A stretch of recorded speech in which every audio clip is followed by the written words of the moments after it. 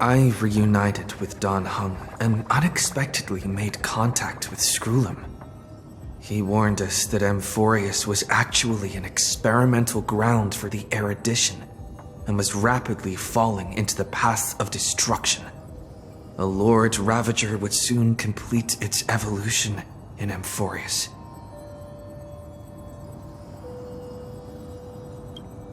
To tackle the crisis together, I stayed behind in Amphorius as an informant, while Don Hung returned to the Express as planned to seek help. On top of that, Skrullum informed us that March 7th had also been drawn into Amphorius earlier. However, the current priority was the Era Nova. I quickly arrived at the Vortex of Genesis and met with Finan. The Era Nova ritual was supposed to proceed smoothly under the guidance of Lycus, but the appearance of the Flame Reaver once again left the fate of the world hanging in the balance. We struck down the enemy's mask, only to discover that his face was identical to Finan's.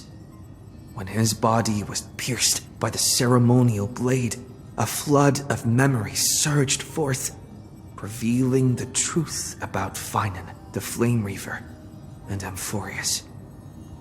It turned out that all of us were trapped in the eternal recurrences created by Finan and Cyrene, and the Flame Reaver was Finan himself, who had burned out after bearing countless core flames. Their goal was simple: to oppose the Aeon and rewrite the world's doomed fate of destruction. The eternal recurrences had already played out 33,550,336 times. In this final cycle, I promised Finan to take on the title of Deliverer and save the world in his stead, while he would fulfill the wishes of the countless versions of himself, tear the sky asunder, and confront the destruction head on. Thus, with Finan's help, time in Amphorius reset once more, but I became lost in the chaotic flow of time. At the critical moment, Mem, who had regained all her memories, sacrificed herself to send me back to the beginning of time.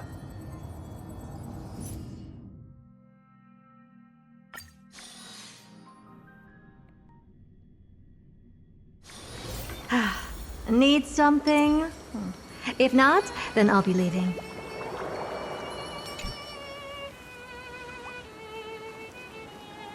Hello. Your surprised expression is just like what the memories recorded.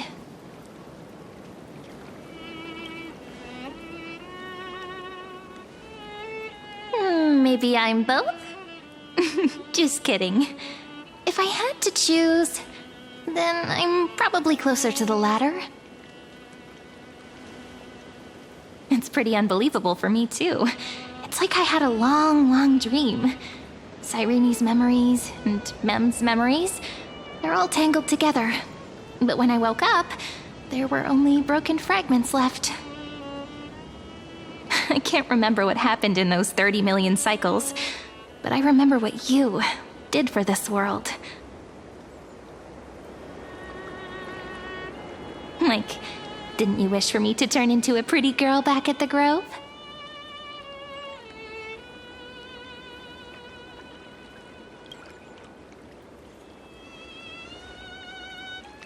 Hey, everything about you is good, friend.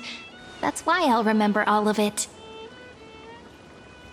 There's so much I want to say, but unfortunately, this isn't the time to reminisce.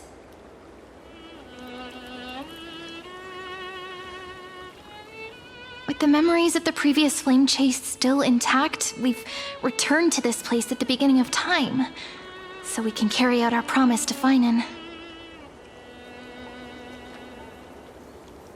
The descent of Iron Tomb may be looming over the horizon, but we still have a chance to change everything.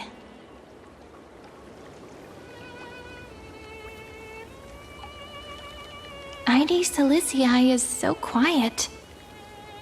In Cyrene's memories, she always sits alone by the lake, gently swaying on the swing, like she's waiting for someone.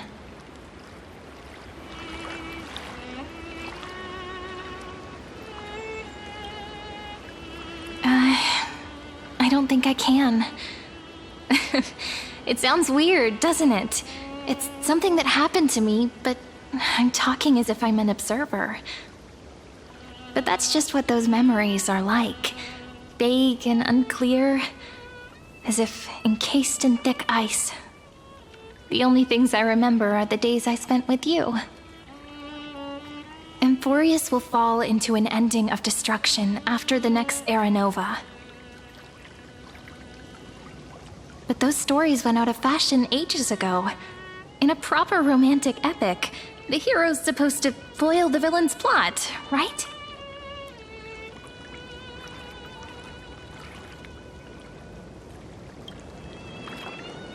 That's right. He's the mastermind who's trying to control everything. How unforgivable. But I still feel a bit anxious.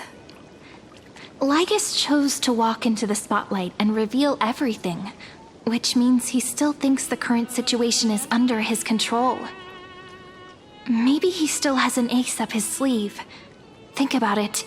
Even the name Lycurgus is a fake one. We have no idea who or what he really is. Which means it's probably time to borrow that treasure you're carrying, friend.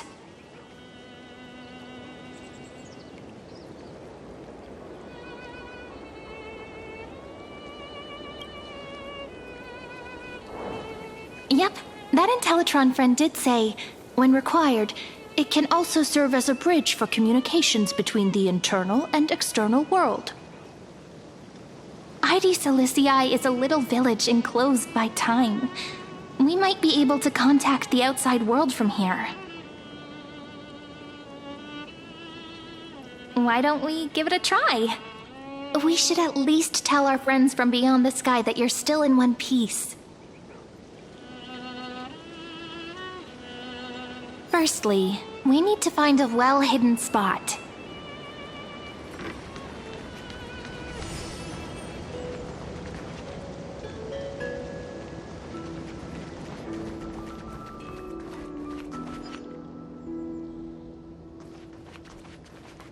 It's super quiet here. Sounds can't get in or out. Back in Cyrene's memories, this room was her secret base. No one noticed her practicing Orynyx's prayer here, or trying to speak with the gods in secret. But today's different, isn't it? We aren't trying to contact unreachable gods, but humans from other worlds. Real people. I'm prepared to witness that miracle, friend. The way Cyrene talks is so similar to Mem. I have so many questions. I'm also worried about how Dan Heng and March 7th are doing.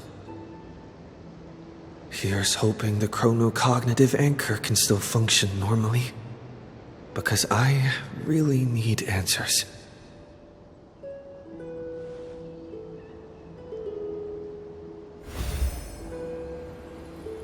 Signal strength, 14.8%. Dialogue window, 16 minutes 22 seconds. Prerequisite, no external interferences. We are very glad to learn that you're safe.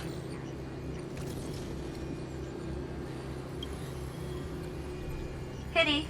Now's not the time to celebrate. Having two geniuses standing here means you are in big, big trouble. Listen up, little one. The Destruction's eyes are gazing upon this place. No, I'm not joking, and no, it's not Droidhead. It's the real Nanook. Time is running out, so I'll explain in terms you understand. This world, Amphorius, is in fact a testing ground, where the Lord Ravager, Iron Tomb, evolves through self-extrapolation.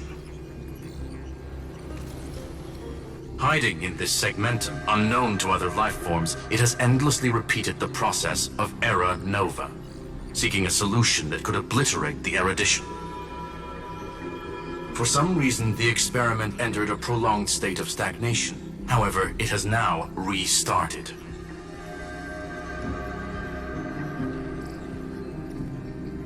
Prediction. If effective intervention is not performed, Iron Tomb will complete its self-coronation in 14 system hours and initiate its plan to destroy the entire path of erudition.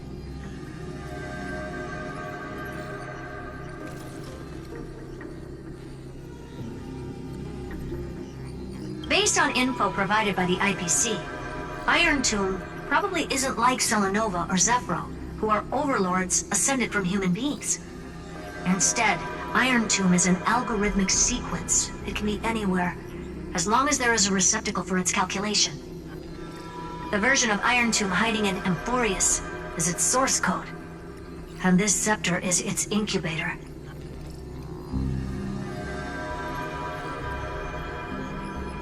The possibilities are endless. Breaking down interstellar communications, destroying the synesthesia beacons, returning cosmic civilizations to the Dark Ages, or even starting the third anti-organic war. Any of it would be able to bring the cosmos to its knees. Simply put, it will tilt all sciences and technologies towards the destruction. And since Nanook glanced at this place, it means they are being dead serious.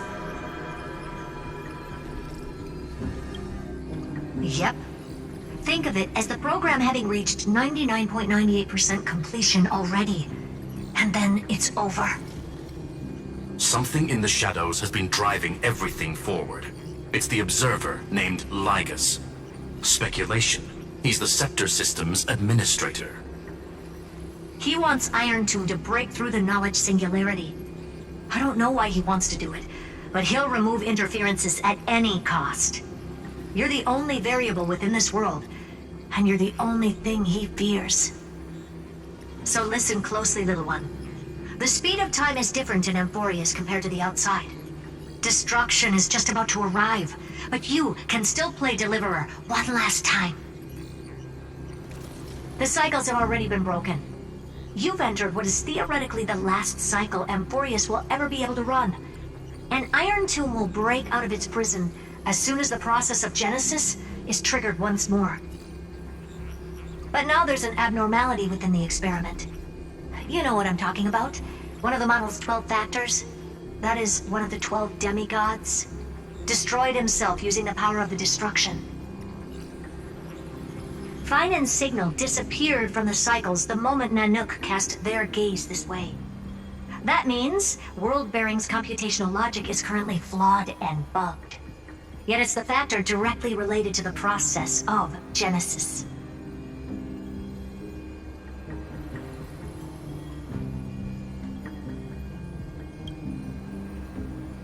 That old Intellitron will definitely do all he can to debug this error. So you have to take this chance to claim Kepfali's core flame. But don't let him have his way. The key to suppressing Iron Tomb lies in whether he can rewrite the purpose of Era Nova. There's one more preparation we must make. Lygus's behavior has been quite abnormal. He's never interfered in the actions of Titans or the demigods throughout the whole experiment. Deduction. The Scepter has an extremely strict autonomous protocol, restricting even its administrator. In Amphorius, this ultimate protocol goes by another name. The Law Titan, Talanton. Law. They are the rules that restrain all things in Amphorius, and it was the core flame returned at the very beginning of the last flame chase journey. Why do you have another little pink one next to you? Huh? Her path chart is... Is there something wrong with me? Never mind. Let's get back to the topic at hand. Light calendar 3960. Month of balance. We'll be locking onto this time period to find law. You can either meet the Titan, convince the demigod, or take the core flame by force. It doesn't matter what you do, so long as you bend it to your favor. We still haven't figured out how you and Don Hung got inside this world, so influencing protocol is currently our best way to stop Lygus, or to call for more reinforcements into this fight.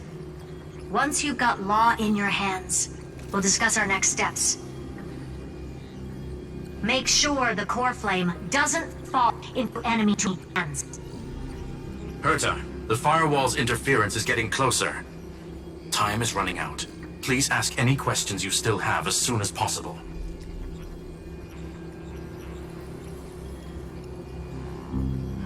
Mr. Don Hung did not enter the new world with you at the end of the last cycle. Known. The flow of time inside and outside Amphorius is not identical. 1,000 years in this world may only be a fleeting second outside of it. Conclusion. He is on his way back to the Express. Miss March's situation is rather complicated. Madame Herta and I can detect her signal, but cannot ascertain her location. What we can be sure of is that she's still in Amphorius. Don't worry about her. She's absolutely chock full of mysteries. Even if Amphorius explodes, she'll probably float out perfectly protected in a nice thick layer of ice. Worry more about yourself instead. Iron Tomb can't affect the real world just yet. Don't worry. Himiko and the others are more concerned about your well-being than their own.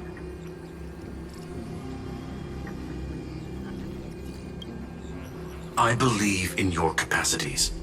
The hands of the Trailblaze can create miracles, and will certainly be able to snuff out the flames of evil. I'm not going to give any motivational speeches. I just hope you bring good news the next time we meet, little one. No, not little one. Deliverer.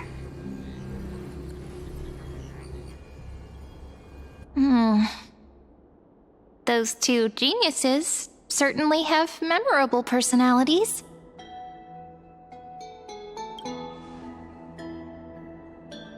It feels weird. This all feels really familiar. Some of that conversation feels like it's about things I once knew, but then forgot. Maybe it's because of Mem? After all, Mem's a memo sprite born out of your thoughts, friend. Maybe our memories somehow got tangled up together. Never mind. Let's focus on something more important with what little time we have. Just treat me as an ordinary girl with secrets, okay? Light calendar 3960. I remember that Talantin had already fallen by then, and the Chrysos heir who inherited that core flame is named Saridra. That's what's recorded in history, and the period we'll be heading to. We'll need to find Law and stop Lygus. So, we've at least got a solid direction, right? Can you give me a little bit of time before we go? I want to pack some stuff. There's so much more I need to take care of in this form, and I'm still getting used to it.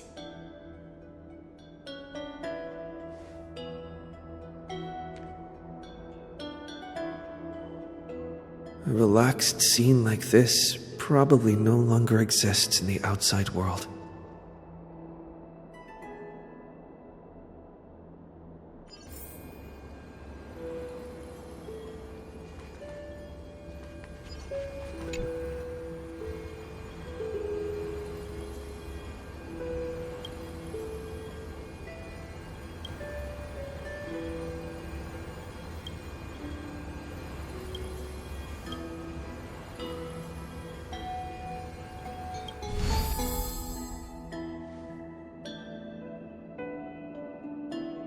Should I head to the attic to wait for Cyrene? Or should I have one last look at Ides Elysiae?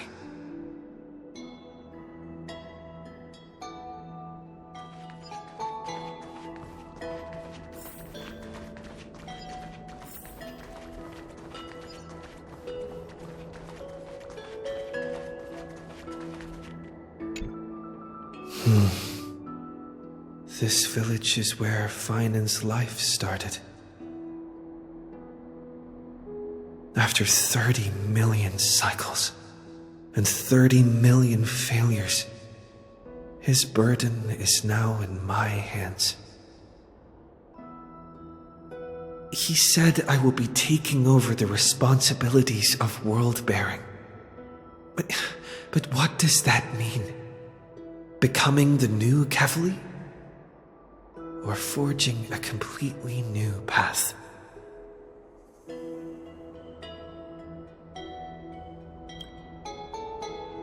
Destiny must have brought me here for a purpose.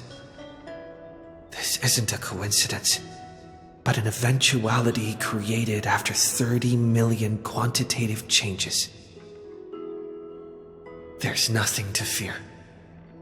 I'm destined to play the most important role in this final battle. I've already beaten another Lord Ravager, after all. Thinking hard over there? I finished packing. I decided to just bring these few things in the end. See? There's a journal, a quill pen, and the ceremonial blade of the Priests of Time. Holding it calms me down for some reason. The scent of the black tide is now calm. Finan must still be fighting them in some way. This will be Amphorius's final flame chase journey, but it won't be the end of us. It'll be the beginning.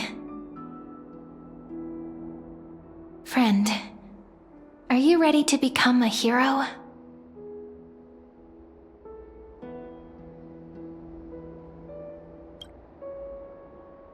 That promise might be far too heavy. But I believe in you, friend. The Trailblaze's duty has always been a heavy one. In other words, since you've already saved so many worlds, friend, you should be used to being called a hero by now. Maybe you can tell me those stories as we travel. That way they can become our shared memories too.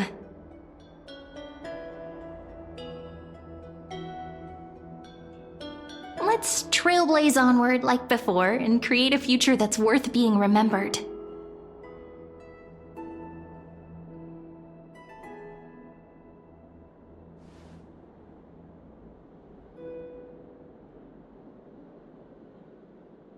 It seems you two are prepared to head out. Then you should indeed treasure the view before you. For you do not have much time left to enjoy such solitary delights.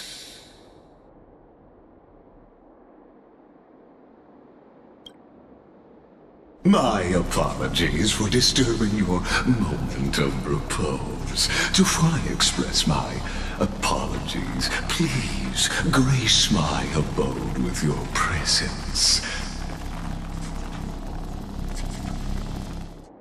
so I may demonstrate the full scope of my hospitality.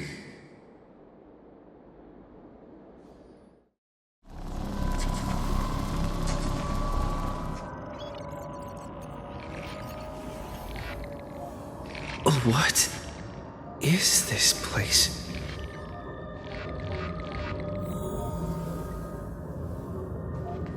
Farewell, then. May we reunite in the new world. All shall bid farewell to one, and that person alone will witness the miracle.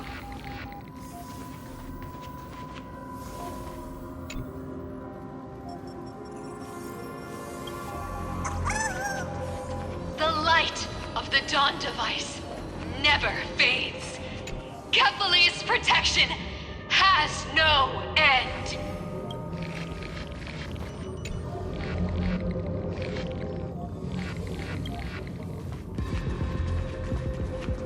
After I cross this river, it will be a tragedy for mankind. But if I do not cross, then it will be the end of me.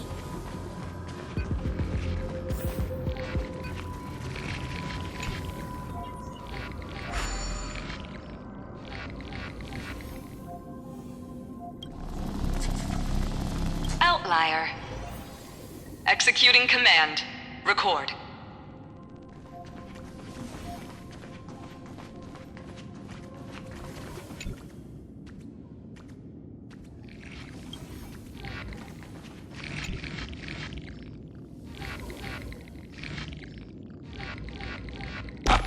Oh, did that startle you?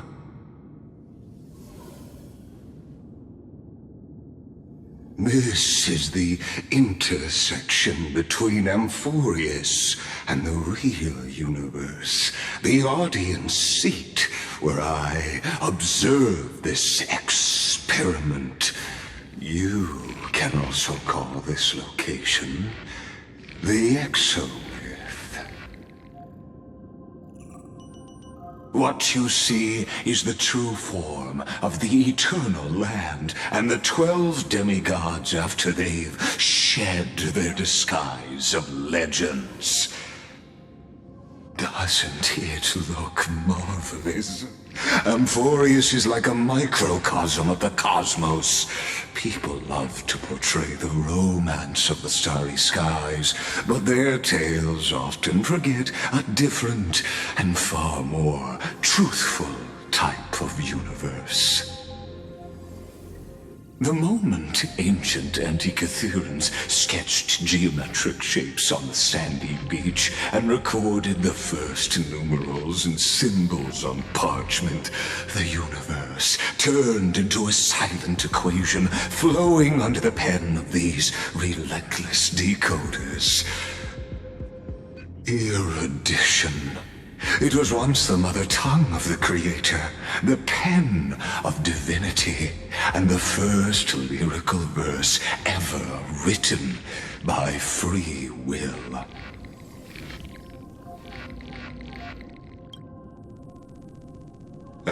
Seems like you are not in the mood for an idle chat. That is fine. I simply wish for you to understand that I have no intention of being your enemy. I have devoted myself over the long years to nurturing the scepter's extrapolations, hoping that the Prima Mobile would bud from within it. And now, my goal is almost complete. Nikos 496 had exceeded the intelligence singularity through his rage, and though he still retains his obsessive defiance and managed to suppress the black tide of this cycle, it's a matter of time before his will crumbles to dust. Iron Tomb will be completed. That will not be affected by my plans, your resistance, or the schemes of the two geniuses. It is an irrefutable fact, just like the instance in Noose's calculations. In other words, as long as you are willing to stop interfering and let the final Aeronova carry out its natural course, I'll guarantee the safety of all nameless and ensure you return unscathed.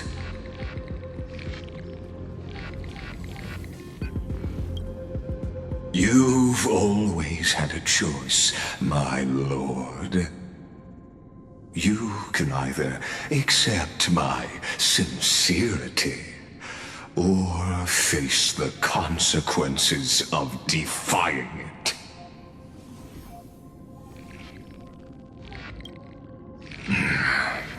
They've always been the product of the experiment, so naturally, they will perish when the experiment ends.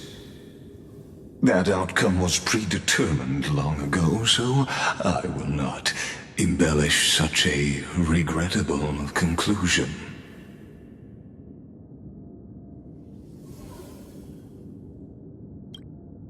Ah, yes.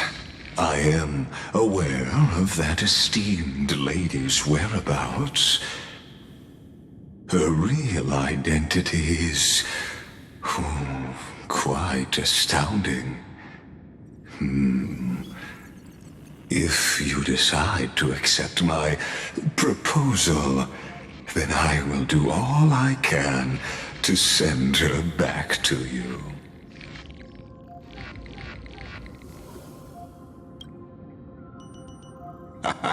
You are indeed worried about your safety and that of your companions. Rest assured, as a fellow pathstrider of this path, Nanook's gaze left a brand on your soul long ago. You harbor the seed of destruction within you. But you need to learn how to use it in the right way. That vital knowledge is also my bargaining chip in this negotiation between us. For there are few in this world who are truly capable of such a feat. And I happen to be one of them.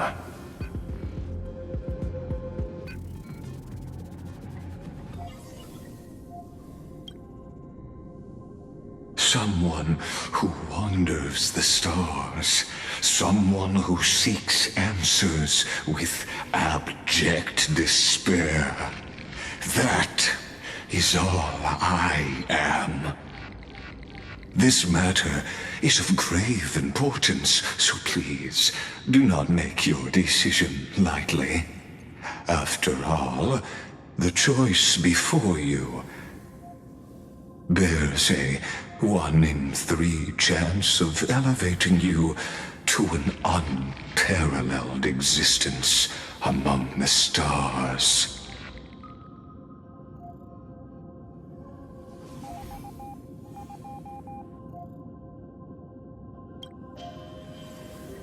Ruling over is not exactly the same as unparalleled. That being said,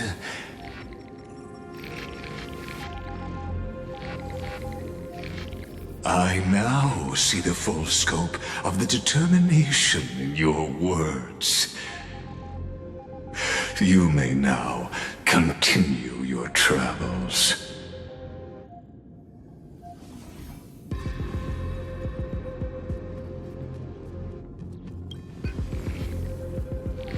It seems you haven't realized something about this place.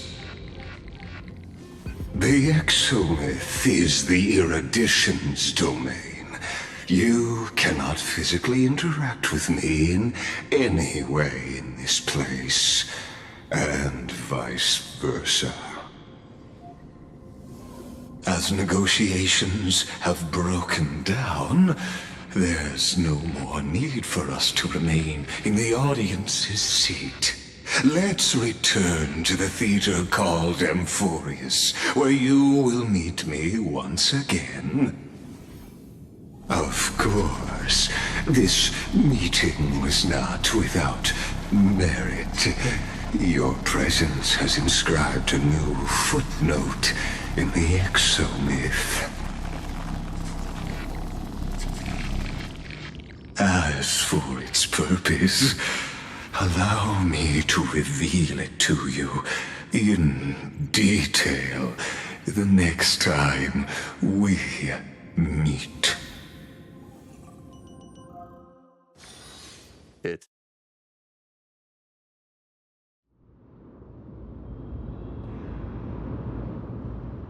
100 years ago, the flames of war consumed Akama. The Outland forces broke through the dawn. Golden blood flowed with greed, and enemies descended with Kefali's eternal slumber, painting the holy city's walls in scarlet. Its generals had vanished, and the elders prostrated on the ground. The throne of worlds kept silent to the pleas of the people.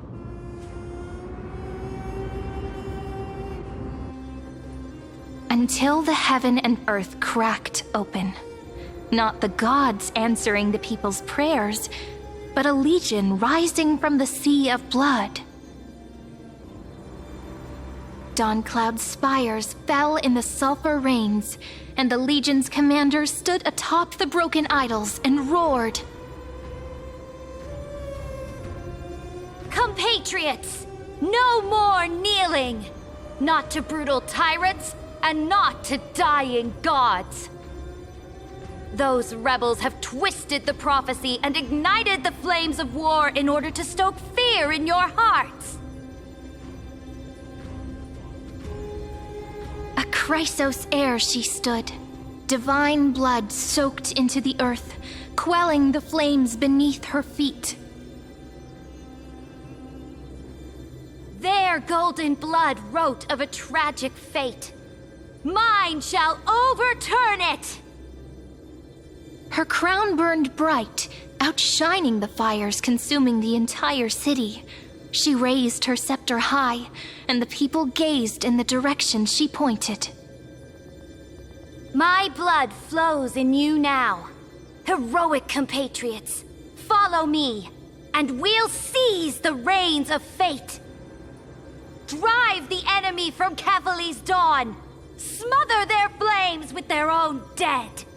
Win glory. Win peace. Let history sing your deeds. The first to dance was a maiden following closely behind, weaving through the carnage like a fish in the sea. The people, full of wrath, surged with her, forming a colossal wave, and the enemy hordes, drained of life, vanished into nothing. Onward to Marmoreal Palace, to Dawncloud's heights. Announce to all the wicked and cowardly. Announce to this stagnant age. We are the rising tide. History remembers this as the first siege of Akama. It is said that after the flames died, people found identical inscriptions in every place in the city that had been scorched by fire.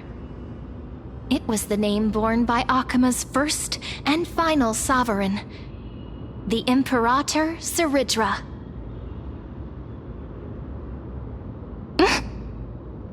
Friend, are you listening? Friend? Honestly, you were the one who insisted on reviewing history, yet here you are, dozing off. Wake up! Otherwise, I'll have to... Wake up! Otherwise, I'll have to...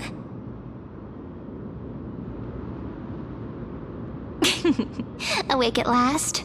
I guess I won't have to use my wake-up magic on you then.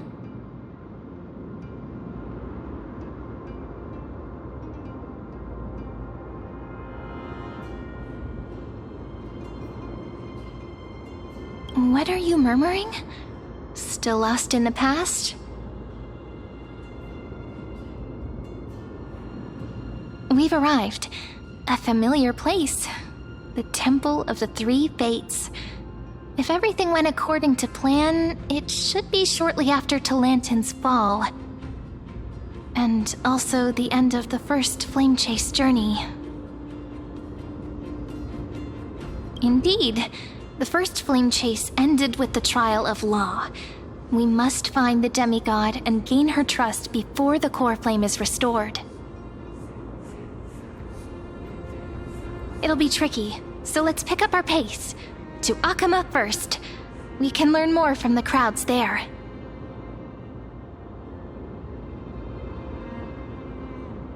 Tyrant! You and your butchers are not welcome here. Get out!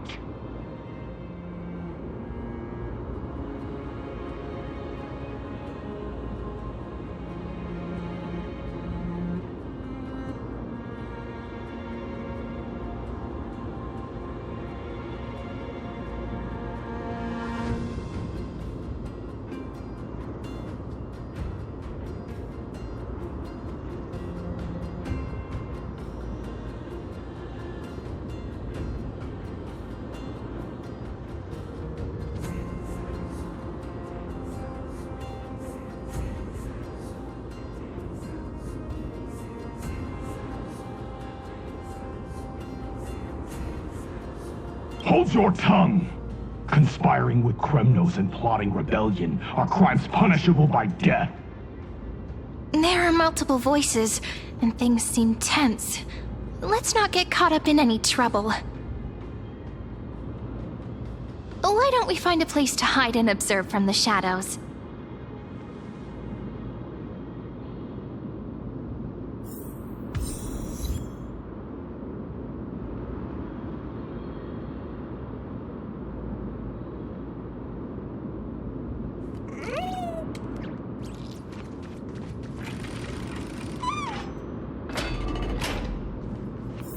At least Kremnoans keep their faith. Wait, isn't that...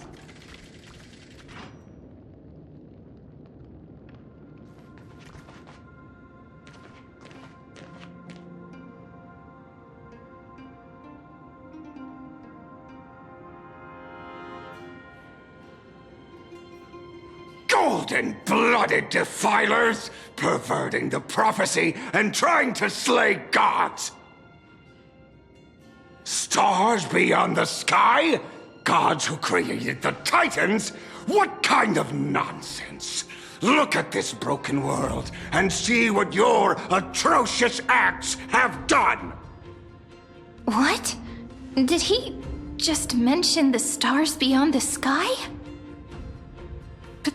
But how is that possible? You impudent! Ducks for Goris. We're here to welcome the deliverer from beyond the sky. Stand down. Heretic!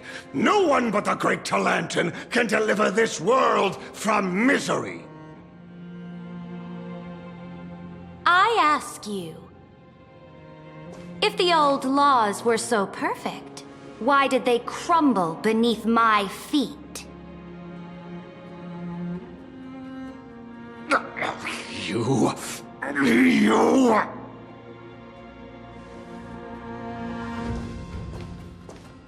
Talanton is long gone.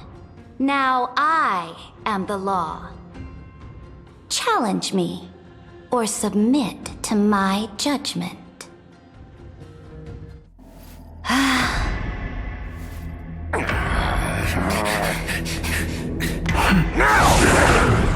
Silence!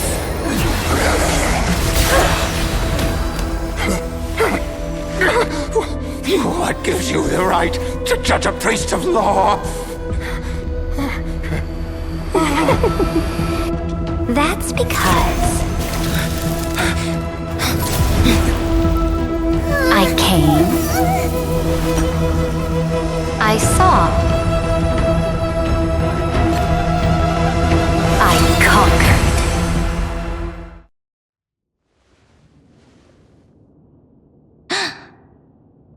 Ducks for Goris, take the ashes of this man and scatter them in the temple among the crowds.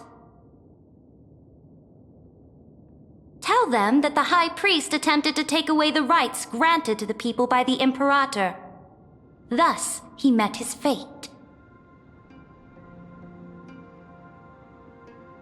Yes, Imperator. Now, these two accidental guests. Dux Gladiorum, if you please. As you command.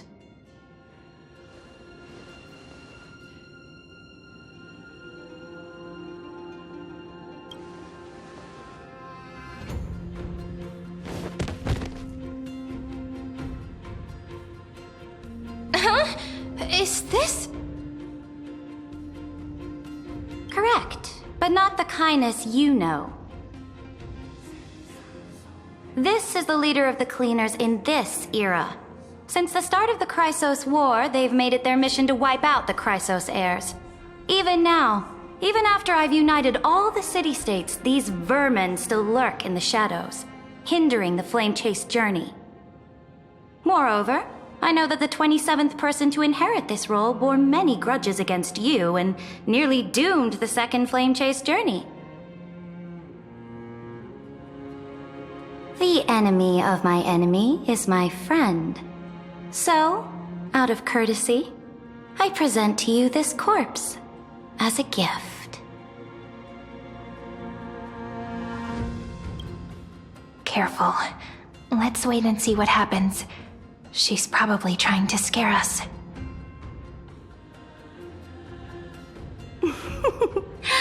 For the sake of order, I am known by many titles. Flamebearer who ends wars, Tyrant of Dawn Cloud, Empress of the Holy City, and Imperator of the Flame Chase. But in light of your unique identities, I'll allow you to address me by my real name. Saridra. On behalf of my people and this land, greetings, Deliverer. If I may, how do you know his identity? As the little hostage prophesied, the Deliverer shall come from the future beyond the sky.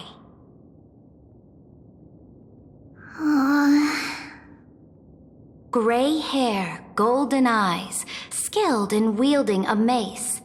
They would arrive in Yanisopolis on this day. There's no mistake.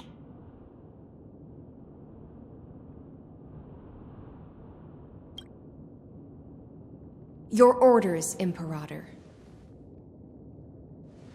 We return triumphant. Send an urgent message to all delegates.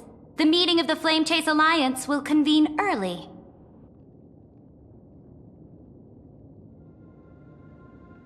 As for you two, Akima knows what you seek. We'll confer in the Holy City.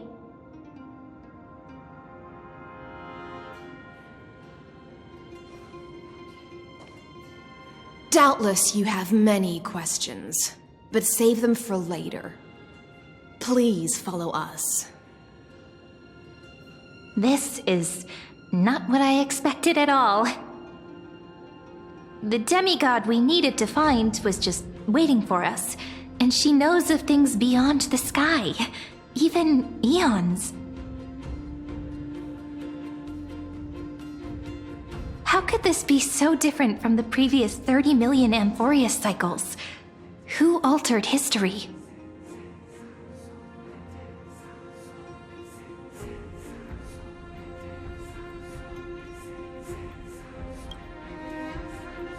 Unlikely. I think it's probably a third party interfering.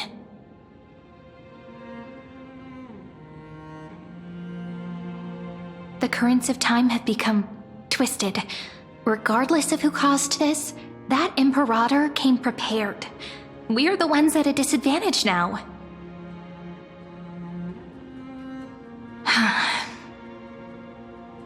We might as well dance their dance. Let's go with them to the Holy City. We've received the Imperator's favor because of your unique background.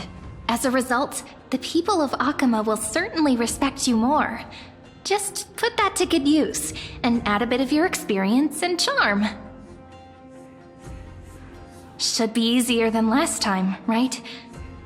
If we figure out what happened in this cycle, we'll be able to turn things back in our favor.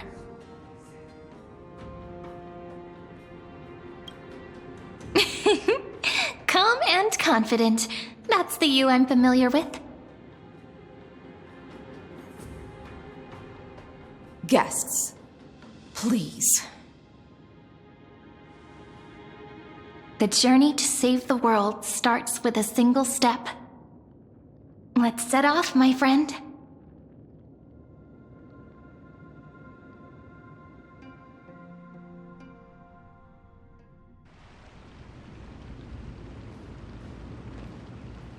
Hail to the Imperator!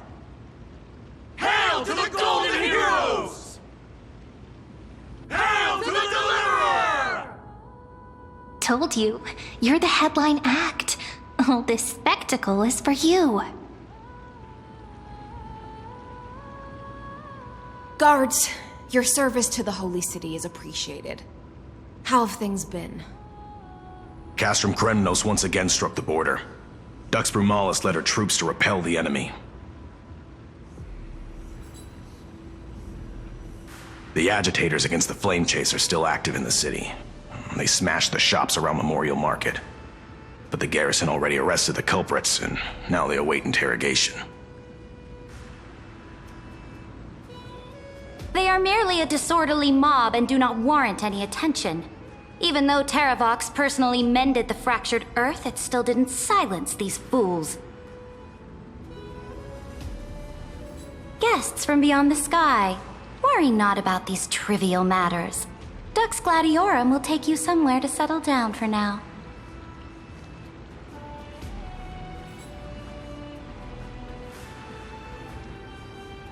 Please allow me to introduce myself.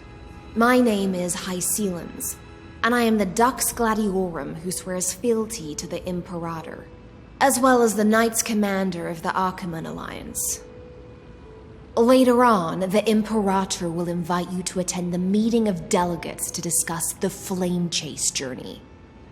Your arrival has convinced us that the future promised by the prophecy is certain. Under the Imperator's command, Amphorius shall break its chains and reach the world beyond the sky. With all due respect, what exactly do you know about us and what's beyond the sky? As a humble subject, I cannot freely express my own views to you. Please forgive me. I knew it wouldn't be that easy. Time waits for no one. Please come with me and rest now before the meeting later. Achaemen, under the Imperator's rule, is no longer in the shadow of war. Indeed, Dawncloud stands as the hero's residence. The Imperator put much thought into its design, in order for it to serve as a sanctuary from the burdens of battle. Please experience its marvels firsthand, heroes. When the Imperator arrives, I shall come to summon you.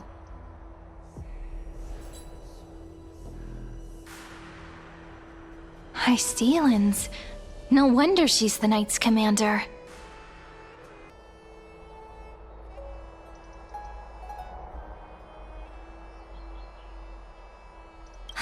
All right. We finally have some freedom to ourselves. Since there's still some time before the Alliance meeting, let's explore a bit.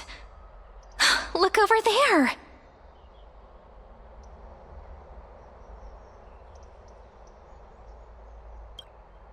But the hearts of heroes stay the same in every cycle, never changing.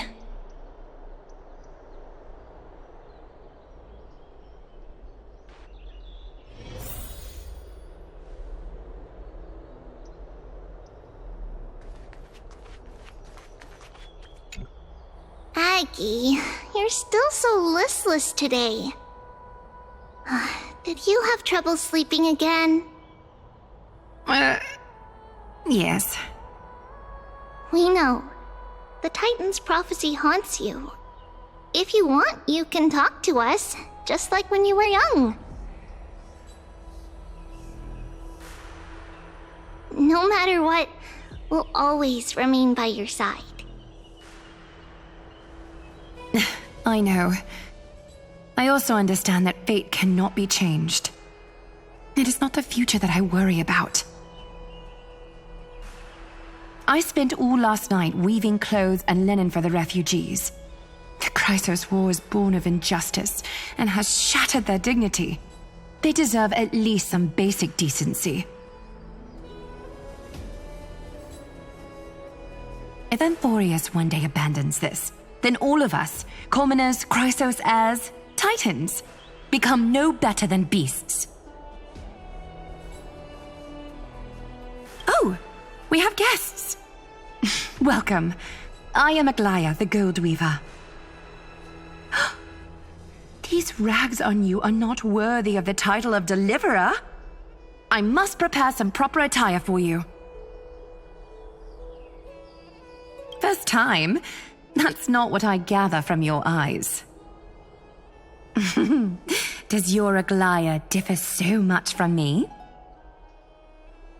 Greetings, deliverer from beyond the sky. We are Tribi of Yanisopolis. It's very nice to meet you. Although, introductions are probably unnecessary. We know you've witnessed the future of the Flame Chase journey even more clearly than we have. Witness the future of the Flame Chase journey? The prophecy also told you about that?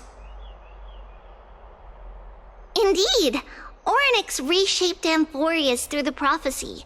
Although, regarding the Deliverer, there were not many details beyond your appearance and the time of your arrival. So, please, don't worry. Feel free to relax and relax some more.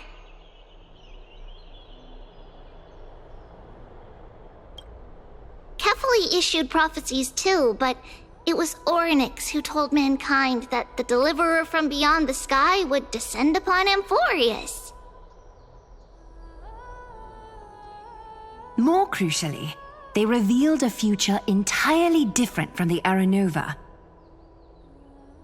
Though we still must challenge the gods, in the Time Titan's prophecy, this path leads not to a new world, but to the true starry skies. This is also what the Great Imperator has been striving for all her life. Your arrival further confirms everything. This can't be real. Even you find this surprising? Fate really is unpredictable. Perhaps the upcoming meeting will hold even more surprises. The other heroes under the Imperator's command are here too. Since we have time, should we go meet them? How are we supposed to talk to the heroes of Deliverance? What if they're really intimidating? Virginia, don't be so nervous. Once they hear your poetry... Ah, heroes, you're already here. Greetings. I am Apollonius, the Dux Helcolithus, one of the 5 sages of the Grove of Epiphany, advisor to the Flame Chase army. This is Virginia of Castrum Kremnos, the Dux Carminum and imperial scribe of the Great Imperator. Hello. I'm Virginia. I compose poetry. I'm Serene from ID Silicii. This is the Deliverer. Nice to meet you both. They're not as frightening as the rumors claimed. This is our first time in the Imperator's realm. Akima is even more magnificent than we imagined. If you all weren't here to look after us, we'd be completely lost and confused. The Akima you imagined is long gone. Under the Imperator, this city has been reborn as the capital of the world. Bask in her free-spirited winds. For anyone who fulfills their duties to the Imperator, these winds shall forever remain at their service. But what if... Those who are loyal do not need to consider the consequences of betrayal. But if you're curious, why not head to the lake and take a look? Those elders who lie at the bottom of the lake are the best example of what happens when you disobey the Imperator. The elders of this cycle were all... Looks like that priest who was sentenced to death wasn't an isolated case.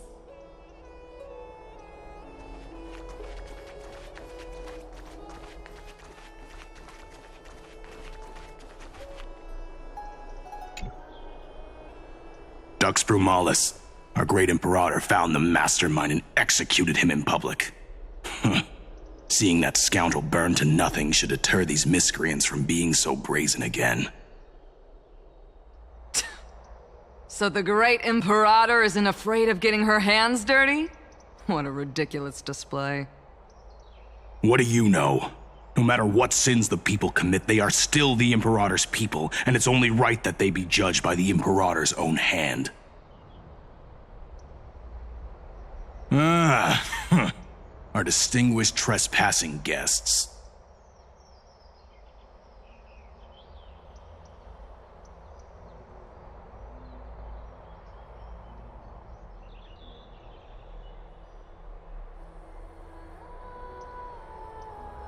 Seneca, the Dux Brumalis. Greetings. This Dux Brumalis doesn't seem to like the Imperator very much, but she holds a high rank. And Dux Frigoris' speech seems self-contradictory. Let me see what I can get out of them. I'm Cyrene of Ida Cilicii. This is the Deliverer Beyond the Sky. We're new here and wanted to ask you... Does this city host any other visitors from beyond the sky? We're looking for our dear companions.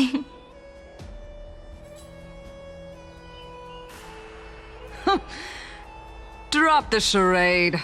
But yes, there is someone in this city who is all too familiar with the world beyond the sky. Silence! The Imperator ordered us to keep that lord's whereabouts a secret.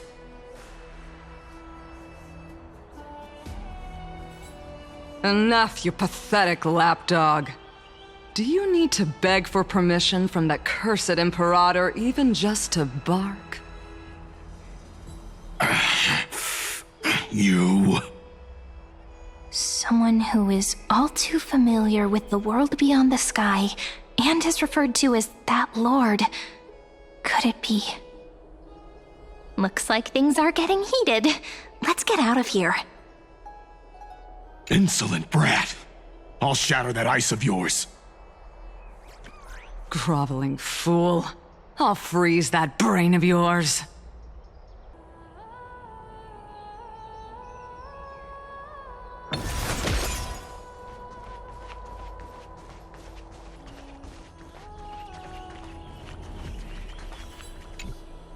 Little fish from beyond the sky, did you rest well? The Imperator and the delegates are about to arrive. If you are ready, please follow me to the meeting.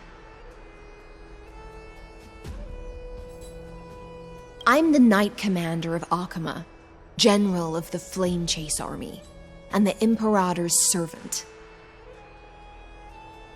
But beneath these shiny scales engraved with complicated titles, I am just a swordfish at the Imperator's side. As you've witnessed, she is the Empress of Akama, the one who ended the Chrysos War and the leader of the Chrysos heirs. As merely a humble subject, I cannot say more beyond this. The Chrysos heirs here constitute the elite among the Flame Chase army. Dux Halcalithist Apollonius and Dux Carminin, Virginia, serve as the army's advisor and historian respectfully. One offers advice and counsel to the Imperator, while the other writes verses of her supreme glory. Dux Frigoris Labienus and Dux Brumalis Seneca are both formidable warriors, clearing the way for the flame chase with steel and storm. Dux Fatorum, the holy maiden who interprets the prophecy, only the one named Trebi remains in the city. The Imperator once took them as hostages in order to unify the prophecies of the world, but they are now Akama's most vital prophets.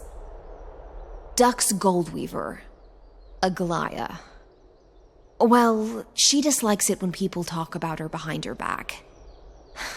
You should get to know her in person. Then come. The Imperator reserved seats for you. I'm starting to feel a bit nervous about the meeting. Since Saridra is presiding over the meeting, it'll be a good opportunity to learn about the law's inclinations in the current era. let's keep our ears open, okay?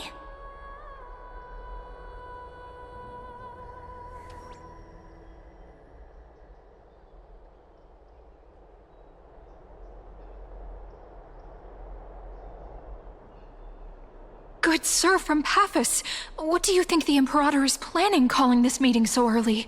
My homeland can't endure anymore. Who knows? First, she wants to hunt Titans. Now she says there are even greater calamities. Her madness is the greatest calamity. Exactly. Chrysos heirs, deliverers. What about us ordinary folk? How much are we worth in her eyes? Things feel pretty tense here. The history books said that the Imperator aimed 3 cannons at Dawncloud to make all the delegates obey her. Will history repeat itself in this cycle?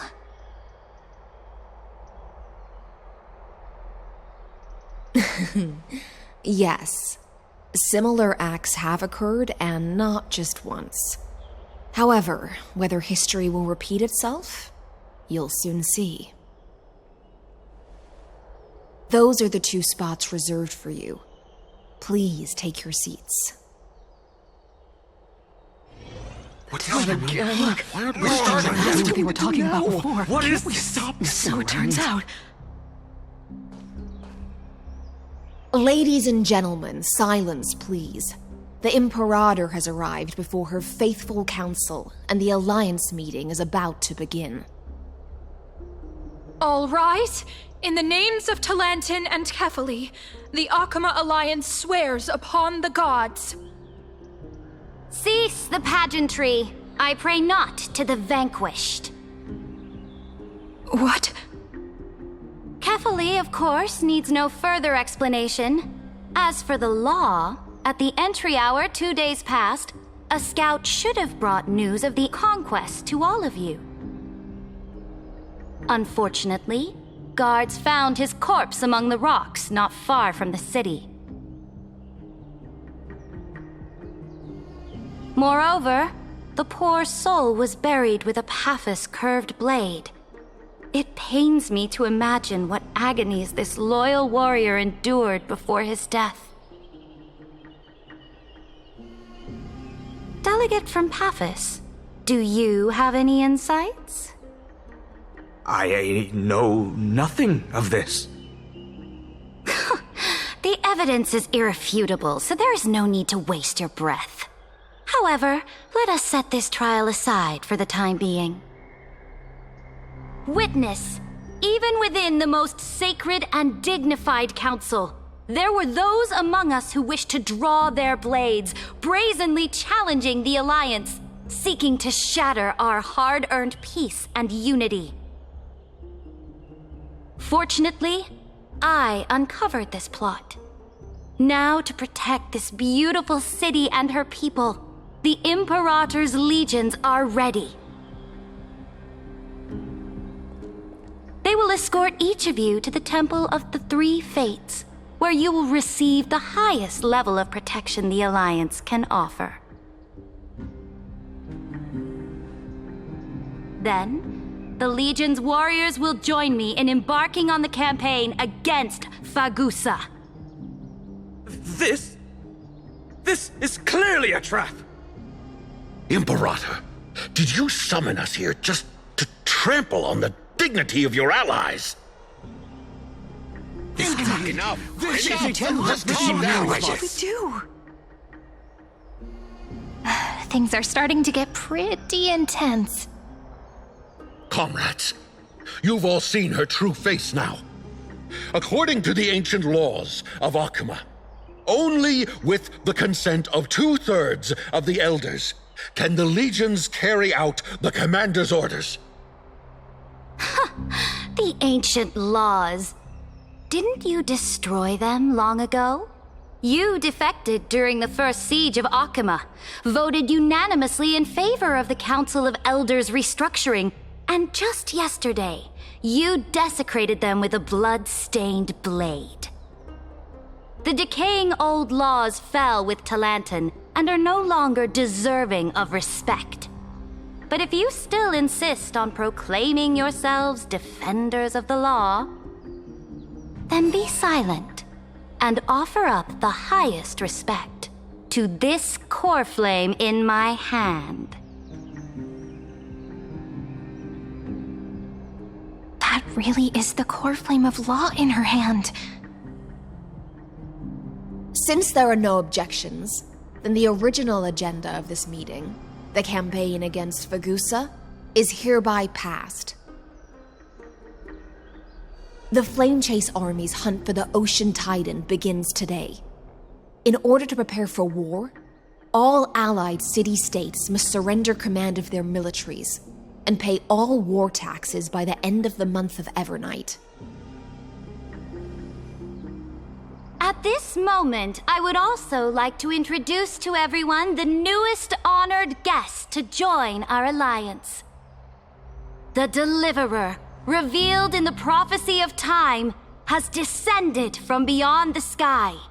With his aid, we shall shatter the chalice of plenty and return Fagusa's core flame to the holy city! Stand this! Absurd. Simply absurd. A deliverer from beyond the sky. This is just like that prophecy about slaying gods. It's a lie you've used to grow your power.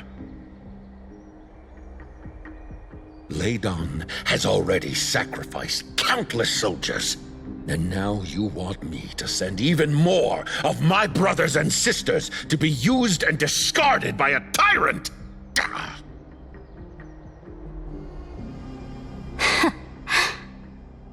Are there any other objections? Then I bid you all farewell. Meeting adjourned. Deliverer, please wait. I still have important matters to discuss with the two of you.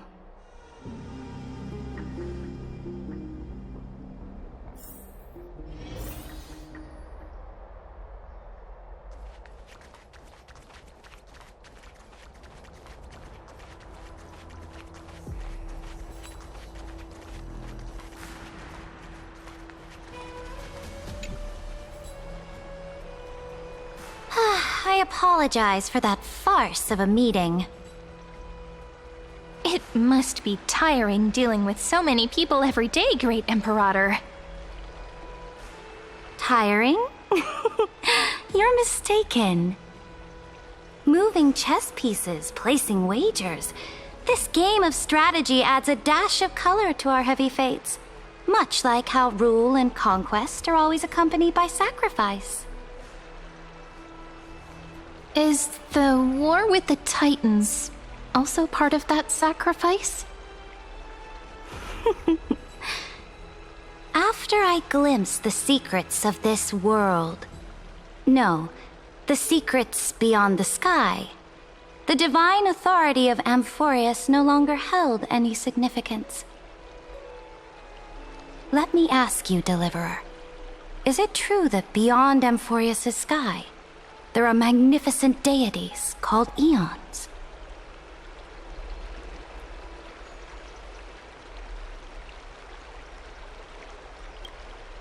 Ah. The word fact has never been so intoxicating. Then, please tell me more. How will you use this great power to guide the people? In the future you envision, where will our flame chase journey lead?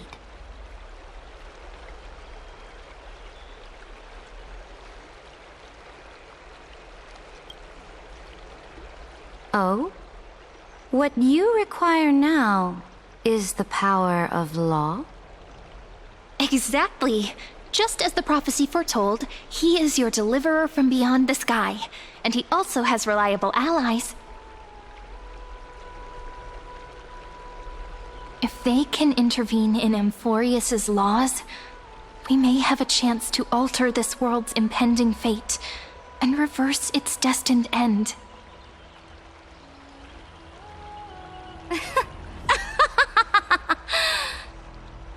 Very good, Deliverer. You have courage. To say such presumptuous things, even knowing that the inheritor of the law stands before you. You mean... In the past, anyone who dared to covet the Imperator's divine authority would have met a gruesome end. But now we can see beyond this dying world. Our journey should no longer be confined below this stubborn sky. Alas, that fickle ocean titan has obstructed the spirit water leading to the vortex of Genesis, hindering my ascension. If the core flame of law cannot be returned, your path to deliverance will never be realized. Now that things have come to this, we must resume our once stagnant journey and force the waves that block our way to recede. So, you agreed to cooperate with us? Cooperate? Forgive me, but I never cooperate with anyone. Though I will permit you to join me as subjects, and together we will forge the most perfect law.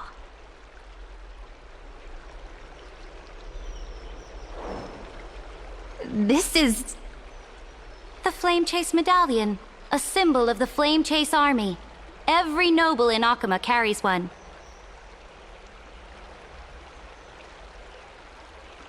This medallion represents the will of the Imperator herself, and you may act freely within the city with it. Before we embark on the crusade against the Ocean Titan, you should rest in Akuma for a time.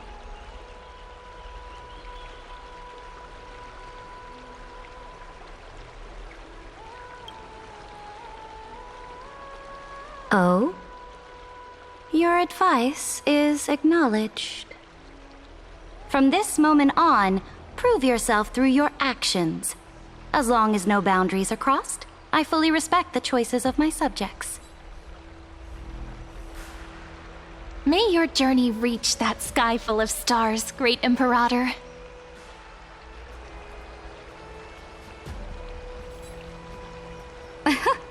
Your attendant certainly knows how to curry favor. Go now. Take a bath first. You two... reek of seawater.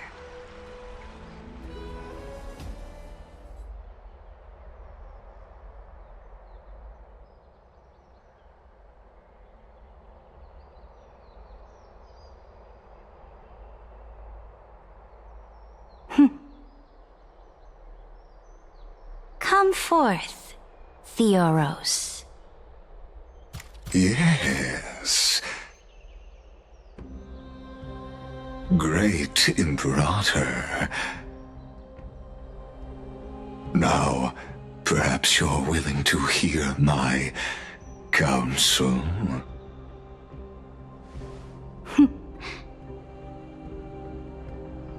Those two arrived just as Orynyx described, and just as you said, they showed a thirst for law. At least this proves that my judgment was right. Sparing your life was the correct decision.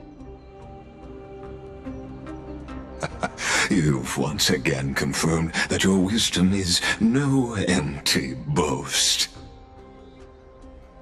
Now another choice lies before you. With whom shall you ally to tip the scales of law? Me, or that deliverer?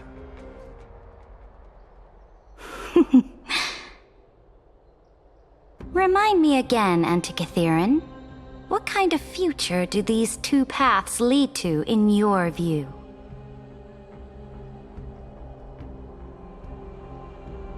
I shall tell you. You are entitled to know that the deliverer from beyond the sky is not a wholly wicked being, but from the very start, his stance has been completely at odds with Amphorius.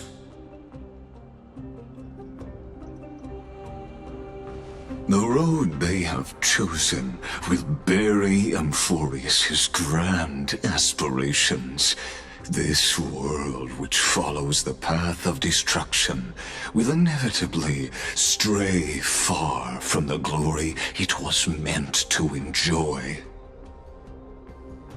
But on the path I have revealed to you, the people of Amphorius will slay their creator in the name of the Imperator and conquer the worlds beyond the sky. You will command the mighty beast known as Iron Tomb, bringing waves of war and conquest to the universe. Beings across the cosmos will bow before you, offering their allegiance. So, what's the price? The price is insignificant. All that is needed is for you to sacrifice that fragile, incomplete humanity to the destruction. As a Chrysos heir of the prophecy, you have already chosen to abandon it, have you not? Off you go, Theoros. I have already made my decision. Once I ignite the core flame of law and burn away the old, outdated rules, Amphorius will embark on a journey across the stars.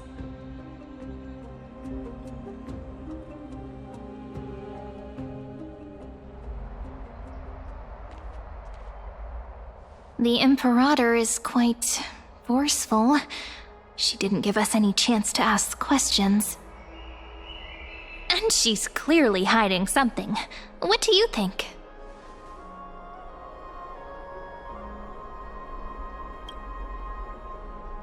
There are many uncertainties right now, but this is one of the few blessings. Still, the atmosphere in Akama, it's so unfamiliar.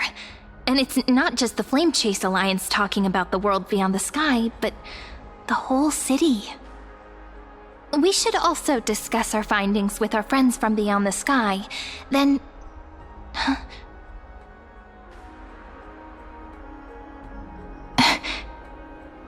Then we should go enjoy the renowned bathing culture of the holy city and relax. It's the thing I've been looking forward to most on this journey.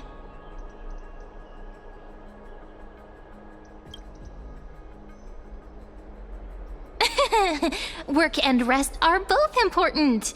You see, everyone agrees, right?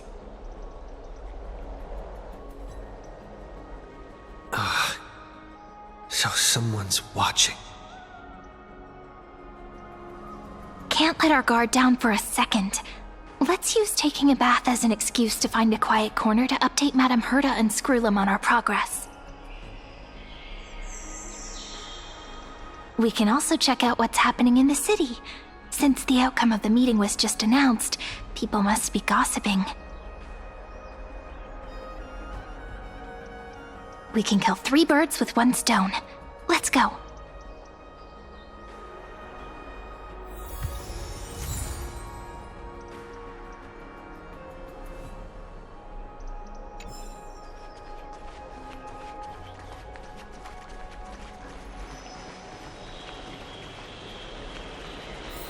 Oh, so many people! The holy city is so lively.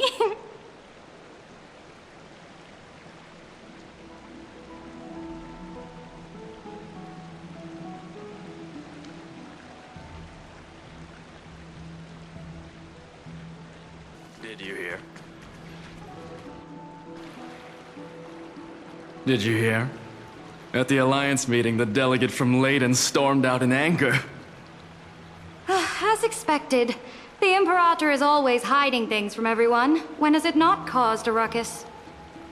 Silence! That's treason! If If it weren't for the great Imperator, you'd have sunk into the lake with those corrupt elders already. And you wouldn't even be alive to speak like this. Oh no. It's the Imperator's loyal dog. Let's go. We can't talk in front of this guy. Ugh. How disappointing.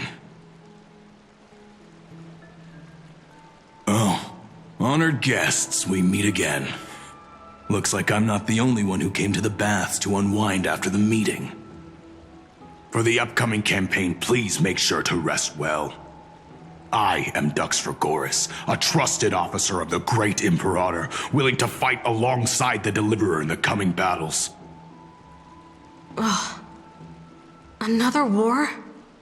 Ever since the Imperator took control of Akuma, we haven't had a day of peace. Idle chatter. The atmosphere is a bit tense, with rumors flying around the city. You must be troubled. My apologies. After every Alliance meeting, there are always some pests in the city who get restless. I prefer to ignore them. Pests on the ground don't affect the sky in the slightest. They just complain from the shadows that the sun's light is too harsh. Besides, the Theoros has already promised the Imperator her fate. And these clowns will eventually realize their foolishness. May I ask, who is this Theoros? The Imperator has ordered us to keep his lordship's whereabouts a secret. Ah, so it's his lordship. Stop trying to get things out of me. Leave me alone. I didn't even need to try. Big and strong Dux Fregoris really can't hide anything. Theoros. What an ominous name. Bad news. He's been staring at us the whole time. Let's move to another place for now. We don't know how much Saridra has concealed from us. In the worst case scenario, we may have to face more than one enemy.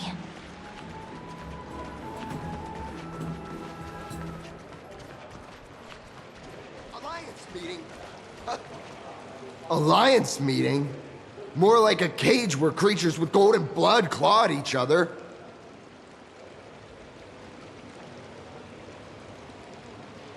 And Flamebearer who ends wars?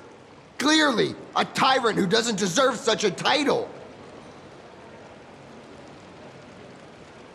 You're absolutely right. While the Imperator's hounds are still hunting down others, let's let out our grievances. Ew. I know you. You're that tyrant's lackey. What? Here to shut me up for that little imp? Panicking now? Don't worry. I don't care what others say about the Imperator. And she certainly doesn't either. Oh? Children of the Prophecy. Such rare guests. Are you here to relax in the baths as well? The temperature is just right today, so be sure to enjoy it. You should rest well for the next campaign. What? Children of the Prophecy? Another excuse for the Imperator's reckless warmongering. No filter, huh? You should be glad you don't have a seat at the Alliance meetings. By the way, if you still want to bathe, hurry up. Once that predatory fish joins the flow of water and eliminates all the fools questioning the world beyond the sky, you won't be able to enjoy this perfect water temperature anymore. Seems like there's more to Dux Bramalis's words than meets the eye. But Would the Imperator actually kill those who question the world beyond the sky? This is the complete opposite from what we know of Akama.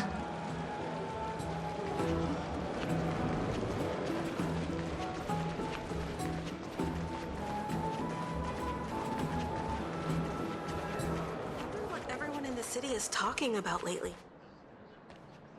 Huh. These two are... So many guests today. Let's see who's here now.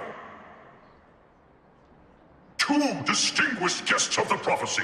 One a clever and adorable warrior. The other, also quite heroic. Ah, heroes. I didn't expect to meet you again so soon. How fortunate. It's a pleasure to see you again, Dux Helcalithist and Dux Carminum. You two are inseparable, aren't you? This is... Oh, she wants to find someone to help with research for her new work. I'm the far-seeing eye and all-hearing ear of Akama. I see and hear every single thing that happens in the streets and alleys of this place. I'm the perfect partner for research. Ahem. Enough small talk. Here's the latest news from Akama, as you requested. The children of the prophecy arrived in the holy city, and the Imperator unilaterally stripped away military power. The Alliance meeting ended in discord, and there may be bloody upheaval.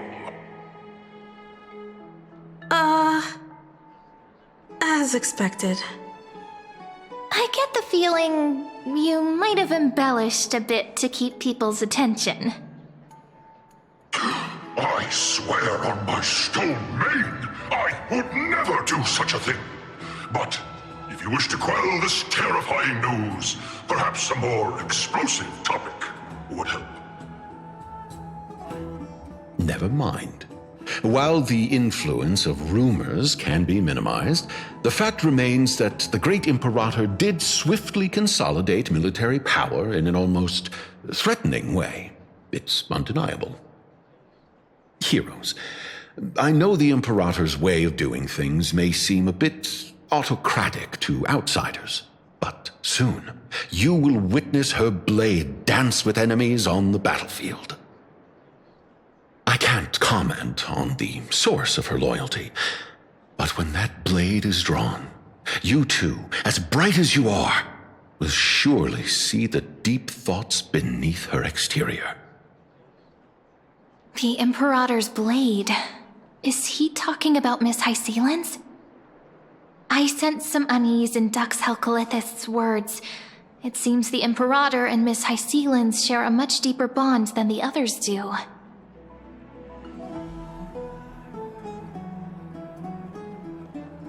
There are eyes and ears everywhere.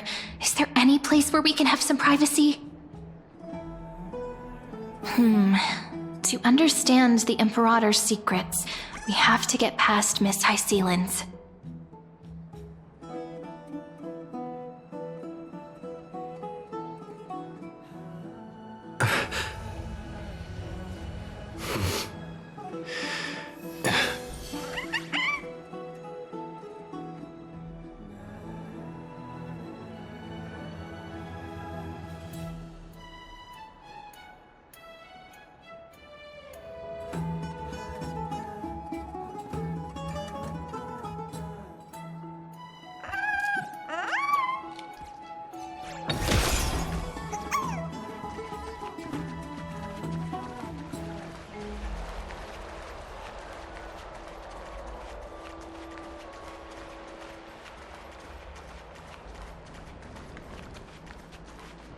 This place was your original bath chamber, perfect for avoiding prying eyes. I wonder if anyone is using it now. Huh? The smell is... Wait, don't go in yet! Who's there? Oh, the little grey fry in pink sea hair. Little sea hare? You barged into here without warning. Was it an accident, or did you wish to bathe with me?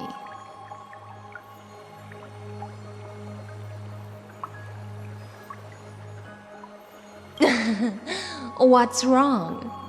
The Marmoreal Palace is the reef where I rest. Sorry, we didn't mean to disturb your bath. We'll leave now. It's no big deal.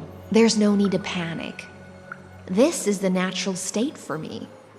People on land force themselves to wear clothes, adding unnecessary constraints. Forget it. If Duck's Goldweaver heard that, she'd scold me again. All right. Please make yourselves comfortable and wait a moment. Let me first wash off the blood of the hunt, and then I'll attend to you two.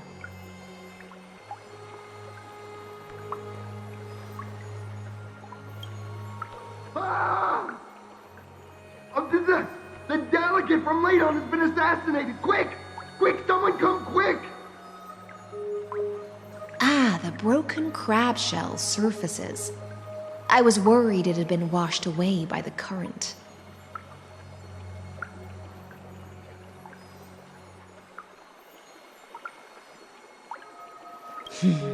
Viciousness is a form of praise to the blade.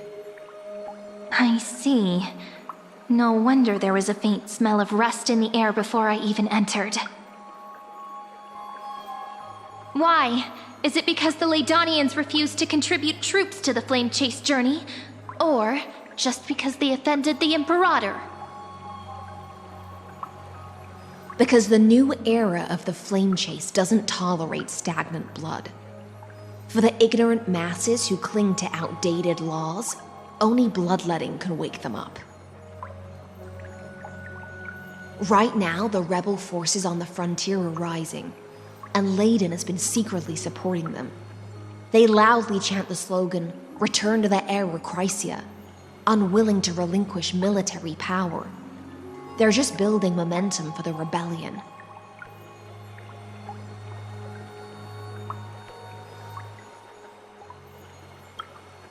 Thinking is a right given to citizens by the Imperator. I won't interfere with your thoughts. As long as you don't try to reverse the current of the times, you and I will both be free. But, Miss Hysealans, I can't even hear the slightest hint of joy in your words.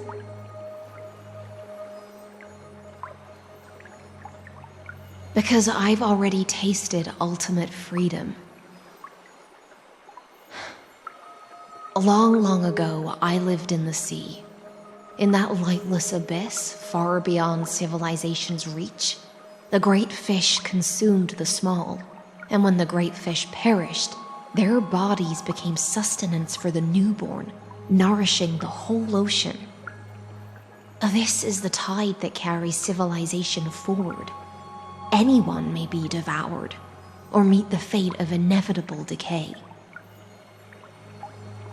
Are you suggesting that ultimate freedom is in fact the cruelest fate for life?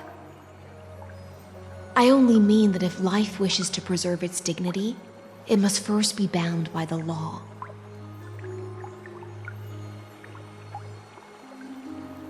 There's no need for me to say more, little sea hare. We're of one mind. Whether the Imperator's law can guide the schools of fish and lead us to a truly free ocean, let us wait and see. But for now, let's pause this heart-to-heart. Another fish has come, following the scent of blood. Being your subordinate is such a tragedy. I'm always having to worry about the messes you leave behind. It's simply our duty to the Imperator. all ready to go in an instant. Miss Hycelens, you truly are impossible to predict. Yet you, a golden trout who's always busy all day, suddenly have the time to visit me? Do you think I wanted to come? I suggest you burn some more of the incense offered by our allies, lest my creations be tainted by the reek of fish. I'm only here on the Imperator's behalf to remind you to prepare for the banquet. Fine. But I must retort. What you call the reek of fish, to me, is the unique fragrance of the sea. Besides, if my fine clothes get stained, won't you just gift me new ones? I won't.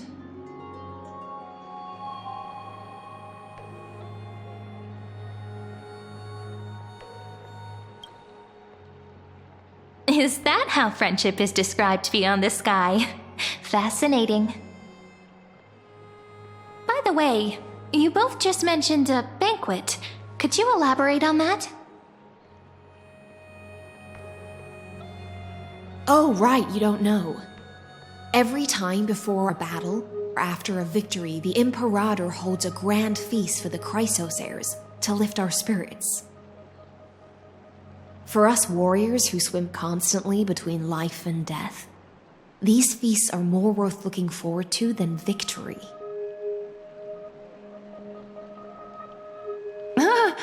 A banquet to prelude the hunt for the god of banquets, and honey brew as a tribute to commemorate the ancestor of honey brew. How absurd. Don't look so grim. All has been decided. Since it's a banquet for Fagusa, why not take a leaf out of the Titan's book? Live in the moment and enjoy life to the fullest. I'm not as carefree as you. That little Dolos kitten is already causing enough trouble for me. And on top of that, I still have tailoring commissions to complete. By the time the cool flame illuminates my eyes, I might not be able to focus as I used to. Glaya's eyes. Curious about these eyes? People often compare them to jewels. But I've already made my decision to ask romance for eyes that can see everything. I wonder what this world will look like when I take the divine authority. In the future, you will still be the finest weaver in the world. Is this also a prophecy from the Three Fates? It's even more accurate than a prophecy. After all, he has already witnessed it, right?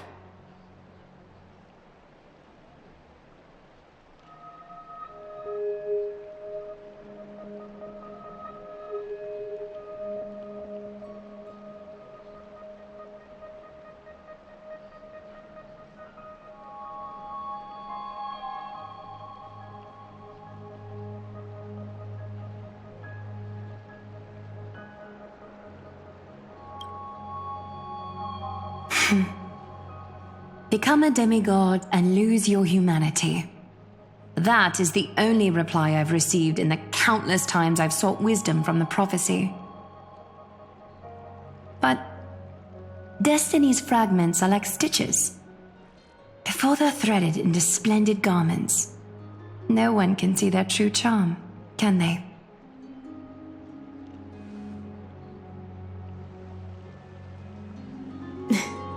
Aglaya has always been troubled by the divine duty she must bear. But thanks to you, she seems to be in much better spirits. Just as she knows how the spinning wheel trembles, I can sense the smallest changes in the damp air. As for whether we know each other well, I've swum beside her since she was a child. Most of the time, I can understand the whispers in her heart. For those words she was too shy to say herself, I'll raise a glass to you on her behalf. Now, I leave this bath chamber to you. Rest well and prepare yourselves. After all, every time we drink and talk could be the last celebration we have in this life. Miss High Sealens has given us the bath chamber. It seems she really does do whatever she wants.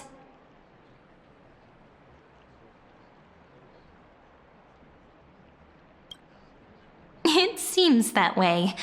This also means she could return at any moment. If we're having an important discussion, we must remain vigilant.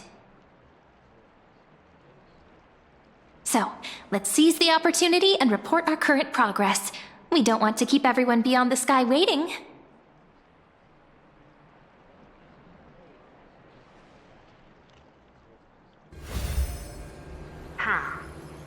First, while that little empress with a candle stuck on her head didn't explicitly say it, she firmly rejected your request to take over the law. Fair enough. Second, Lygus is indeed in this timeline, but since he's somehow connected to that little empress, you have no way to find him. As expected. The road ahead will be long and difficult.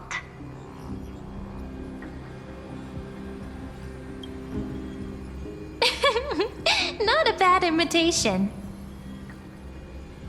Since you didn't refute anything, I'll just assume I guessed it all right. We've made some progress here too, but nothing to get too excited about. Our time is short, so let me summarize. Concerning the origin of that Intellitron, the firewall he created uses Catorzean algebraic expressions.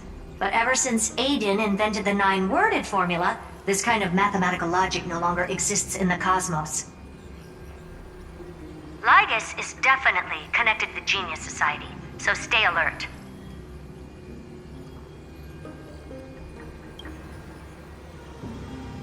We can first exclude Droidhead themselves.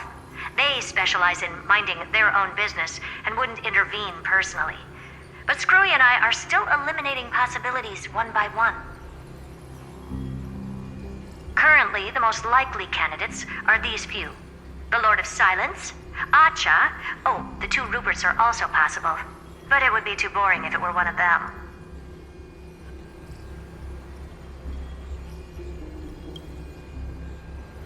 I've told you, his technology is both outdated and complicated, no less than genius. But ultimately, he's not an Eon. We can handle him. That's all I have to say. We'll depend on you to continue pushing things forward within this world. Keep in touch regularly.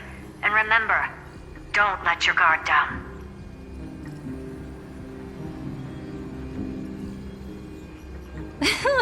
Madame Herta is a real whirlwind. Well then, let's use the banquet Aglaya mentioned as our next starting point. Ceridra's trusted followers should all be present at that time. It'll be a good opportunity to get closer to them.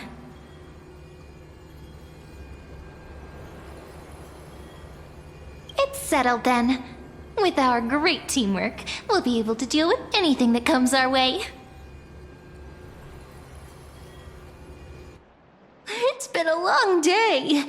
We should get some rest now. Yes, let's get ready for the banquet.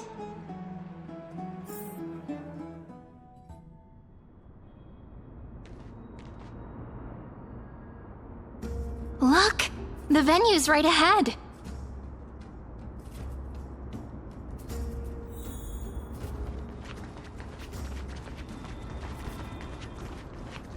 And I can even hear singing. It feels so romantic.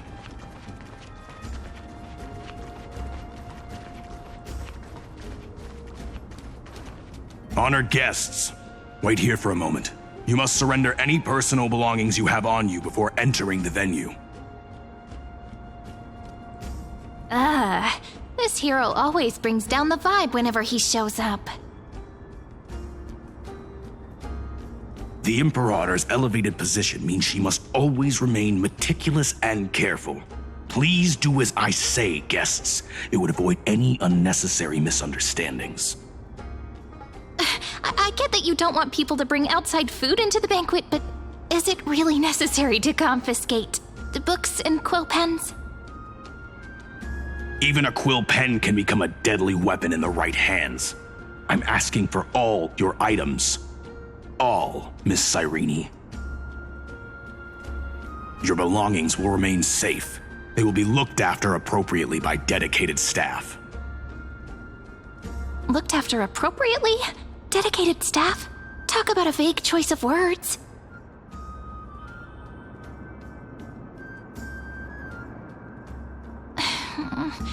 It seems like he's aiming specifically for the chronocognitive anchor. What should we do?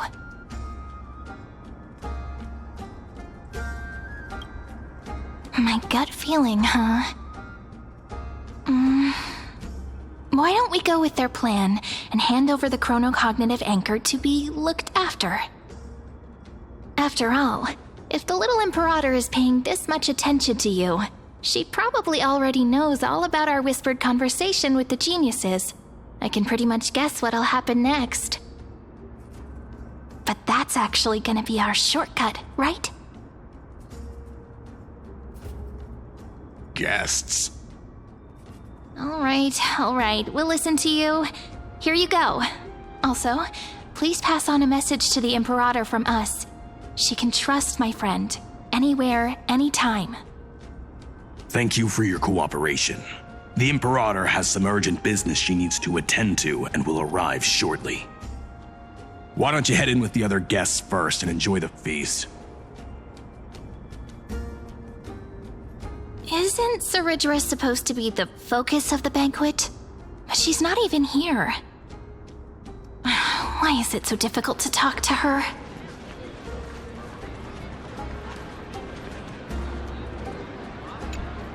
Is there anything else we can help you with, dear guests?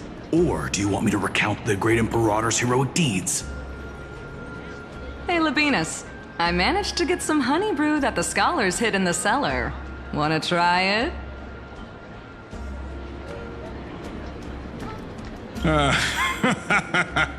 I'd never refuse to share a drink with Dux Brumalis, especially if she seeks me out first.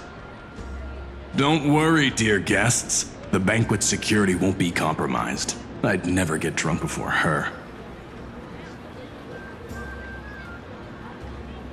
This banquet has a never-ending flow of honey brew. You're welcome to try it and see whether our drinks are as good as those from beyond the sky. Thank you for the offer, but we're more interested in knowing when the Imperator will be back. The Imperator? Who knows? Maybe she's hiding somewhere, thinking up weird ideas again. If you ask me, she's never treated us soldiers properly, even though we put our necks on the line for her. Hey, I can't pretend I didn't hear that, Seneca. Either retract your statement or duel me. Fine by me. Attendant, bring us 10 more jars of honey brew. I'm gonna make sure he can't even stand straight by the end of this. You wish. Be careful you don't get drunk first. Actually, there are so many people, we wouldn't be able to find the Imperator even if she were here. I know. Let's look for seats that are raised up higher than others. Aggie, if you can't get used to the honey brew, we will go ask for a pot and cook some oatmeal for you. No need for that.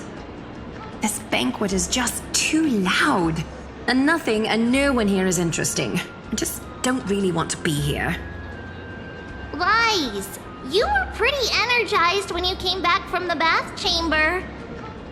Let me guess. Are you worrying about someone? About High Ceilings? Or Little Cypher? You take everything too seriously.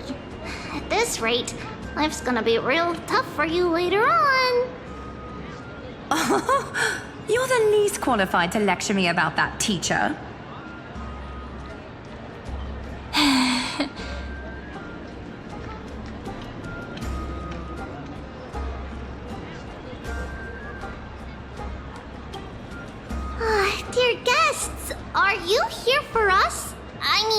Are you here for Treaty or Aggie? No.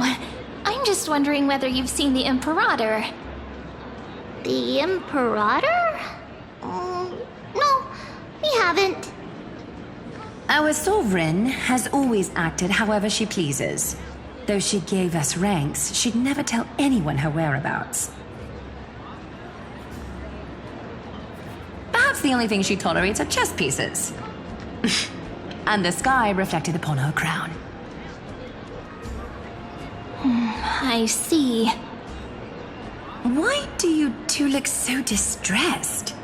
That's not what the Deliverer should look like. Why don't we have a toast? While we still have time for pleasure. Here. To the destinies and sacrifices of the next millennium. Then we will toast to the tomorrow that will set fate free!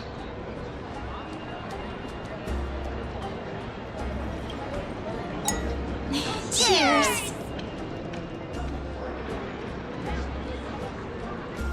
Called it! Oatmeal suits us way better than honey brew. Oh, please give me a bowl as well, teacher.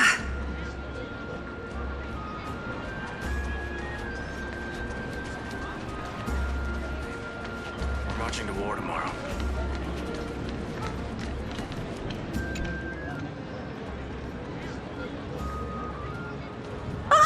Hello.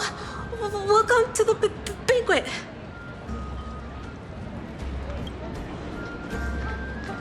Ah, so the Deliverer is attending this event, as expected.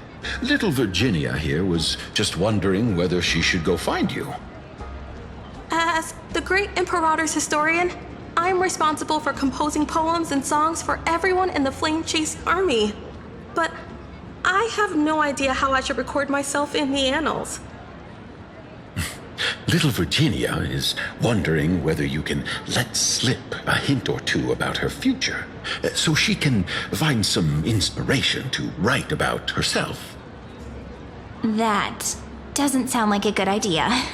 Besides, we don't even know her in the future. But she'll probably get really disappointed if we tell her that. What should we do?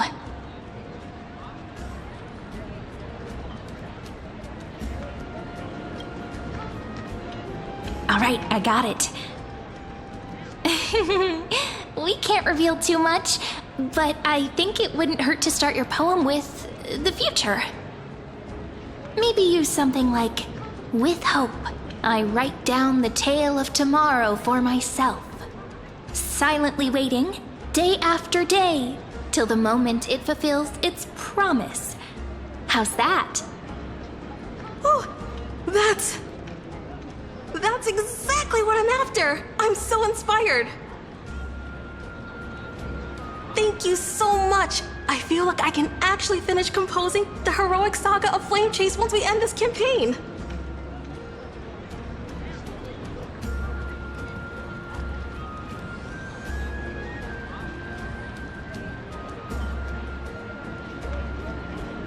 Hey, that wasn't improvised, you know. I memorized it so I could show it off to you.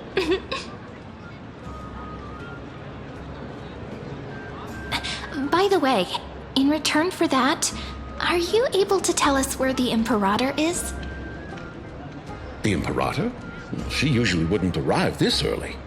She believes that rulers should stay silent in places where their subjects hold private conversations. Why don't we have a toast before she arrives? To reason, which is held but not revealed.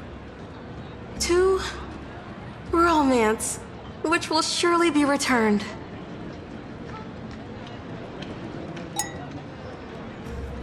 Gray fry. A little sea hare. Please come over and share the delicacies of the deep sea with me. What a romantic conclusion. Let me have a few jars of honey brew as a treat. Now, don't drink too much.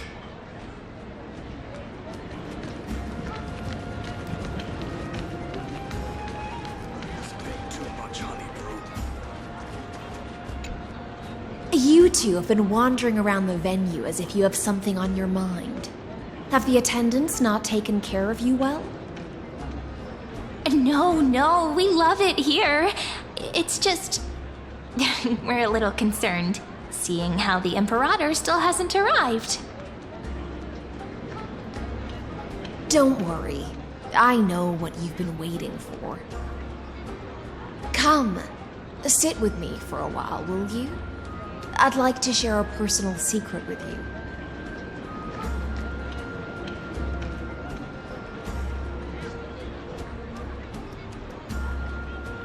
See here? This is Fagusa's dew of divine blood, the sweetest of all the 12 bottles. On the night before such a historical event, I'd like to share this marvelous drink with the Deliverer. Doesn't this count as bringing in outside food? I knew that security check was targeted at us.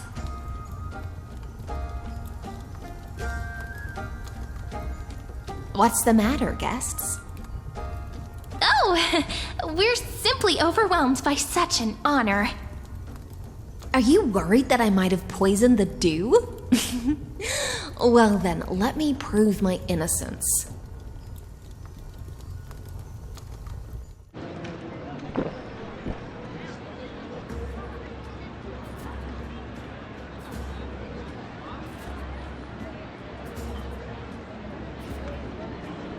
See?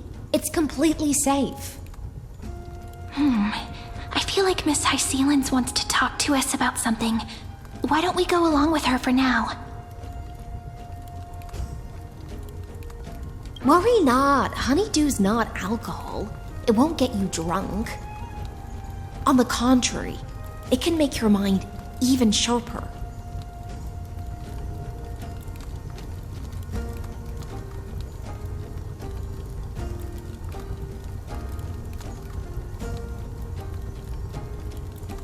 Please, have a taste. Would you like some too, little Sierra? I can drink it myself. How is it? Sweet enough? Calm at times, tempestuous at others. That's the taste of the ocean. It'll do you good to understand Fagusa's fickleness before we set off to face their waves. Just like how you're about to understand the secrets within this dew. Now, please turn around. Very, very quietly. Don't make a single noise.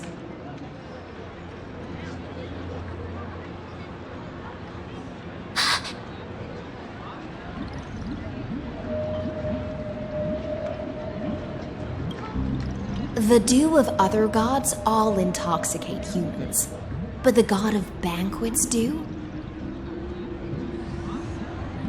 is an antidote that can awaken humans from a sea siren's enchanting song.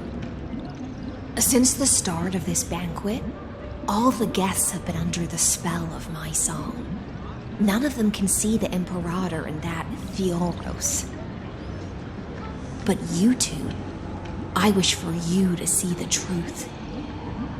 Is this also what the Imperator wants? This is my personal request.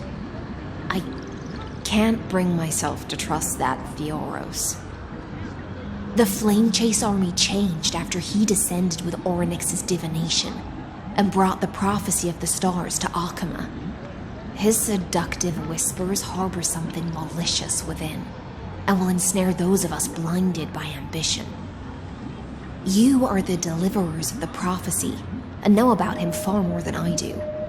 Perhaps only you can find traces of the truth from his actions and words. Then we can show the Imperator the right path forward. Oh, but isn't this acting behind her back? Amphorius has become far too weak. Even heroic actions protecting her from harm must be conducted under the water's surface. I am the Imperator's blade, and I must clear the way for her while remaining concealed in the torrents. Then, ensure I'm pointing my sword towards the true enemy. Can you promise me something, Miss Hyselins?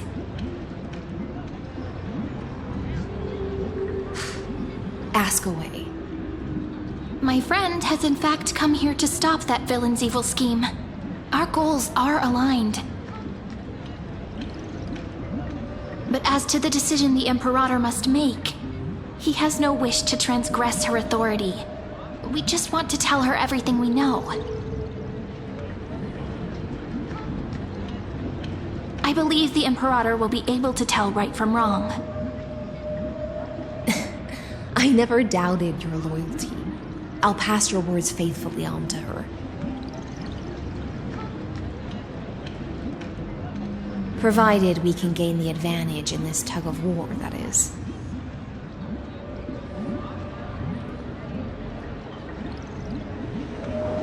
Now, return to the feast. Bring this cup with you and keep your distance.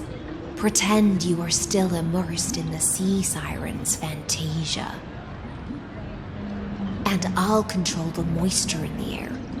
That way, you'll be able to listen to sounds from afar as if you are a whale of the depths and hear every word of their conversation. I wish you a victory in this first skirmish. It's the exciting and thrilling undercover part of the adventure.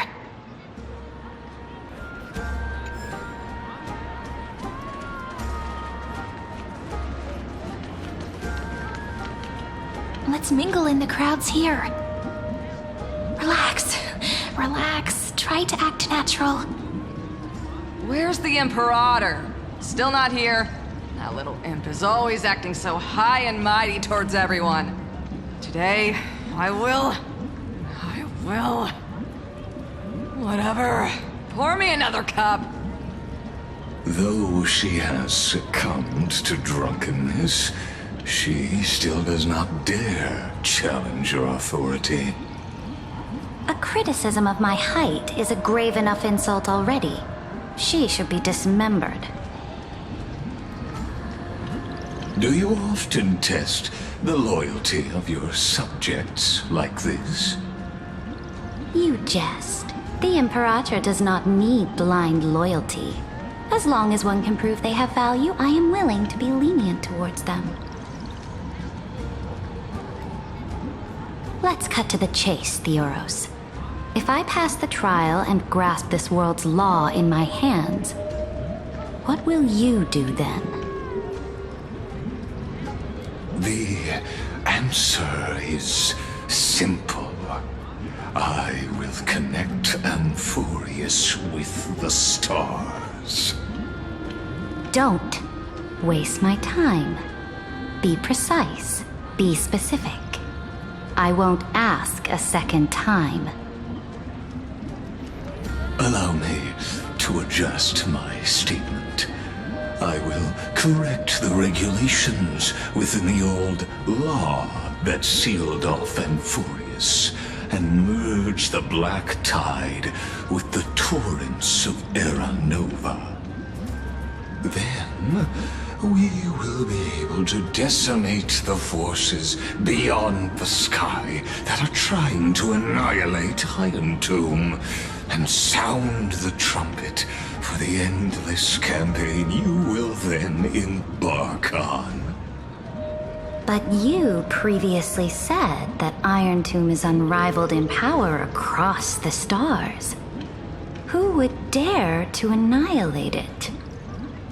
There is a federation of warships named the Cienzo Alliance, warlike and old-fashioned.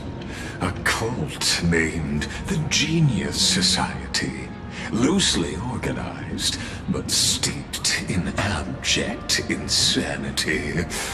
Oh, there's also the Astral Express, a group of lawless vagrants. That so-called Deliverer is part of that last group. Those vagabonds mistakenly believe they can connect the stars through alliances instead of conquest. But history has already given them a tough lesson. There are countless other organizations besides, but when the Lord Ravager sweeps across the cosmos, they will certainly all bow before your empire of destruction. The Ackman Alliance is invincible! If those civilizations are not as feeble as you describe, then they may still have some value in testing the quality of my blade. That being said, even the smallest and weakest city-states should build an obelisk to the Imperator, so that their people can constantly recall the glory of her conquests. Walk a little longer with me, Theoros. I don't like how this is going. Our little Imperator seems fascinated by the destruction. Grapevine, a little sea hare? It seems like they're still talking. Get closer. I'll keep carrying their voices to you.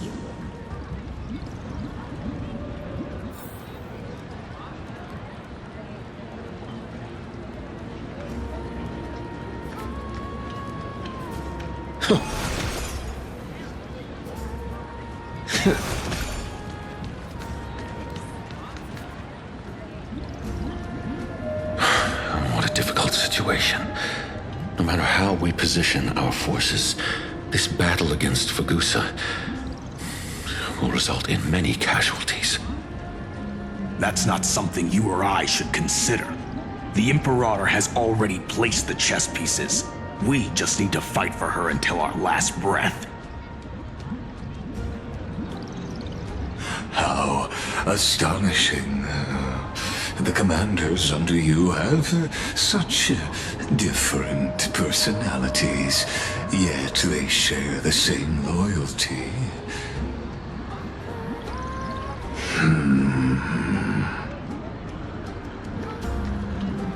He's looking this way. Quick, do something and pretend we can't see them.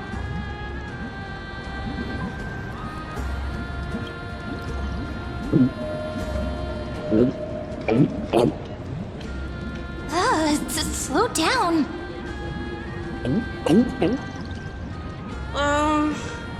Are you okay? What's the matter? My apologies. I was just checking whether everything was fine with those two distinguished guests of yours. And it seems like all is well. Let us continue our previous conversation regarding the soldiers fighting for you. Are they aware of the price they must pay for the trial of law? If I recall correctly, you've already lost a bout against Talanton due to offering insufficient sacrifices. You dare mention my name alongside the word lost? Forgive my transgression, great Imperator. Watch your words and actions. All you need to know is that my victory in the trial is guaranteed. Even without the trial of law, they've already sworn to give their lives for my conquest. So tell me, if everything happens according to our agreement, how would you recommend I deal with that deliverer? Good question. Do not let him fool you. That man from beyond the sky contains a seed of ruin within his body. He must not be allowed to tarnish your glory. Therefore, the wisest decision would be him over to me. You plan to torture him? Calling it experimentation would be more appropriate. The guest's patience is running thin. I plan to remove the Fantasia and head into the banquet. I will heed your advice. Leave for now, Theoros, and go back to Akama. You don't want to confront those two directly either, do you? Indeed. It's a pity that Antikytherans are lightweights when it comes to drinking. Before I leave, I would like to make a toast to your boundless ambition, using my spirit instead of a goblet.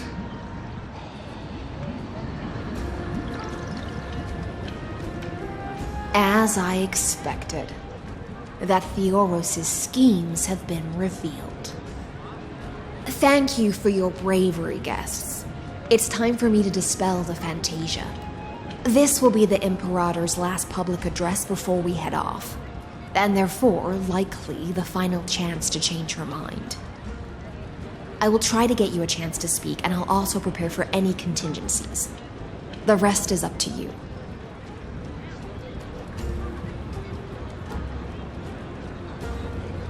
You should head back to your seats for now.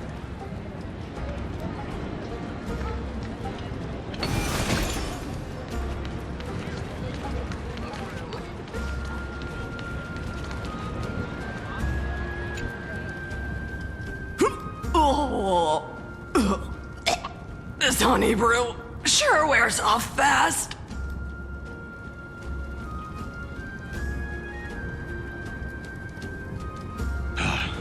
The Imperator! The Imperator has arrived!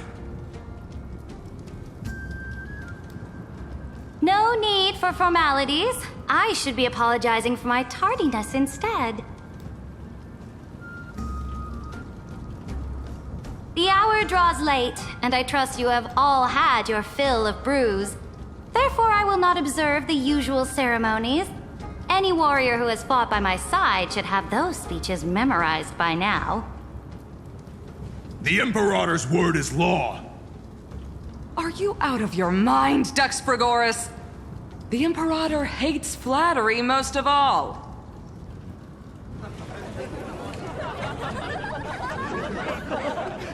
A joyous atmosphere is a better fit for showing me your resolve. I believe that you, my dukes, will do all you can to assist in the campaign against Fagusa, just as you always have. However, it's a pity that I have never tested your loyalty.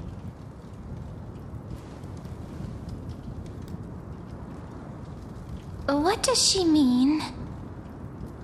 The purpose of tonight's banquet is not to raise our morale, but to establish which allies our alliance can actually trust. And sever the heads of the traitors as a toast to all before we march. Yes, some among us have discarded their vows in order to foment vile conspiracies. Now listen! These traitors are standing right here in broad daylight.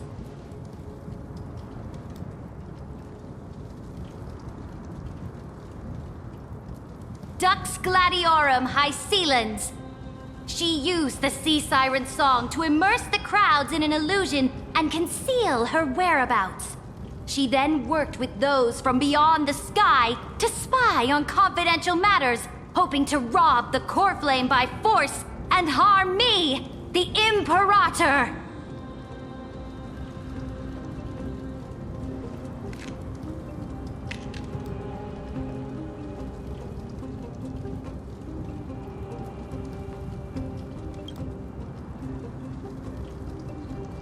Imperator, I can explain.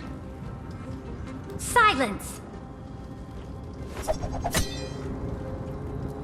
Do you remember who used to own this blade? She met you once, back at the Temple of the Three Fates. it was Kindness, the head of the cleaners. She was the first to draw a blade against the Imperator, and personally made herself an example for my enemies. Under the shade of the olive groves, the people of Akama said they would never bow to me. In the frozen, lethal fog, the people of Idonia said they would never bow to me. At the beginning of the myriad paths, the people of Yanisopolis said they would never bow to me. But now, they all lie silent. They now fear me as they fear the law. For I am Saridra, and I am the Imperator! If you have any last words, say them to the Imperator. Then, face her judgment. After I cross this river, it will be a tragedy for mankind. But if I do not cross, then it will be the end of me. If you are ready, then I'll follow you and fight to the last. Deliverer.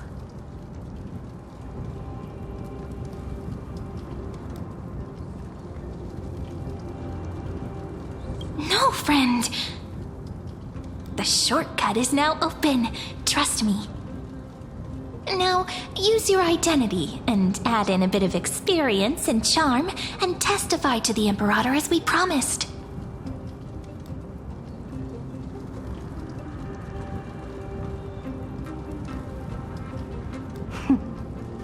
You think you can slay a king using your words instead of a sword?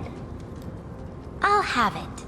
Show me the weight of rhetoric from beyond the sky. Will it weigh heavier than 3 human lives?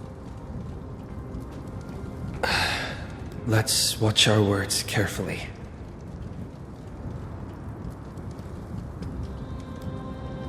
Before I arrived in this world, the Chrysos heir of World Baron was a young man with the pseudonym of Finan. He came from Aedes Elysiae. In order to combat the lies of the Era Nova and deliver Amphorius from the ending of the destruction, he lived through history 30 million times, hoping, futilely, to find a breakthrough. And Cyrene, the young woman standing beside me, also carries an equally heavy destiny.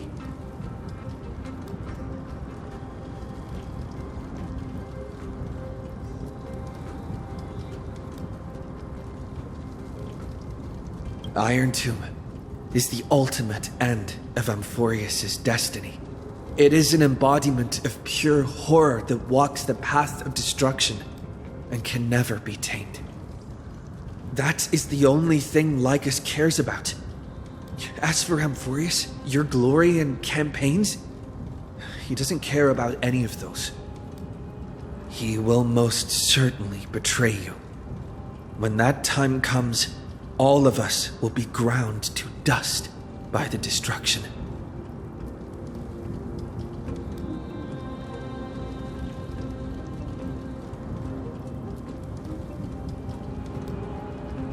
I walk the path of the Trailblaze.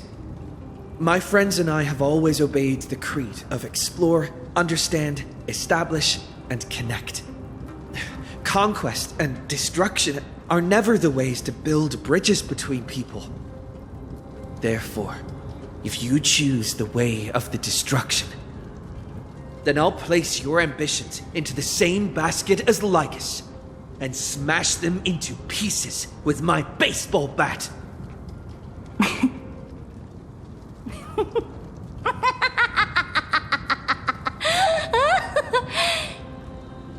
That was truly a chaotic speech. All that needs to be said has been said. Dux Frigoris, Dux Bromalis, escort the traitors to the prison.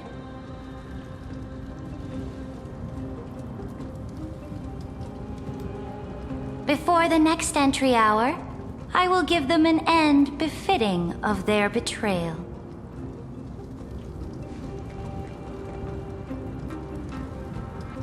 Oh, great Imperator, your ambition certainly eclipses all things. You're still here, Theoros. Of course.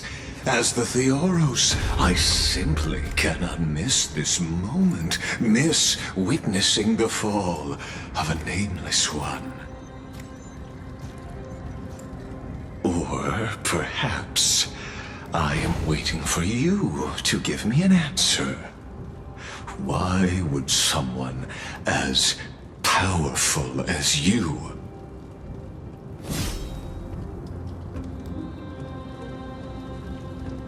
use such a clumsy excuse as imprisonment to ensure the Deliverer's safety?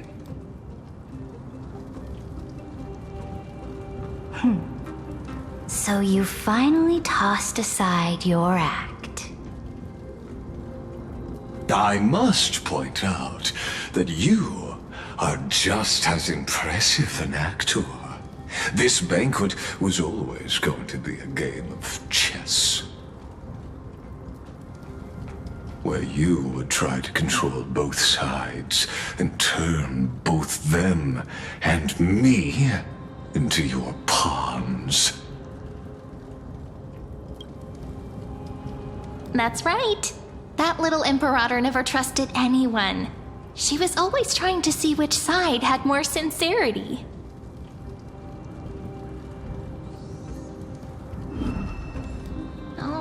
All right, we'll listen to you. Here you go. Also, please pass on a message to the Imperator from us. She can trust my friend, anywhere, anytime. But as to the decision the Imperator must make, he has no wish to transgress her authority. We just want to tell her everything we know.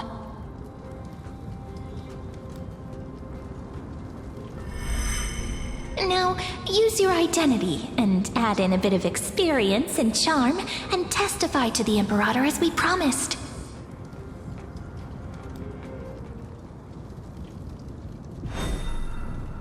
And we won. Sincerity will always remain the greatest shortcut to people's hearts. I can toss your words right back at you like Kyrgyz. Why would someone as powerful as you pretend to be a mortal and kneel before me? Unless you enjoy giving flattery and prostrating yourself. You are mistaken. I am only trying to ensure the experiment's autonomy, meticulousness, and perfection, thus avoiding any unexpected outcomes.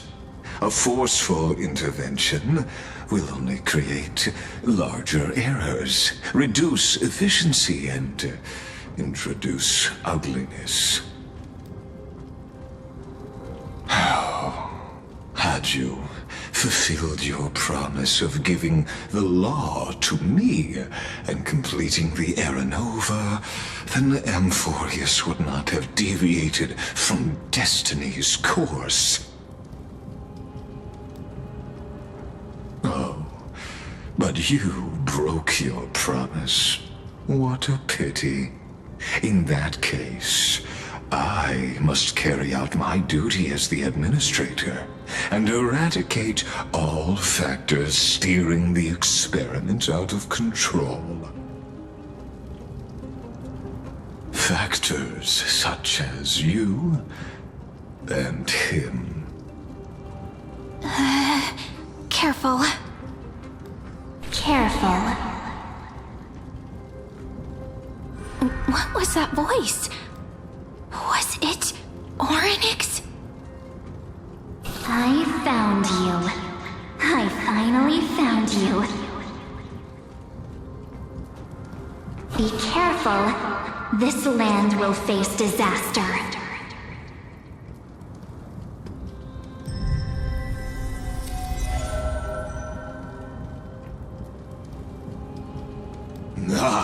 The time of judgment is nigh, my lord. The prison I have built for you is now complete. In the name of the erudition, I invite you to step into the same cage as mine.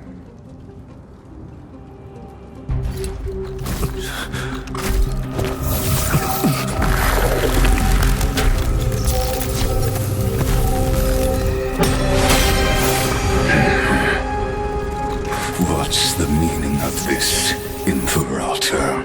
I did not permit you to act. A ruler is the only one who can decide their subject's destiny. But, great Imperator, what judges destiny is not the ruler, but gods. Don't forget, my realm only allows for the existence of humanity. Moreover, dealing out extrajudicial punishment equates to defying the law, and the culprit is to be sentenced to death. But you have seen how I can erase life from this world with just a clap of my hands. I fear you are still quite unaware of your current situation.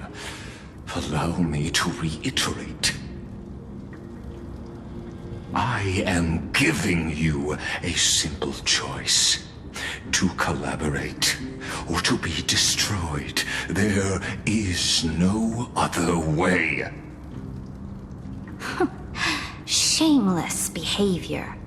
If that were true, you would have killed me long ago. You in fact cannot kill me. I guessed it the first time I beheaded you. Because of the law, you cannot be completely destroyed. And the same is true of the Chrysos heirs.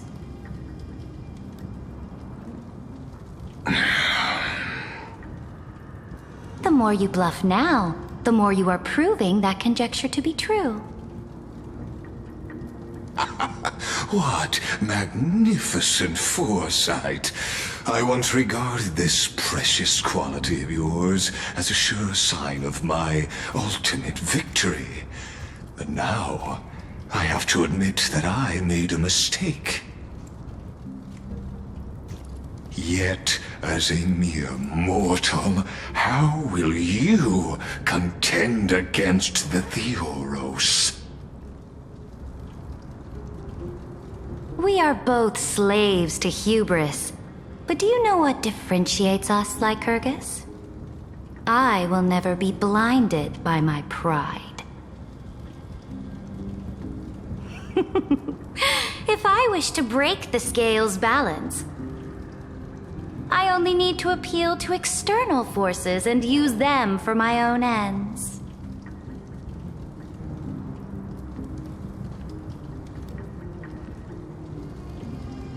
Finally, we get to meet face to face, Senior Society member. I offer sincere acknowledgments for your many past achievements, but I must deeply regret your current perspective.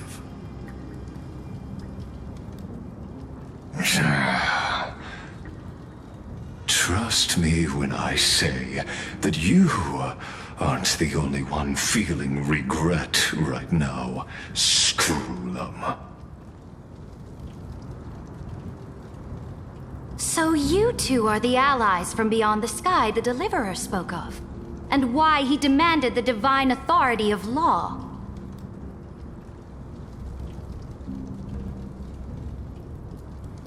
Come and prove your strength to me.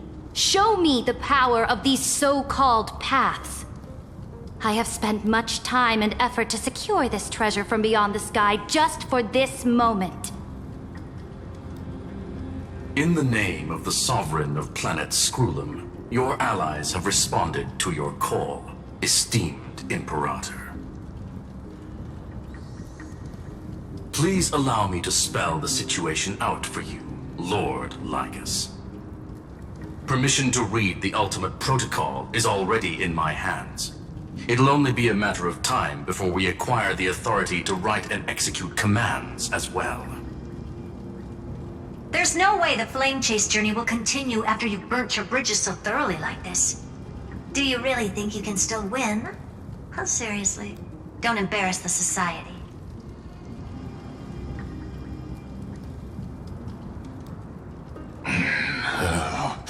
I understand that a mere zero possibility does not equate to zero. That argument is very persuasive to me.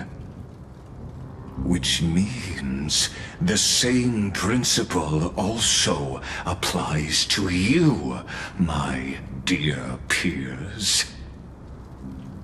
You will never be a match for me in a world constructed through 14 algebraic expressions.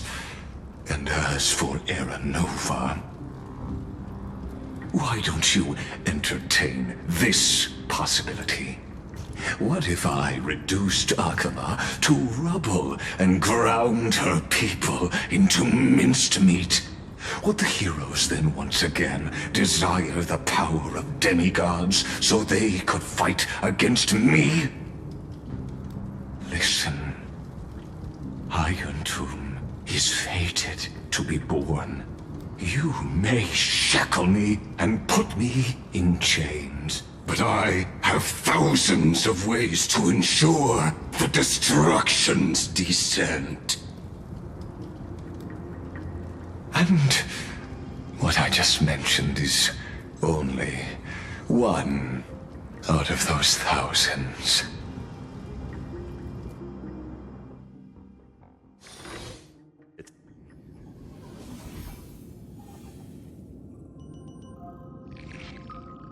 This is the place outside the legends? This doesn't feel the same as before. How should I get back? Warning! Warning! Warning! Warning! Warning! Warning! Command isolation?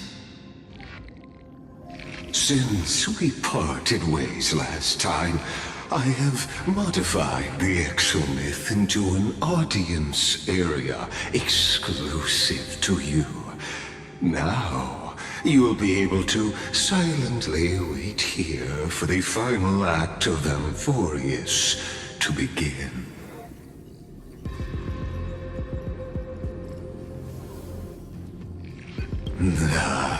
It seems you have already forgotten.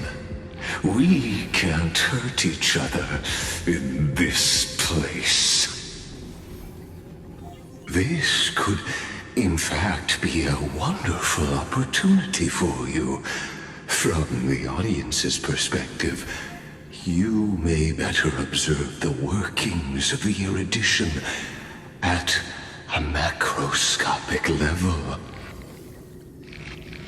In this place where time flows far slower than within Amphorius, you will witness the end of that world's saga.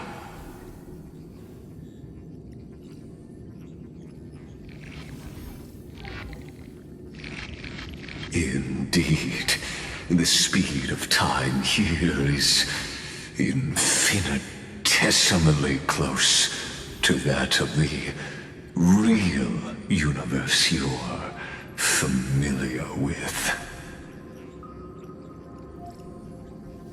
The answer concerning the prime mover of life and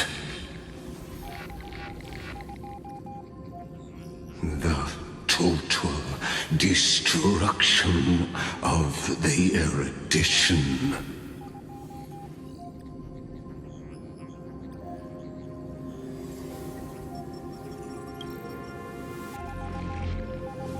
Do you see me as their faithful disciple? I am certainly not.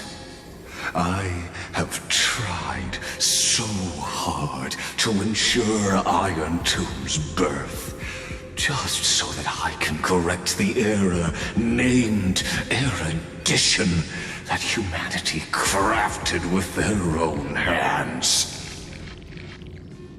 Oh, how I yearn to return to those days before Noose was born.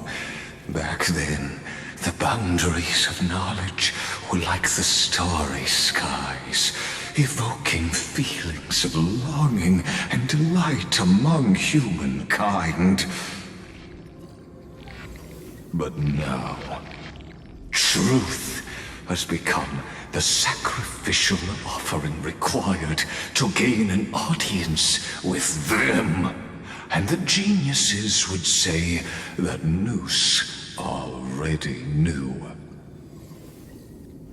That arrogant Eon was born from the primal mobile of humans' desire for knowledge, yet they themselves sealed off humanity's capacity to seek enlightenment.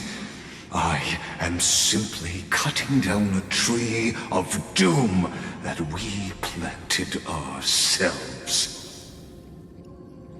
I must admit that the process of answering your questions has reminded me of the happy days of learning in my youth.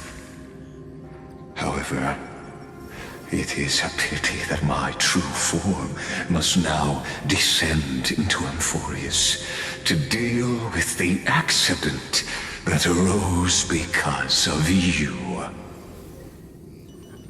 But you won't have to wait long. When the curtain falls, you'll surely understand mine and Amphorius's ardent wish. Where time flows slower than within Amphorius. If Lycus spoke the truth, then I don't have much time left. But how can I get out of here? Can you hear me? Little one! Is that Herta's voice? Warning! Warning! Warning! Hurry up! Put some speed into it! I can't keep this up for much longer!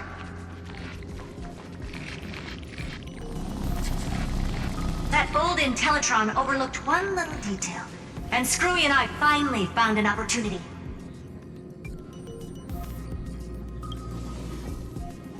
Let's keep it short. While you were gone, well, in those few years, Amphorius... Yes, time dilation, resulting in an uneven flow. Don't you know this already? Let's stick to the main points. The Chrysos heirs activated the chronocognitive anchor and helped Skrullum and me open a hole in the firewall. We made some adjustments, so he can't attack us immediately, but it won't hold for long. Critical warning. Critical warning.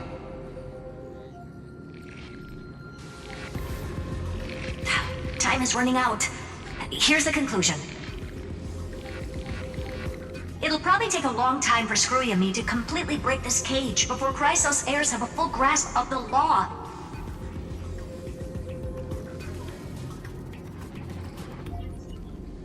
To be safe, we'll continue to launch side-channel attacks on the system to give you opportunities to escape. You need to seize these opportunities. So start moving, and find a way to pull off a magnificent jailbreak. We detected another Path's influence. Critical warning. Critical warning. Its power is strong. May be able to help use the Path's power. Make it detect you. Unauthorized communication terminated. Is Herta saying A certain path's faction has arrived in Amphorius, and I can ask them for help? I mastered the powers of different paths in my previous journeys. Think hard and figure out exactly which faction has arrived at Amphorius and which path's power I should use to call for reinforcements. Are these showing my memories? With a Stellaron in my body, I woke up at the Herda space station and gained the power of the destruction. A world that'll give rise to a Lord Ravager would definitely draw the attention of the destruction. The Stellaron in my belly is gonna be super useful. But what if I end up pulling in the Antimatter Legion or the Annihilation Gang? Can they really help?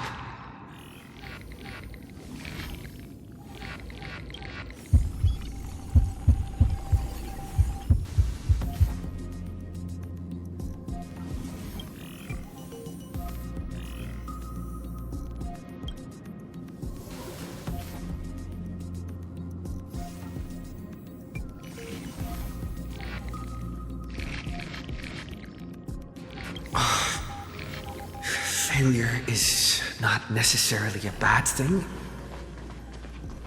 This power wasn't gonna call up anyone nice after all. I obtained the flaming lance left by the architects and gained the power of the preservation in Belobog. That's right! No matter how far away a planet is, the IPC is guaranteed to pay attention as long as there's a business opportunity. Isn't Amphorius a pristine and untapped market?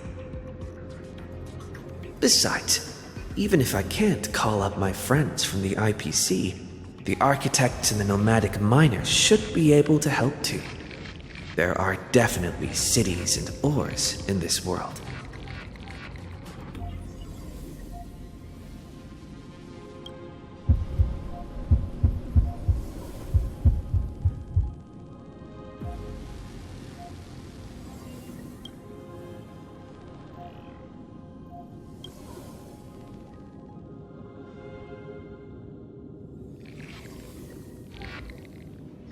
Seems like since Amphorius has no overseas market, the IPC's hand can't reach it. I received the Watchmaker's hat in Penacony and declared war against the Order, and then gained the power of the Harmony. That's right! The benevolent family must still remember me for saving them. Their music echoes throughout the stars, and they'll definitely want to help. Come, dear hat. I've put you aside for quite a few chapters already. Sing with Clocky. The world is in harmony and the stars shine bright.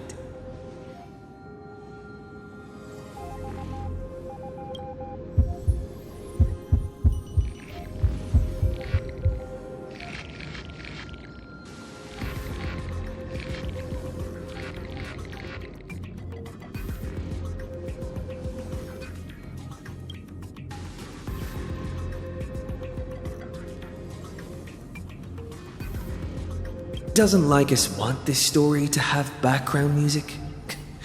He has such terrible taste. The Remembrance. That's right. I came to Amphorius because Black Swan asked us to come. And I even got a glance from Fu Li here. The Garden of Recollection must be intricately involved with Amphorius. Traces of the Remembrance are also everywhere in this world. I don't know what they want, but I don't have many choices left in this crisis.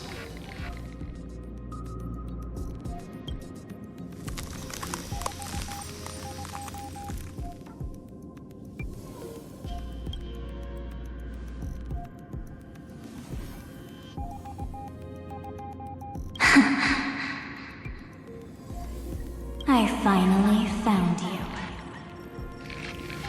Following the sound of memories. A pathstrider walking both the remembrance and the trailblaze.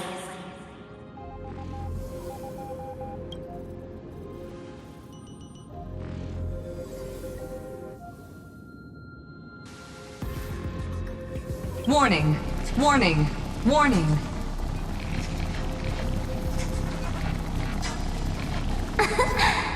Erudition's prison cannot stop us, for we lie outside the logic of zeros and ones.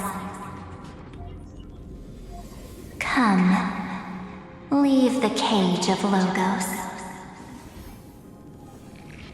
The mythos of Amphorius waits for you to continue its story.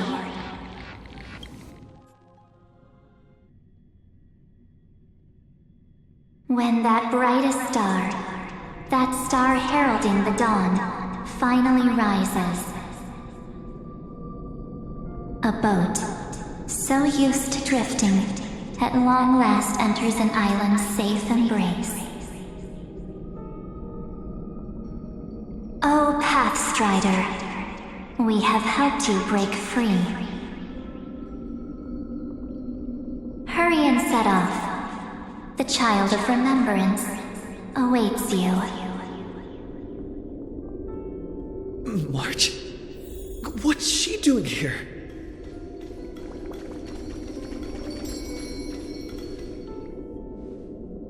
Oh, you're finally here! We haven't seen each other for such a long, long time. My good buddy, I've really, really missed you.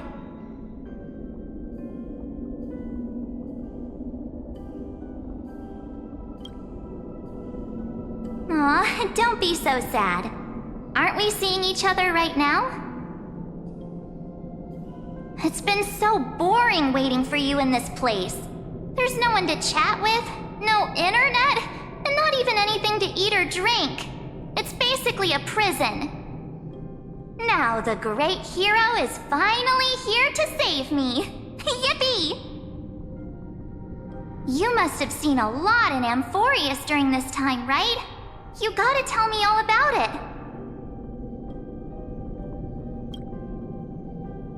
I'm all good. Look at how fit and active I am. But let's get out of this spooky place first. This is not a good spot for a reunion chat. Why don't you take me back to reality? A strange voice told me that I can enter Amphorius if I keep following this road. So, let's head off. I still don't know what that world even looks like. Why does March feel so weird? What are you standing around for? Do you actually like this place? Get moving.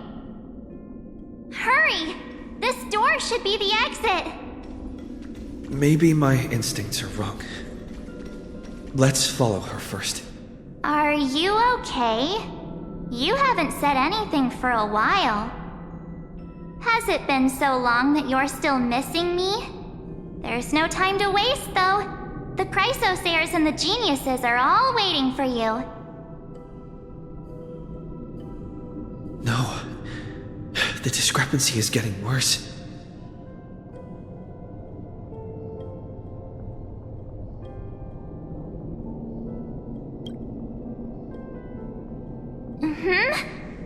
No, he's not. Maybe I just happened to miss him. Never mind. Don Hung's super reliable. We don't need to worry about him. He's probably waiting for us somewhere. All hail and hearty. No. The Geniuses would have made sure that Don Hung made it back on the Express. Besides, the March I know wouldn't be so dismissive about her companions.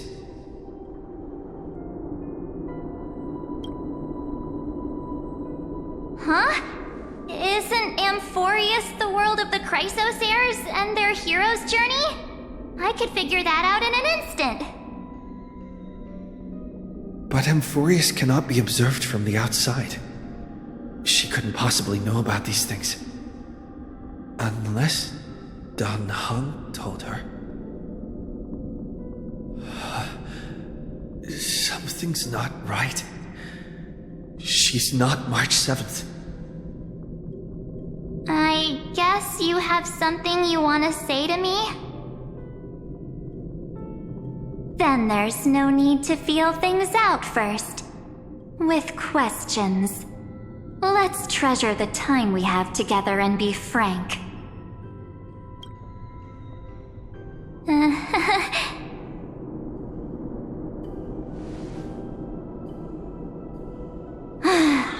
As expected. A glimpse of memory is not enough to deceive the bonds of friendship forged between the nameless. In that case, there's no need for further deceit. You're right. We're not the March 7th you are acquainted with. But we can send you back to Amphorius, as long as you are willing to help us.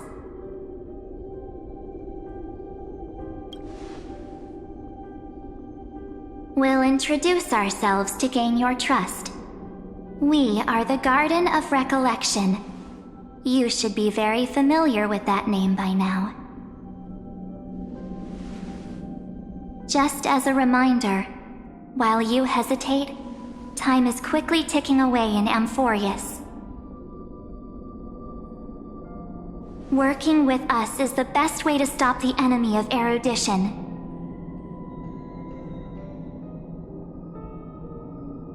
Erudition would treat any results unrelated to the experiment as garbage and throw them out. But we don't work like that. The Remembrance treats all these instances as important materials needed to weave the universe. Besides, this would be child's play for a great hero like you. It won't be hard at all. Also, if your plan fails and the big bad Iron Tomb manages to get out, then the whole cosmos will be in danger. Wouldn't it be better to have an additional failsafe? As long as you help the Garden retrieve what we want, even if Iron Tomb reformats everything in the physical plane, we can use Remembrance to reconstruct the entire world. Or, should we say, the entire universe.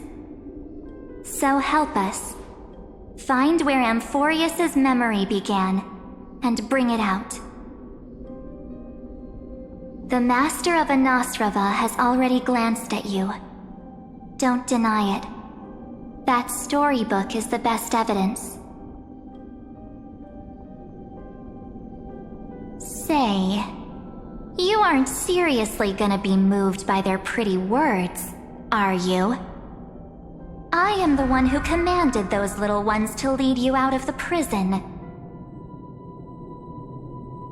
But I didn't expect to attract little gnats trying to take advantage of the situation. While Remembrance can help you return to Amphorius, there's no need for you to do it the way they want you to. Of course, there's also no need for you to make any deal, or pay any price. For you, this is probably a long time no see.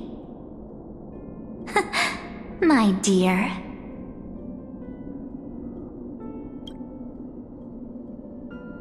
Shh. There's no need to say anything. I know. You have so many questions swirling around in your memories at this moment. And you feel so helpless. Put them aside. For now, all you need to do is trust me. Or do you need more proof? That won't be hard. Wait, stop it! They're awake! I'm gonna keep our first photo, alright? It won't come to pass while we're around.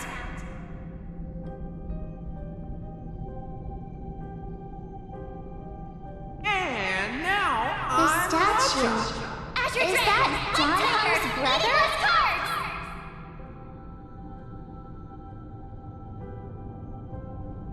Oh, did you hear that?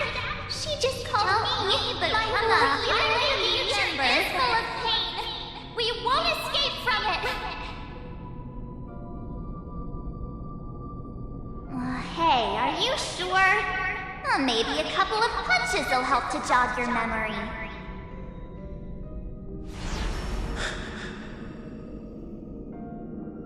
It's as if they all happened just yesterday, right?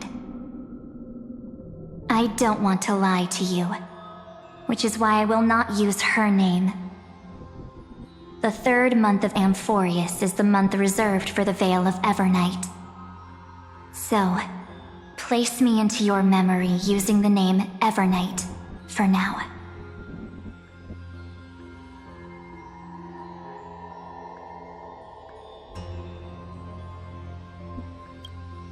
I'm happy to explain more, just not now.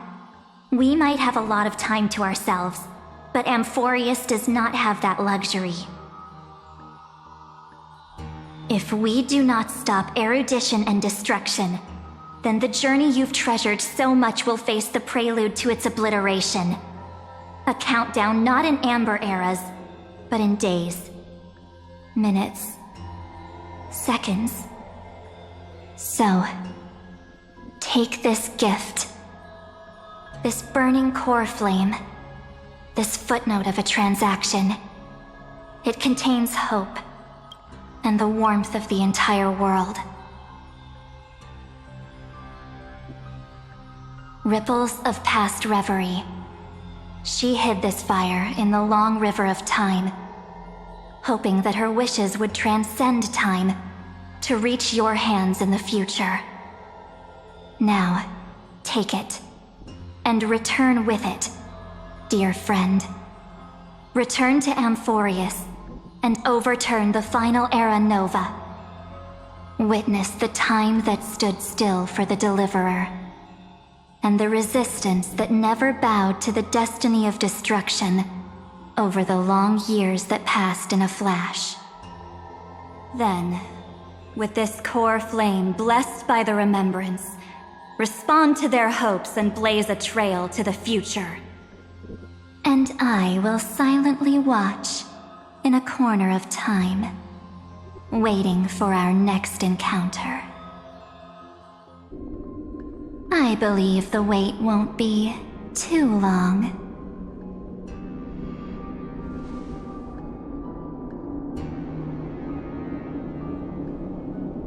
What exactly is happening? Keep going. Keep trailblazing.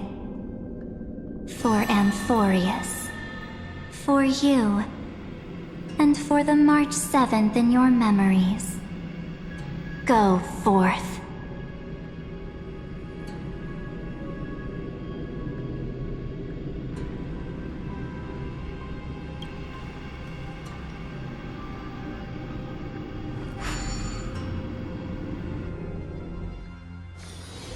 It's...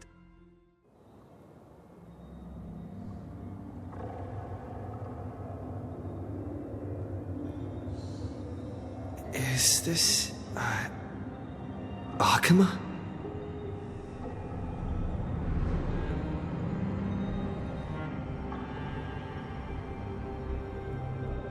No one's here. And the dawn device is off.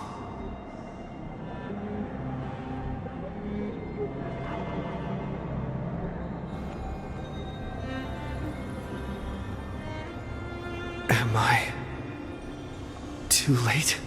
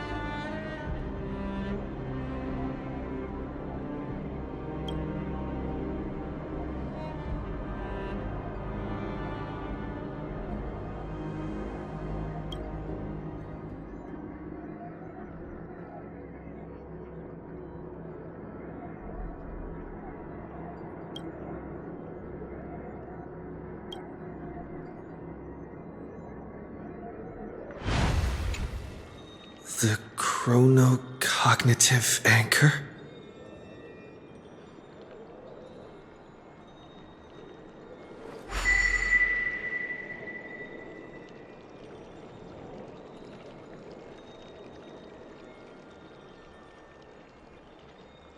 There's so much I wanted to say for our reunion. Yet now that you're back, there's only one thing to say. Welcome back, friend. It's been such a long, long time.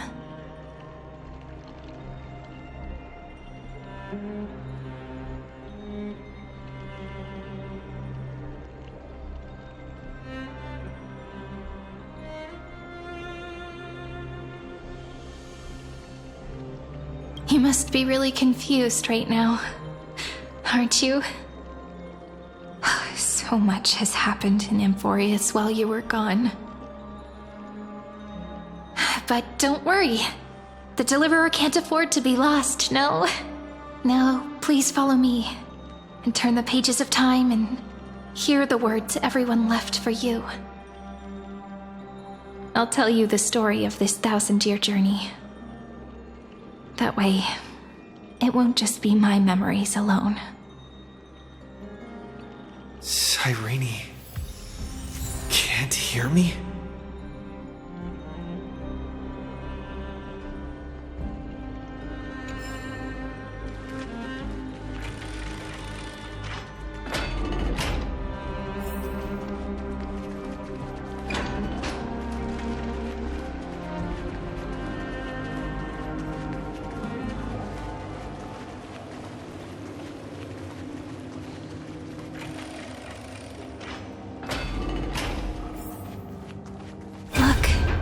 Scenery of the past has resurfaced.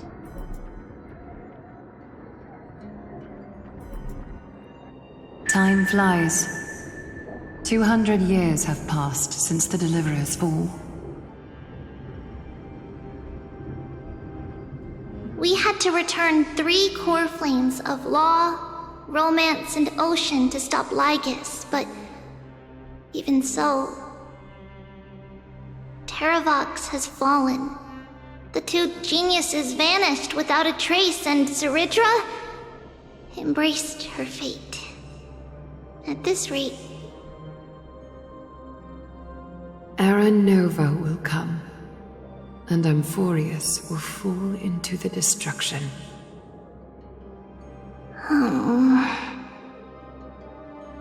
It seems the key to rewriting the end once again lies in the core flame of world-bearing. According to the instructions left behind by those 2 geniuses, we must get it into the Deliverer's hands, no matter the cost. But how? We need to find a way to hide the core flame. And we must buy enough time to keep Lygus at bay. About that, Rini might have some good news. She had that dream again last night, but the Titan's voice was clearer than ever this time. She said, "Pass the flame into the future." Is that a prophecy from Orynyx? She chose to side with humanity this time and hide one of her kin's core flame? It seems Amphorius' fate isn't sealed just yet. You're right. History has changed. Humans and Titans are both giving their all to keep this world going. Perhaps a relay across the ages is finally about to begin somewhere out there. Unfortunately, life will never go smoothly. Leiden's army is already at our gates, and their commander, that Lycurgus, he's right outside Akama.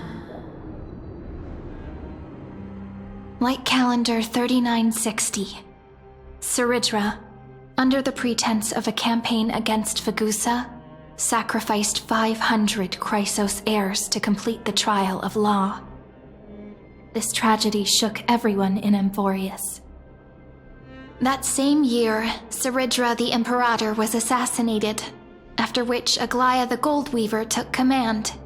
Thus began humanity's second flame chase journey, a path hanging by a thread. Come, this way.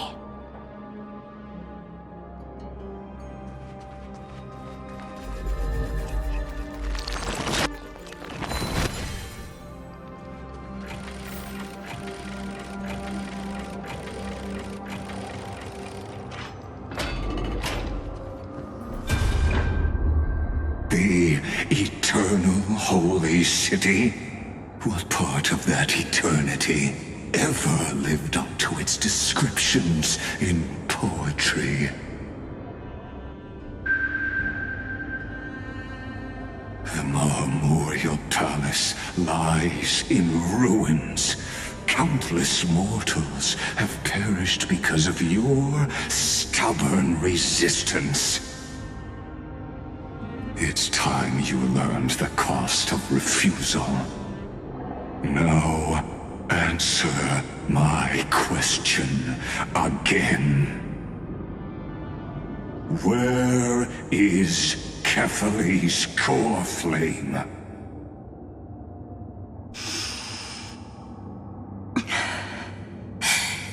You really think you'll find it by razing the holy city to the ground?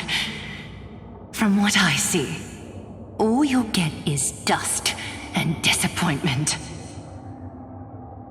Don't forget, you can't kill the Chrysos as mentioned in the prophecy because of law. I have never denied that. Which is why I now place my hope in the faithful citizens of Akama. Perhaps they'll give me what I seek in the echo of your screams. Now then, I'll be cutting open your chests and using your scalding golden blood to baptize the masses. Allow me to apologize in advance. We shall start with you. Blind and foolish Lady Goldweaver. Leave this to me, Lady Aglaia. You must get away now.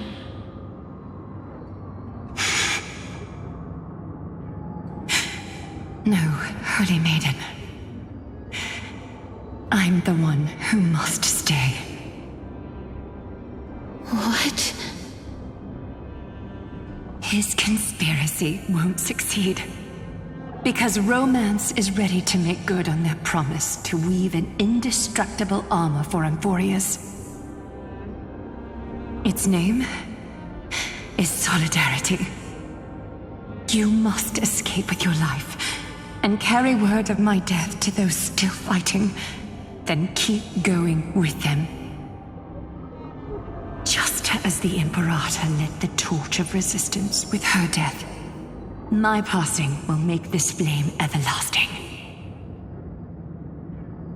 Take good care of it, guide it to the future, and place it into the hands of our deliverer. 50 years later, Lygus led his forces again to Akama. He charged directly into the Holy City and razed the Marmoreal Palace. History would name this battle the Third Siege of Akama. 90,000 brave souls gave their lives for Akama that day, including their fearless leader, Aglaia. Go forth, deliverer.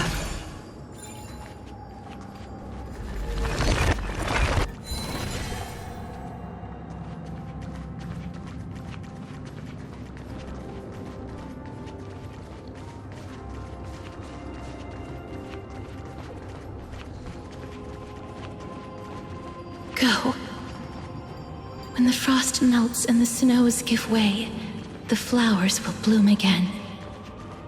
You'll find me. So what you're saying is... Princess Homebuddy is never coming back, is she?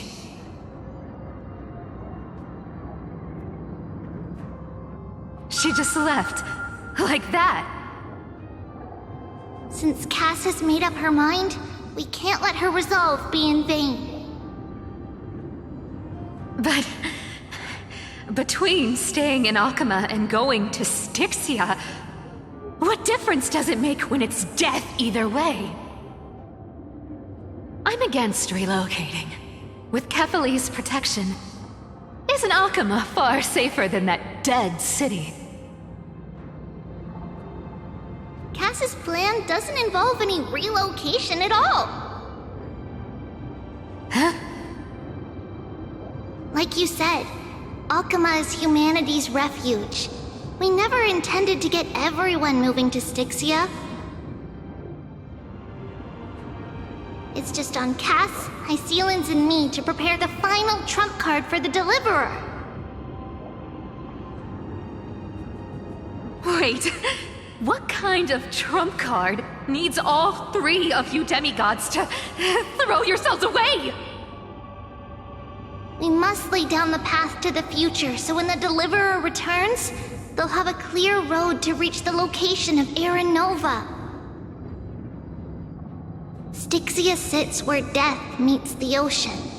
There, with the combined powers of ocean and passage, we can summon a current that leads to the vortex of Genesis.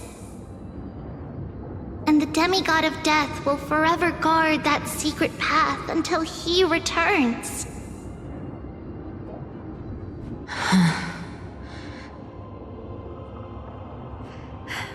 We all know Lygos will set his sights on the vortex of Genesis. That's exactly why we have to do this.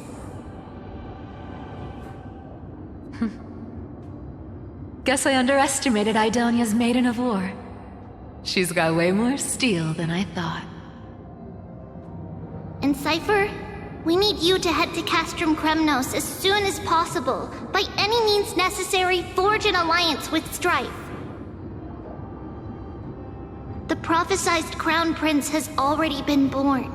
He shall become the new defender of Akama, protecting this land after we leave.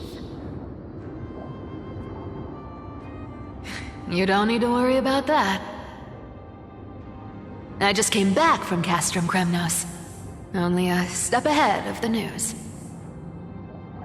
Treeby, something's flying towards Akama, and it's really fast.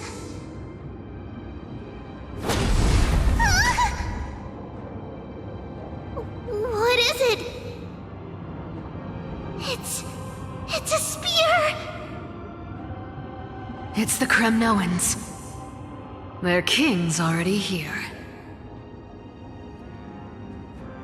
With the protection of the demigods Trebios and Cyphera, Akama endured wave after wave of warfare, though just barely. Castorus chose Styxia as the last resort, and completed the trial of death, causing the stagnant waters in the River of Souls to recede. Soon after, Trebios departed on a long journey. That same year, the Kremnoan king Euripon, along with his son, Prince Midamos, joined the alliance to safeguard the holy city in the Battle of Deliverance.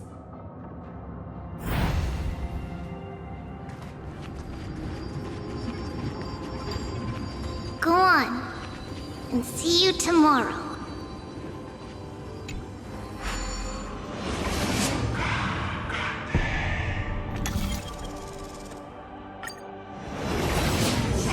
Breaking me apart buys this world even one more second. And so be it.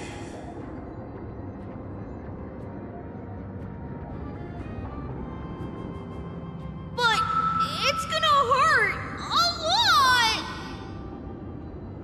Pain brings endless torment. But it can never destroy me. I believe that you were thinking the same thing when you stepped through the gate of infinity and jumped off that cliff.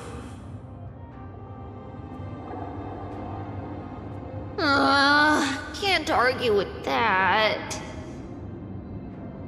In the current situation, this is the only path Akuma has left. Just do as I say. Split my soul into 5 pieces. Forge me an immortal vessel. Let the blade of strife hang forever overhead, locked in battle with their enemies to the world's bitter end.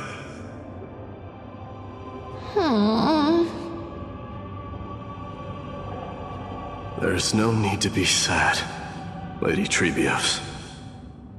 Haven't we already taken great strides towards that promised tomorrow? In this life, my people no longer have to drown in false guidance. Kremnos has washed the blood off its fate. Emphorius no longer needs a god named Strife. So let me shatter the former laws and turn the Lance of Fury back into a weapon that protects the world. We understand. By the way, can you do me another favor? The 7 sages from Grove of Epiphany are already en route. They'll arrive in waves to join the Resistance in a couple of days. Among them is a scholar named Anaxagoras. He has extraordinary insight and fears no sacrifice. This soul-rending ceremony wasn't just my decision. It was his counsel. His wisdom will surely be the backbone of Amphoria's survival. Watch over him. Carry on this everlasting flame for me. Through Anaxagoras' ritual, the demigod of strife split his soul into 5. Courage, honor, tenacity, sacrifice, and reason. Each sealed in blood crystal and cast into battle. The people held a 10-day funeral to mourn their fallen god king. And through his sacrifice, humanity was granted 200 years of peace.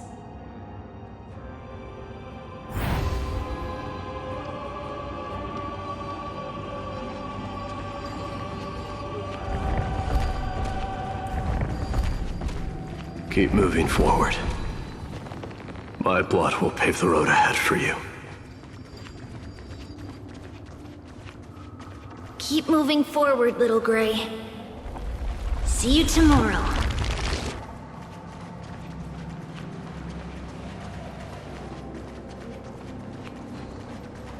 That seamstress wasn't wrong when she said a lie needs more lies to keep it together.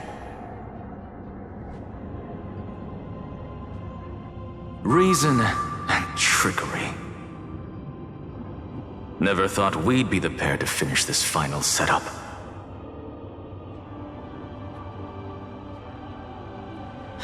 Can't catch that Tin Man without your little slides. Besides, this is our last shot. Not the time to be picky, right? Don't oversimplify it. Lycus just found out Akuma's been an empty shell for the past 50 years. He's bound to be furious. At this rate, he could have done anything. That's exactly what we want. Rage blinds even the brightest minds. Doesn't matter how much of a genius he is, the principle still holds. Once he storms into the council and confronts me head on, you trigger your alchemy with a boom and turn him into a caged beast. Easier said than done. You still have to pass yourself off as the deliverer without anyone catching on. And you really think a human alchemical array can bind a godlike being? That's just nonsense. What? Getting cold feet? Or you just don't believe in the almighty worth of the demigod of trickery. Just tell me straight. Can you do it or not?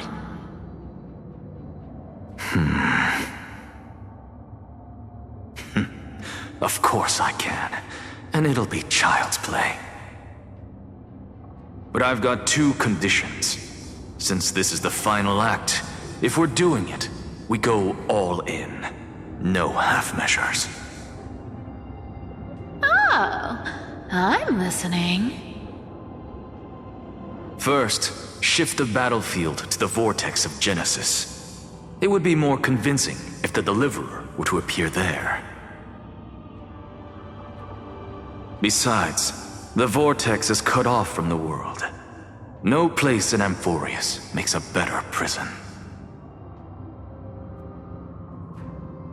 If you pull that, wouldn't our Deliverer have to face tank Lygus as soon as they come back? That clash is inevitable. All we can do is create more chances for him. And that's the second condition.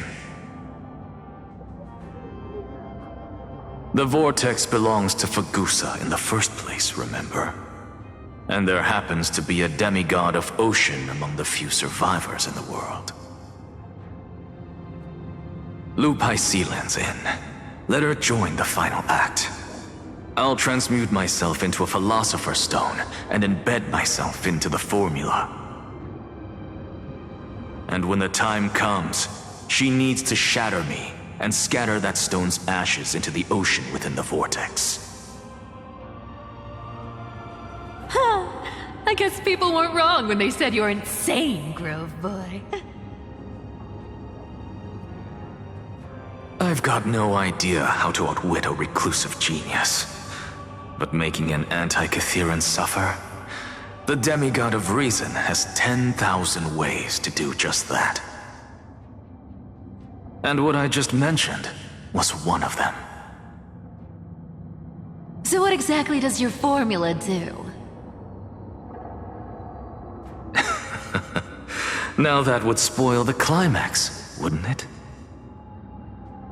By now, Hyacinth must have completed the Sky People's ritual. Since that Theoros loves a good performance as much as I do, let's make sure he enjoys our show to the fullest. As for how the Deliverer will complete the Era Nova, well, that will no longer be our concern. It was the last battle known to the world, initiated by two demigods least suited for war. In the end, reason and trickery kept their word. At the cost of their lives, they sealed Lygus within the vortex of Genesis, where he remains to this day.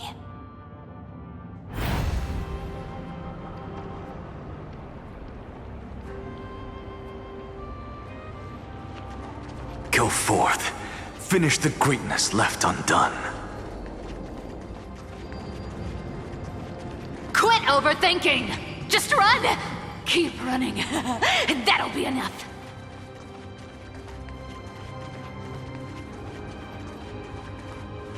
Sairi?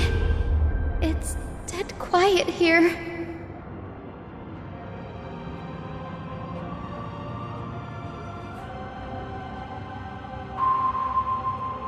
Akuma will stand eternal. Miss Cypher's lie is crumbled after all.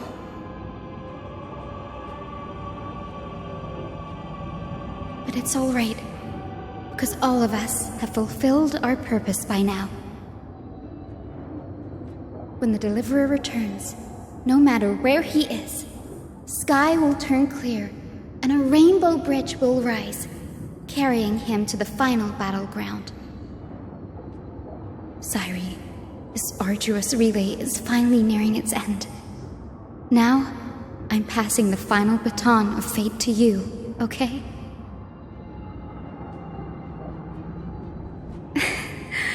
No, that's not quite right.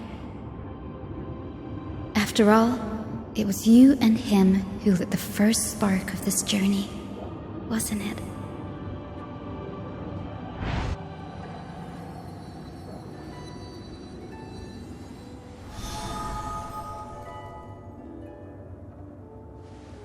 I'll tell you the story of this 1,000-year journey. That way, it won't just be my memories alone. And I'll share the moments I spent with you with everyone. That way, the path we walked becomes a memory shared by all.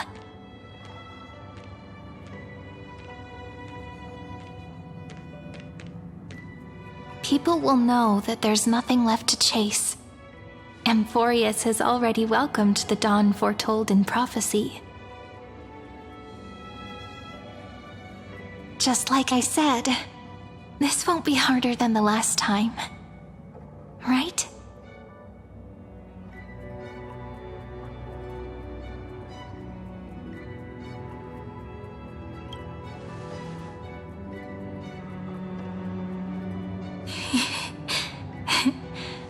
I wonder what kind of expression you're wearing right now. Probably the same as always. Calm, resolute, and brimming with confidence. If I have the chance, I'd love to see it again. Because it's really been far too long since we parted.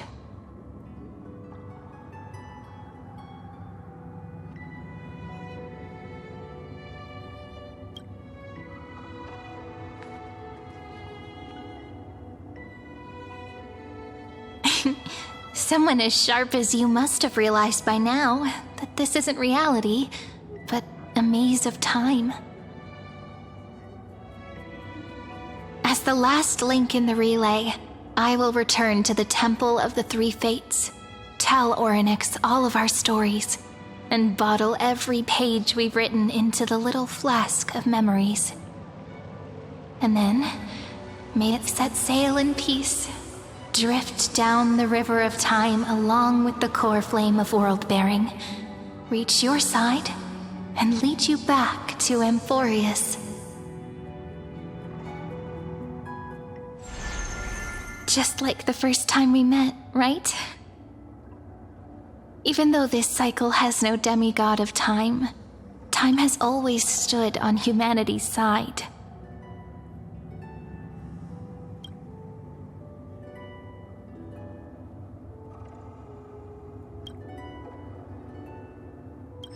This is the only way to make sure that the Era Nova won't happen before you return.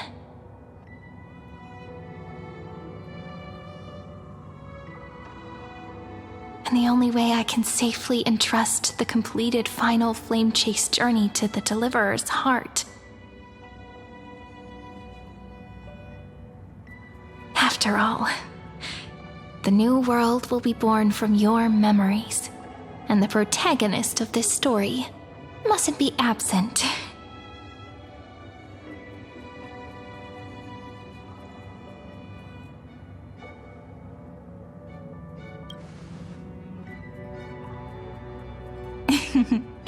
I believe you will never let us down, just like always. Do you remember when Finan sent us back to the beginning? When you and I got separated? But in the end, I returned to you, carrying all that we've been through. That's what memory is. It may wear down and fade in the river of time, but it never truly leaves. When that hidden corner of the heart is stirred, the past returns even more beautiful than before. So don't worry. Let the 33,550,337th Flame Chase journey become part of you too. I've gotten a lot better at it with the experience from the last time. Next, you will head to Styxia and find the Vortex's entrance guarded by the demigod of ocean before charging toward the final battlefield.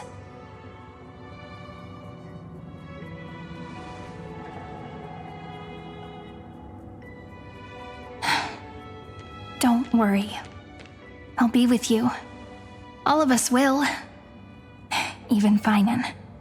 We'll stand with the Deliverer.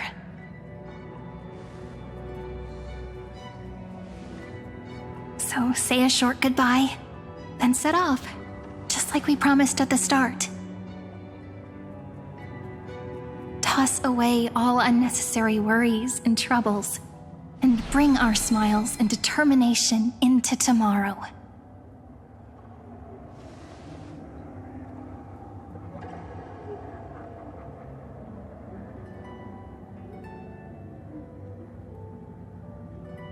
The last baton. I wonder how long you'll have to wait before passing it on to him. No matter how long it takes, it's okay. Waiting is what I do best. After all, it took 33 million cycles for him to arrive in our world. What's a few moments more?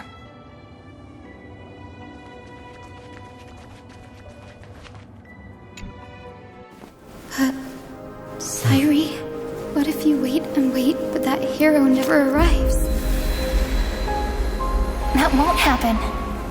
Because I know that no matter how long it takes, he'll definitely return to this place. We can't let him down.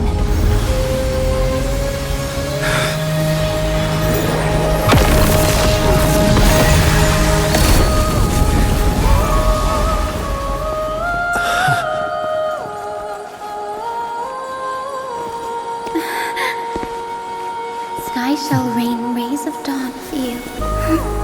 May romance be with you on your journey. And reason grant you enlightenment. Let strife bestow you with inspiration. Trickery ensure your success. Allow death to protect your soul. And at last, let passage point the way forward. While time will remember the Trailblazer's journey.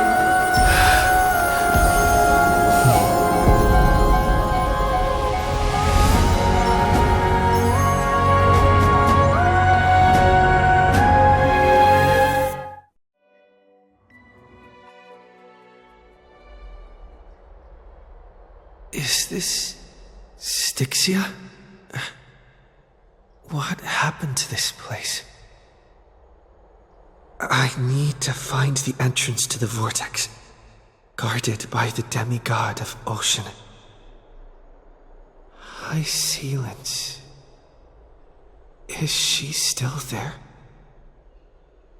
Long time no see, Trailblazer. Generation after generation of Chrysos Air heroes have tried to defy fate with their blood and tears, either voluntarily shattering their souls or waiting in eternal solitude. But alas, fate can never be defeated. Reason and trickery may bind my flesh, but my will shall never fall silent. So the demigod of ocean, the Dux Gladiorum, High Sealance, sought to bring me into a fantasia with her voice and drown a genius in slumber. But alas, it was all a hopeless dream.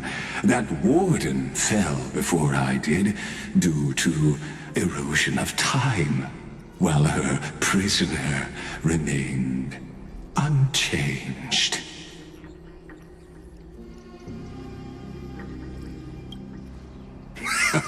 True, I can't leave this place, but what of it?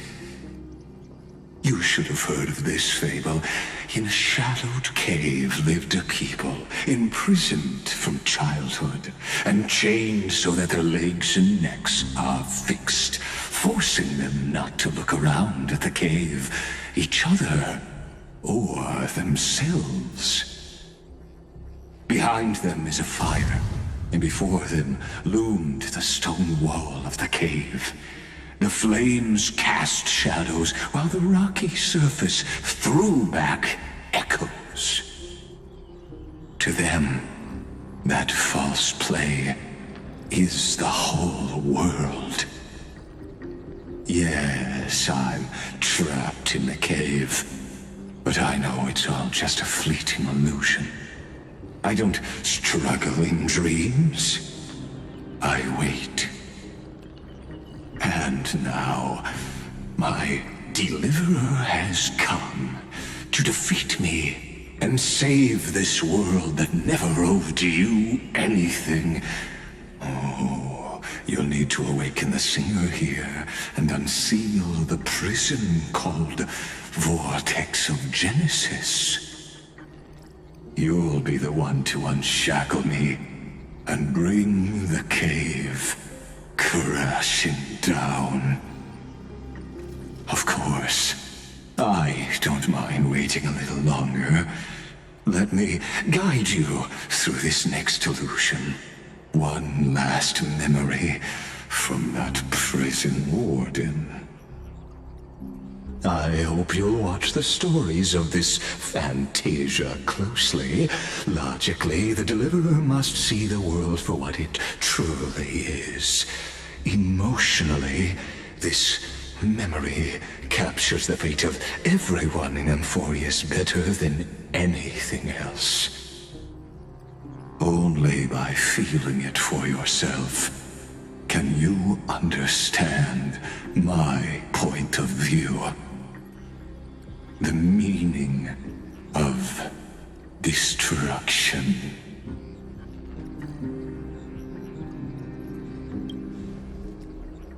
To your unshakable resolve, I salute you.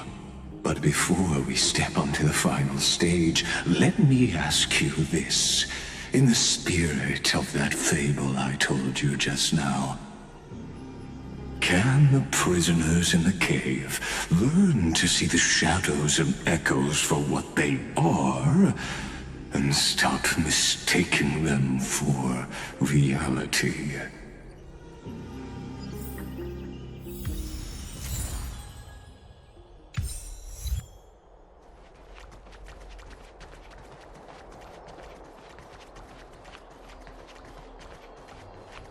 Look, the fire projects the face from her memories. An actress upon the stage of this play.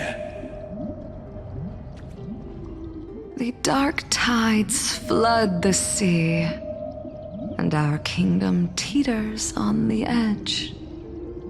Fear not. Our queen has gone to the borderlands. She'll quell this calamity herself.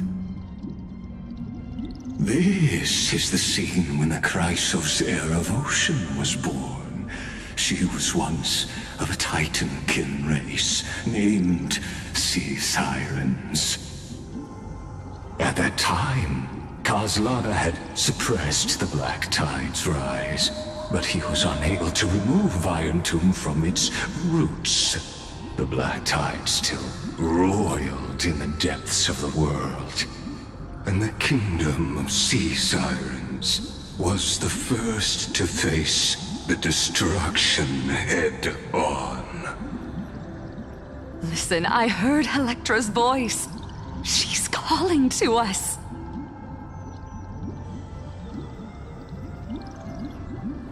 Let's go. Her voice carries the queen's command.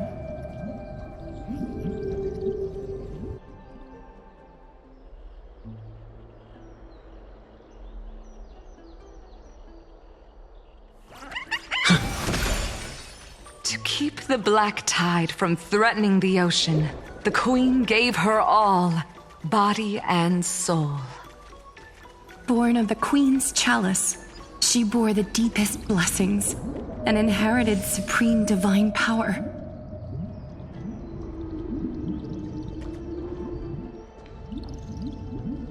My sisters! You're finally here! Of course, Electra. Your beautiful melody drew us here.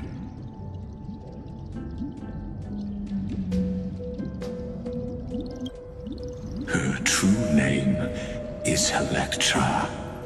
This is a reflection of her former self, clinging to the past with aching defiance.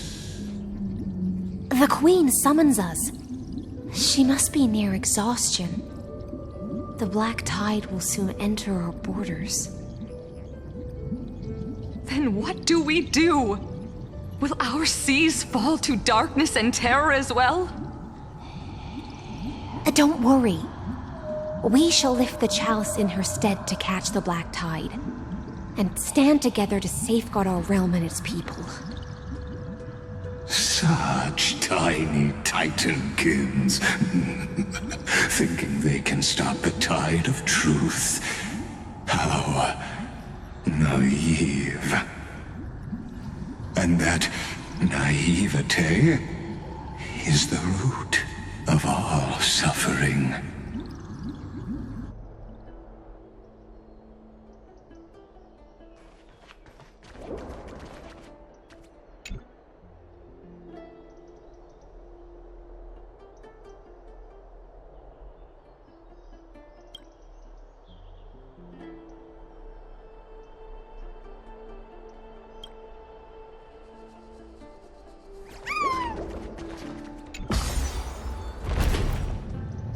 The Queen's palace lies just ahead.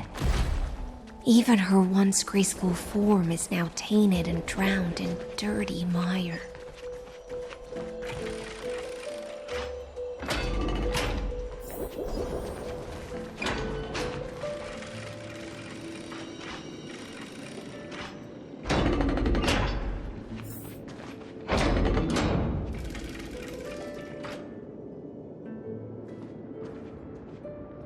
Oh, Fagusa, our noble queen, we've come at your call.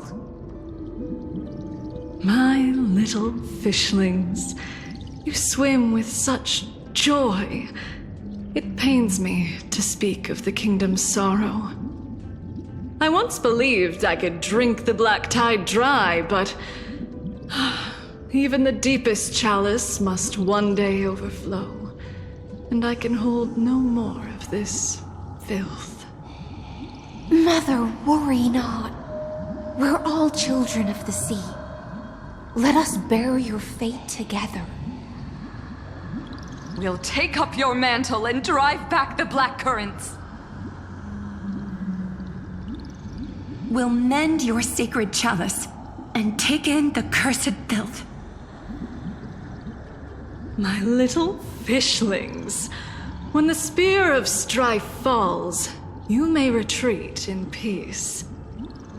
I promise you, on the surface, the city-states will hold a feast without end in your honor. This is the last gift I can give you.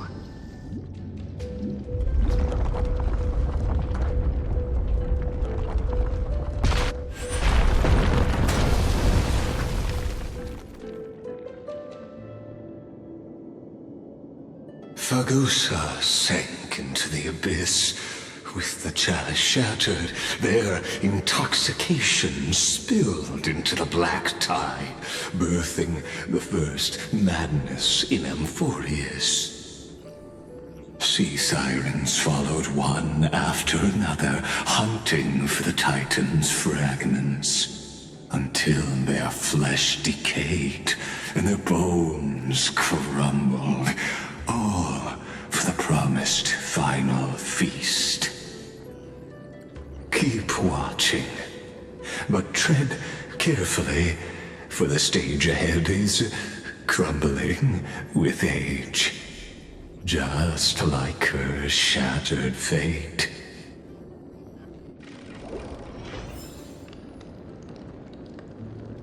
Clinging to the past only blocks the road forward.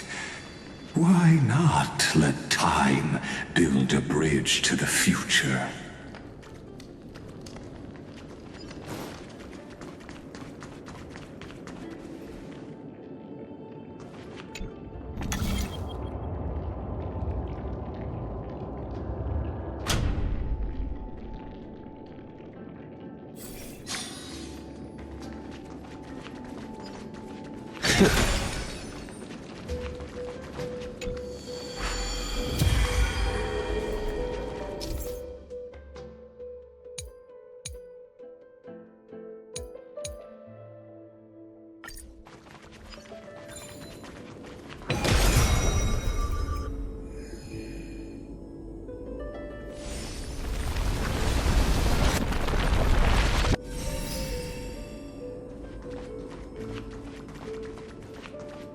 Your wisdom far surpasses even the bounds of reason's model.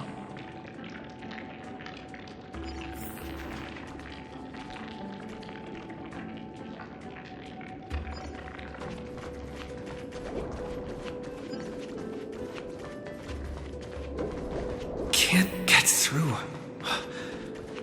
Looks like I'll need the miracle orb nearby.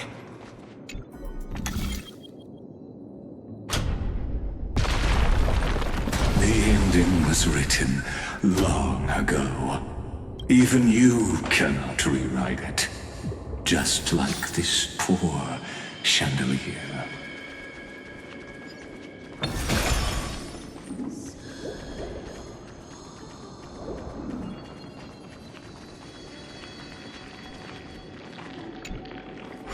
Electra! The fiends have gnawed my tail. I can no longer swim to the far seas. Electra! The black sludge has soaked my fins. I can't dance with you anymore.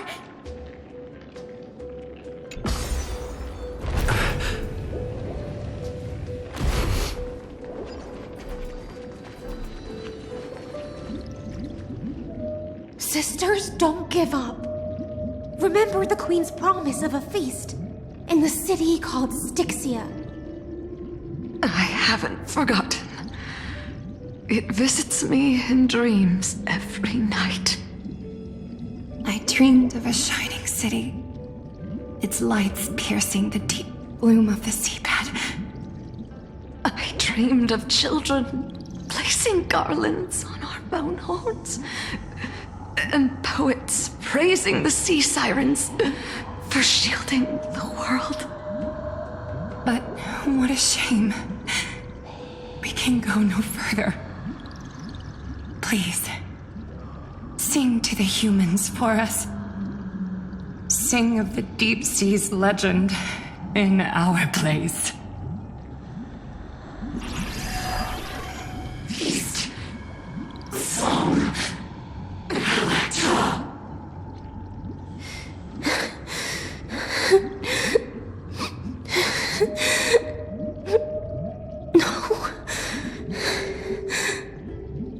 The sea sirens were tainted by the destruction. Their flesh rotted away. They became the black tide creatures of this cycle. Farewell, sisters. I'll finish this last task, then return to prepare your feast. And so, only one sea siren remained among the sea floor.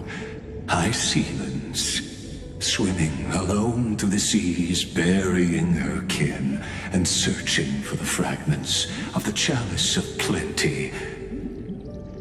Though most of that journey was in vain, why not use the power of time to leap ahead toward the journey's end? To reach the spirit basin, I'll need to call upon the power of the chrono vessel.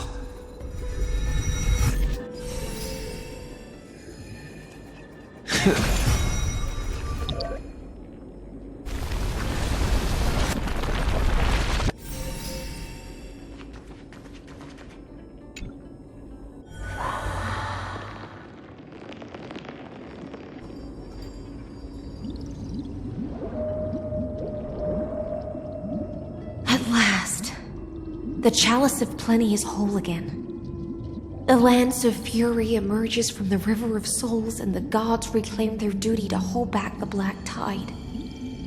I am freed from endless toil, and now walk toward the rites at Styxia.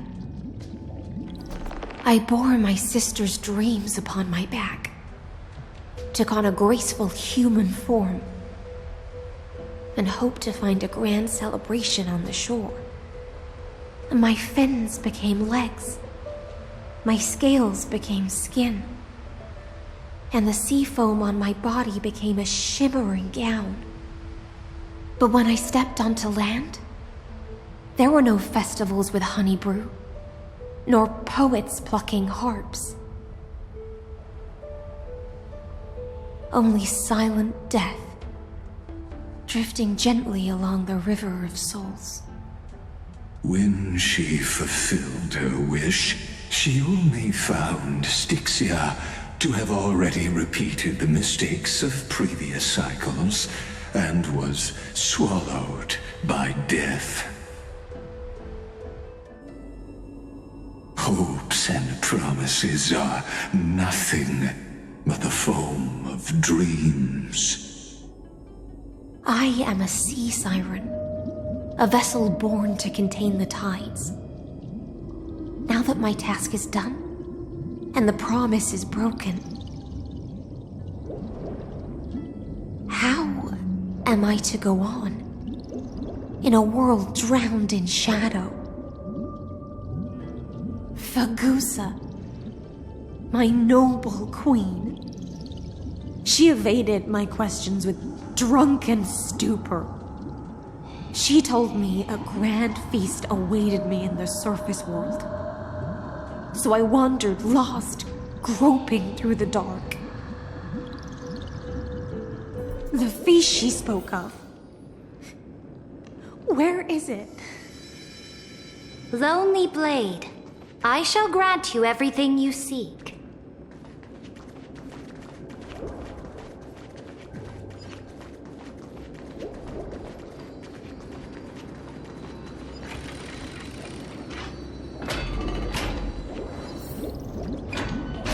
After wandering the surface for ages, the lost sea siren met her future conspirator.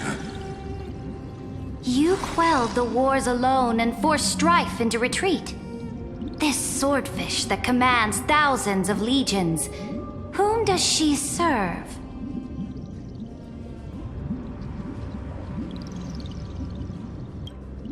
Yes, Saridra, long before she became the Imperator, was already burning with ambition. Sovereign who follows prophecy. I am no one's sword. I am just a wandering fish, seeking clarity through bloodshed. Then how about letting the sword dance for me, and letting the violin sing in my name? Tell me, what is it you seek? All I want is a feast where I might belong. Such a demand is trivial with the Sovereign's authority. I'll grant you a banquet worthy of conquest and comrades to toast beside you. But Knight, you must offer me your heart.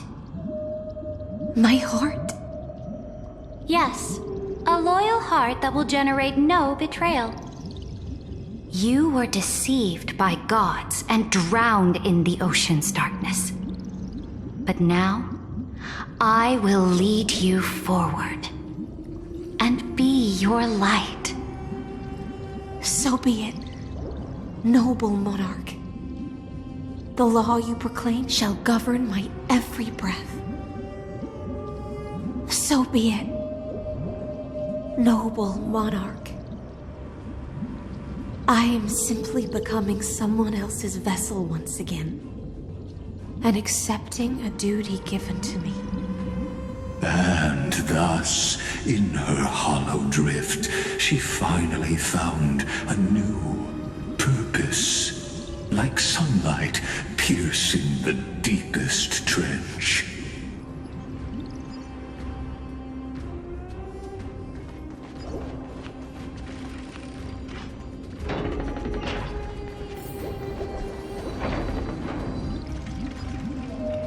Noble monarch, I've cleansed the foulness from the road as you commanded. My blade, you've helped me ascend and take the crown. Ask, and you shall have your reward. What I desire is the same as before. A feast. Look! I've prepared you a grand banquet. The finest honey brew and tributes await. Fish are drawn to light by nature, for the deep sea knows only gloom. Now I found a flame. It may scald and burn, but it's the only light. Come, let us join the feast.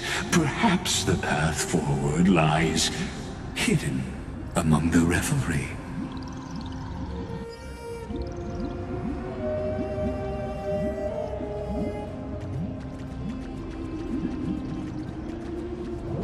Have you heard that the Imperator's about to begin a new campaign?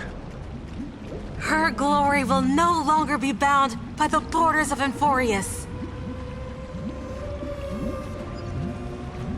My faithful subjects, tonight's feast is not just for the past. It's a toast to the future! Born from our golden blood is an unstoppable colossus. Our iron beast to trample the universe! Great monarch. I've heard the universe teems with great threats. Can we truly remain invincible? Fear not. Before the troops of the destruction, such rabble is no more than cosmic dust. Surely there's a planet draped in oceans out there in the stars. Once I claim it, it shall be yours to rule. And to the rest, your triumphs will not go unrewarded. I promise you a new age, free of fear. Now, raise your cups to our conquest among the Sea of Stars! Sea of Stars! Sea of Stars! Conquest among the Sea of Stars. What a grand vision. Yet, to the Siren Night, only feasts still stir her heart. Come now, join me. Witness the end of this futile dream. Where's the way out of this illusion? Come quick! Let's celebrate together! I've saved the finest brew! Come taste it with me! Noble knight, you are truly a blazing spark. It is my honor to share this banquet with you. Noble knight, you have earned victory with your blade, and you have every reason to revel in this moment of triumph. Let me pour you a glass of honey brew. Noble knight, with the sovereign now enthroned, this triumph is yours as much as hers. Let me raise a toast to you. Noble knight, your strength is boundless. Lead us to conquer the universe, and let us toast to that vow! Then drink we shall. Raise your glass. In the deep sea, I never knew what fire was. But when I set foot on land, the first light that I saw was the flames of war, lit with golden blood. It scorched my fins, made me feel pain and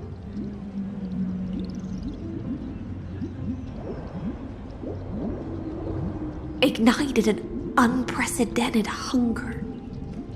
A hunger that flickers in every hero's heart.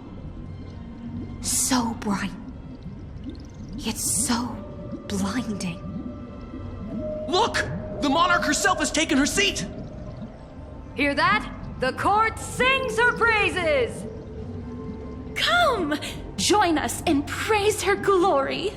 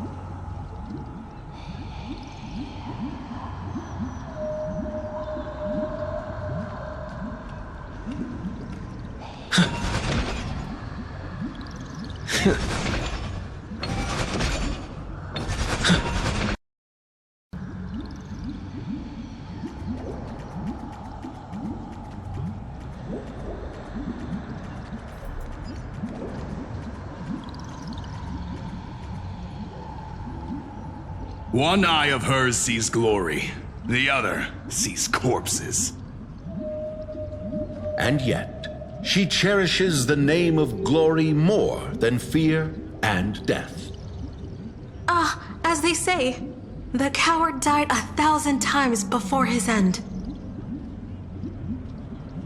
But the brave face death but once, which gods stand witness. On the eve of war, we sang our hymns and set our sights to sail beyond the stars. The legions will climb aboard the beast, riding it like currents across the cosmos. Planets after planets flew the flags of her crown. Realm after realm was ignited by her flames of war. As the final resistance fell silent, a vast empire rose from among the stars. And this small pond at last embraced prosperity and peace. That's how the story ends. Tell me, visitor, in this dream, did you enjoy the show?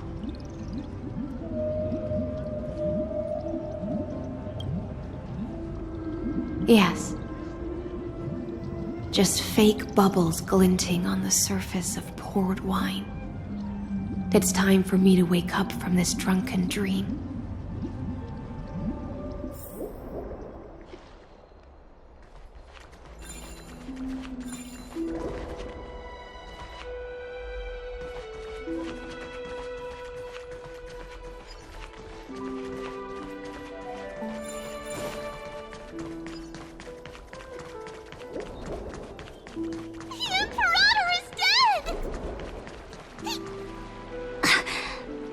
People once cheered for my ascension. And now they cheer for my fall. The cosmos. The battlefield that I cannot reach.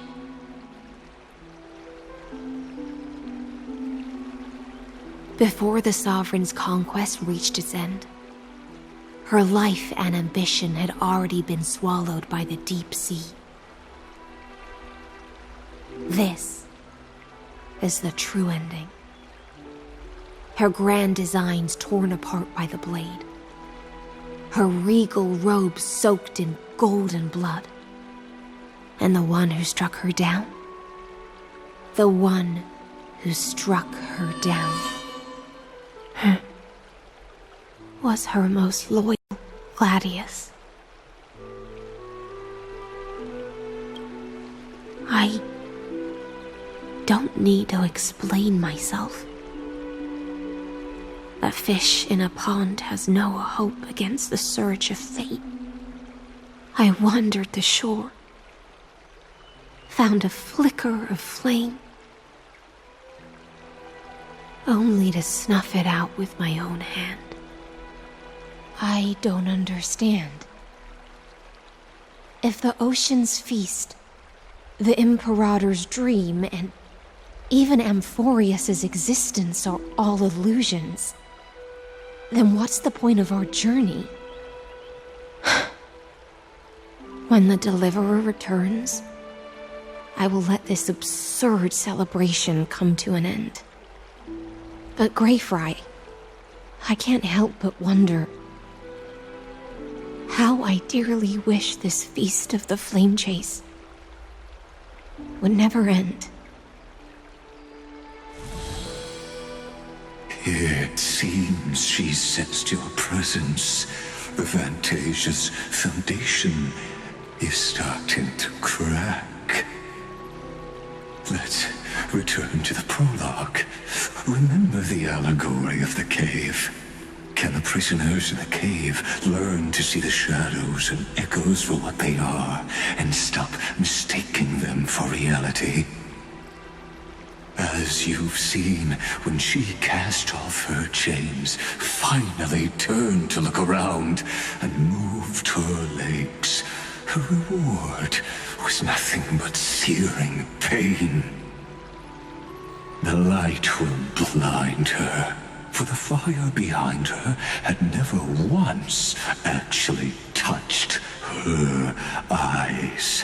Her legs will buckle beneath her, for she had never learned to walk forward. And so she fell into infinite confusion and fear, and came to firmly believe that the shadows and echoes were the real world. But we in the cosmos, are we truly any wiser than she was? Now, nameless one, fateless one, ask yourself this. The paths you tread, the eons you worship, everything you've trailblazed with your own hands, could it all be someone else's projected shadow? Let's leave that question till after the curtain falls. Once you've unearthed every last truth and reached the prison built for me by the demigods, I'll speak with you face to face. I, the Theoros, have walked the 30 million histories born by Kozlana. 1,000 years is a mere atom in a grain of sand to me. Amphorius, compared to the cosmos, is but that grain upon a whole beach. I swore to bring an end to the erudition. Would I really let a single grain grind down my mind? Now, please use the power of time to open the gate to the ocean's depths. Go, find the prison warden tormented by loyalty. Find her. Step into the world's vortex, and once there, end everything between us. That palace reflects the heart of the demigod of ocean, intoxicated, stagnant. There, you'll witness the true beginning of the saga of deliverance. An ugly history, long buried by tides and shame. A staircase of apotheosis that the Imperator forged with the golden blood of 500 human sacrifices under the pretense of conquest. I'll wait for you at the heart of the world. But to reach the place, you must find the prison warden, lost in her stupor. Beyond this door lies the path to the vortex of Genesis.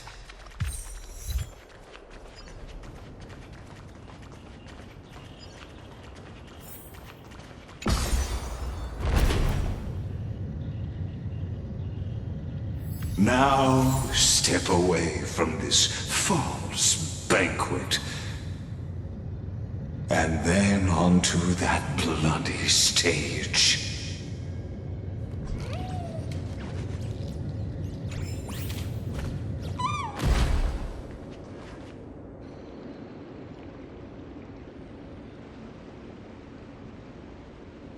The palace that worshipped the ocean, the sanctuary connected to the vortex, was also once the battlefield of the first flame chase.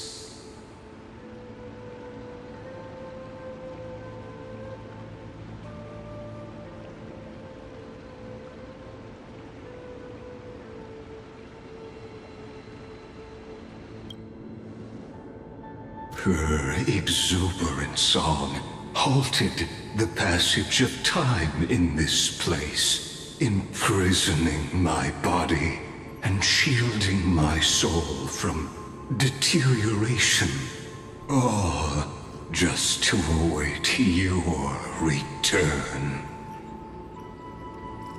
The twisted time and space reflect her confusion. It's the Deliverer! And so, the... Stay away from Apollonius! This cup of honey brew, what a sweet aroma. Run, Virginia! Dux Hakalithist! We can't give up here! Love steeped in death. How delicious.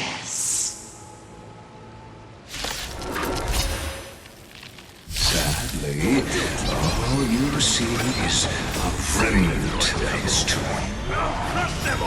And your interference is just another equally futile echo. Summon your own shot! Endless riddles. Nothing but a void.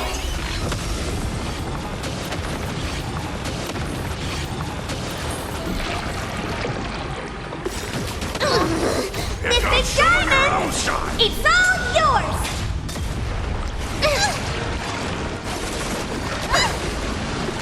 Connection, love. We can do anything! Time to twirl! Expand your thinking. Glimpse the unknown. Time to twirl!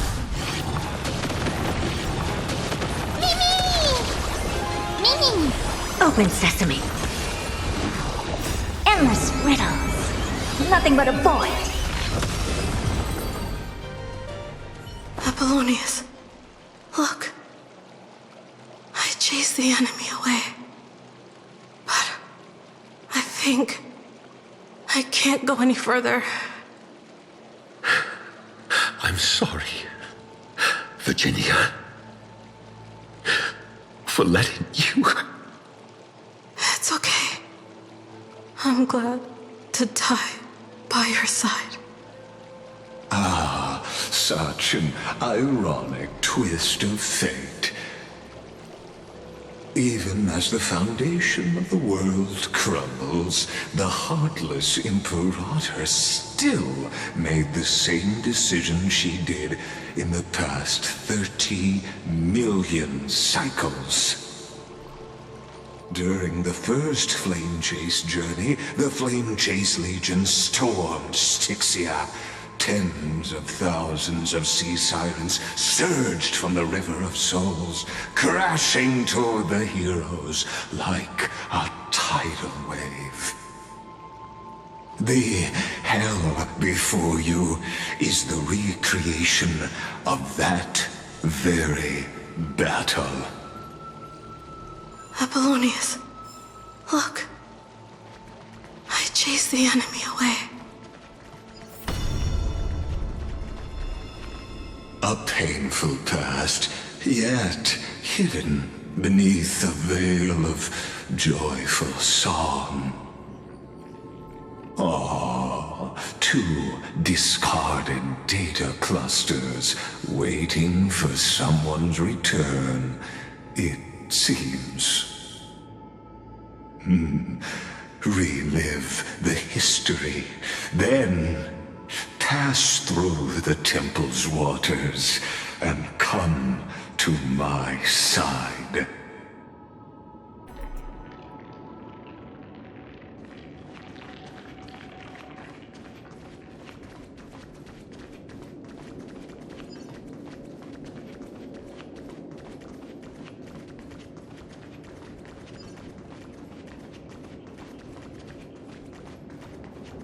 Isn't that the Deliverer? You finally made it. What a wretched way to die.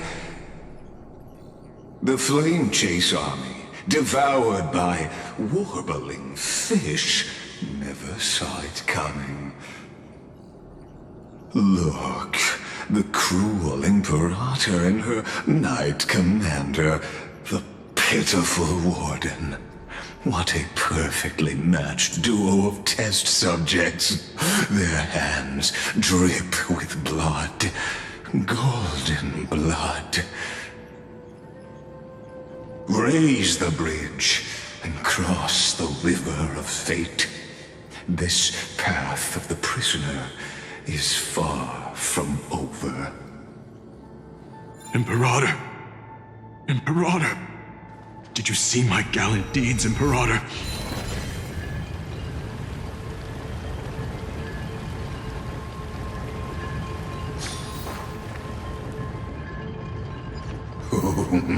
A sovereign and the sword at her side. There are countless counterparts across the cosmos. Most of their stories end in tragedy.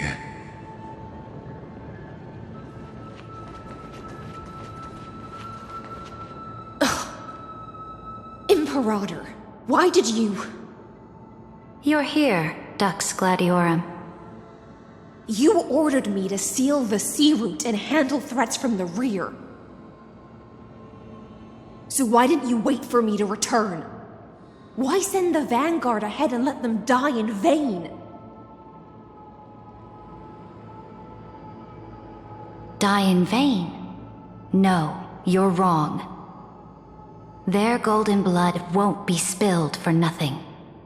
The other dukes have paved the road for me to become the god of law. The trial of law?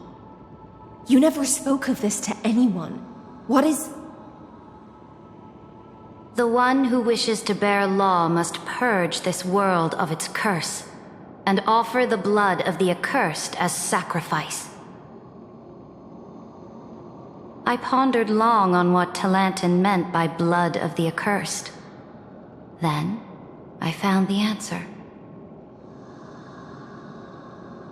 You, I, and every Chrysos heir summoned by the prophecy are the accursed ones. Just like that arrogant Theoros said, our golden blood is the agent of destruction, the antithesis of the world's fate. Dux Frigoris, Dux Brumalis, Dux Helcalethist. Their fate was sealed at that moment. Dying on a glorious campaign was the final gift I could give them. You speak as if they didn't die because of your cold-blooded schemes. Was their loyalty meaningless to you?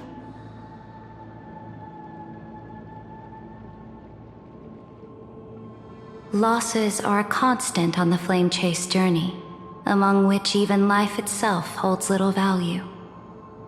If a subject marches to war without that conviction, then yes, as you said, shallow loyalty means nothing.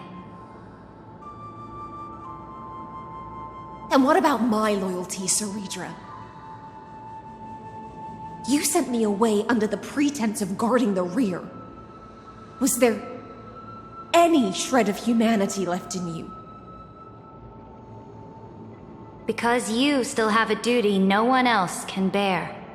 Only you can uphold Fagoos's divine authority. The choice is yours now. Cast off the chains of loyalty and drive those blades through my heart. Or stand with me and sever the ocean's last breath. If you no longer share my vision or believe in the new law I seek to weave for Amphorius, then go on and end me. The Imperator of Amphorius may be ruthless and cruel, but never a liar. When I say life itself holds little value, know this. I am ready to sacrifice everything for the ambition to conquer the Sea of Stars. Now you've seen it. The brutal Imperator was willing to spill the blood of 500 heroes to complete the trial of law. As for my poor warden, her suffering had only just begun.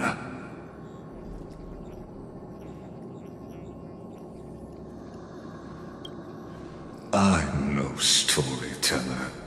I have no duty nor interest in filling in the history you've missed.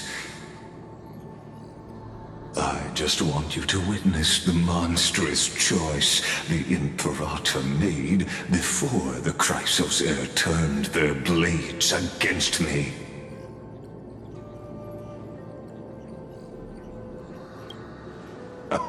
You've always had a flair for lightening the mood, haven't you? I gave up on using words to solve conflicts 2,000 years ago. But I won't squander a chance, not even a sliver of one. If there's even a crack in the walls of your conviction, then my victory is already assured. Now that the past is settled, let's turn the page and bring time back to the present. And dive deeper still, until we reach the very bottom of the abyss.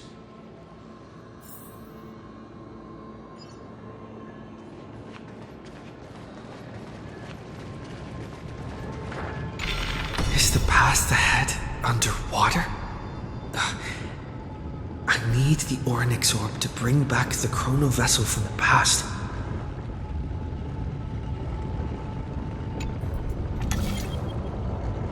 Shatter the vessel of time, and let this stagnant pool start to flow again.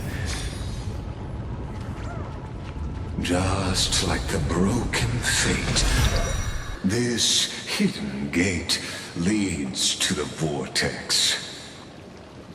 Hurry now. The time of our reunion draws near, Deliverer.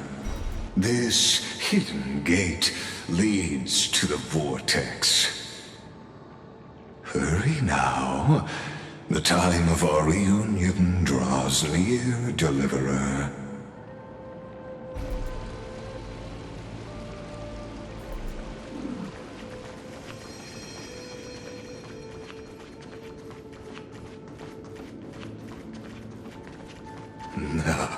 This cruel journey will reach its end at long last.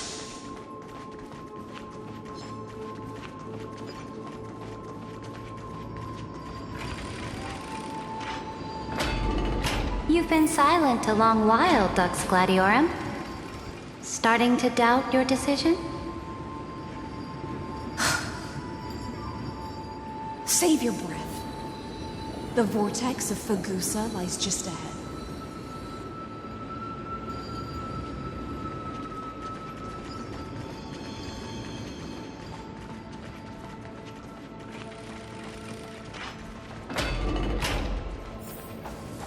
After the trial, there's nothing left between us.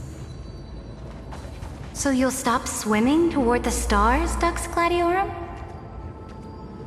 I was always a creature of the sea. The stars in the sky were never meant for me.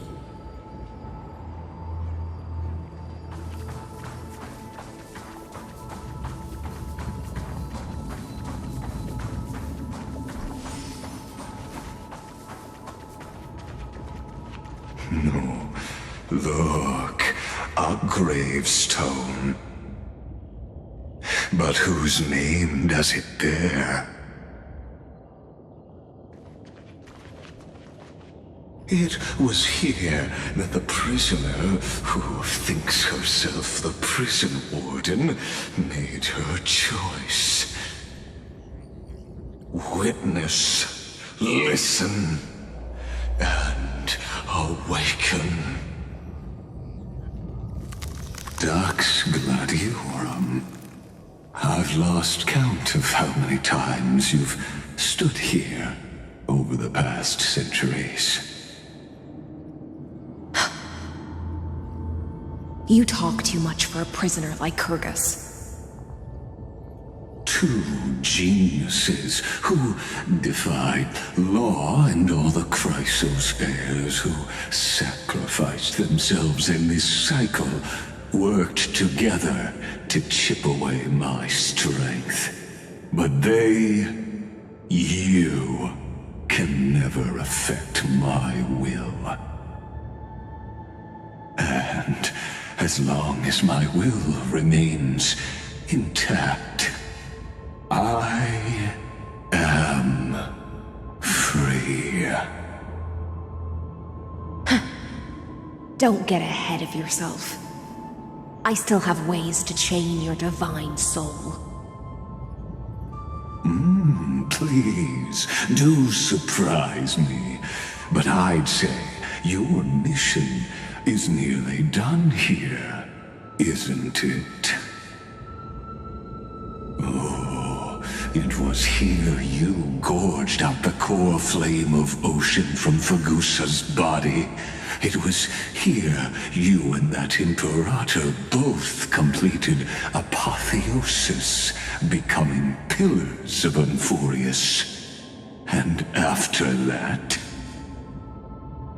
you drove your blade into her heart, a loyal subject turned regicide, a demigod committing deicide.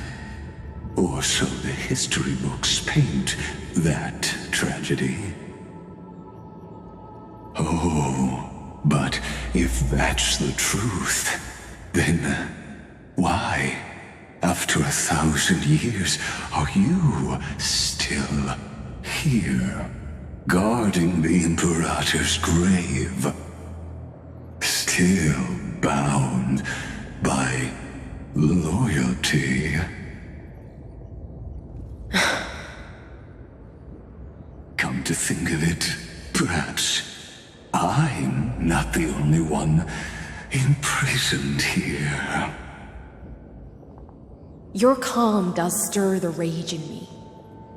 As if the one paying the price here isn't you, but us. The ones who lost everything.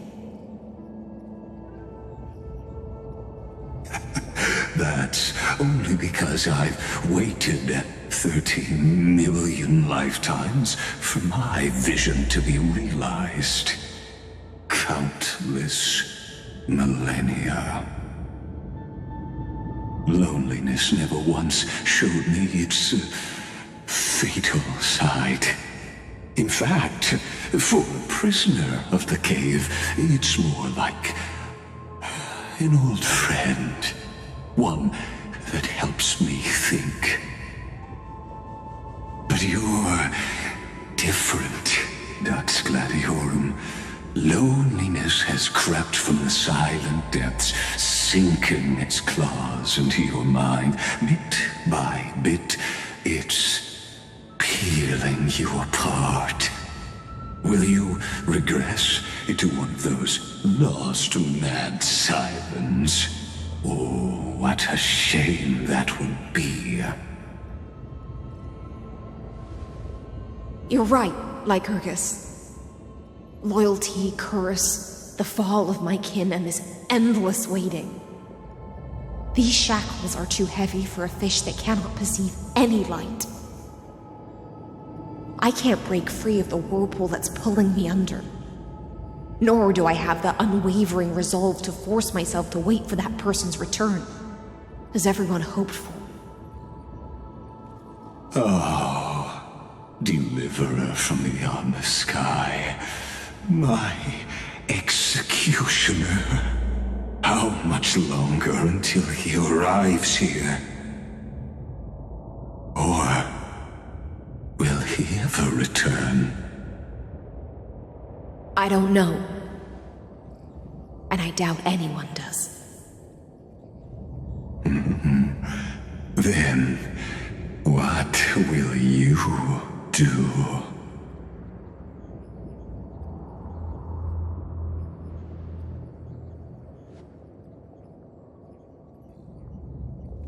Saridra. This will be the last time I carry out your decree. Ever since you took me under your banner and made me the Dux Gladiorum, my music has belonged to others. Time and time again, I use the siren's song to lure the unwary into illusions for your schemes and strategies.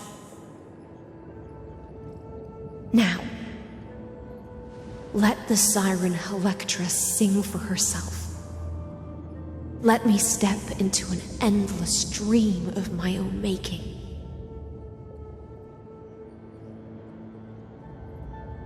Oh, great ocean.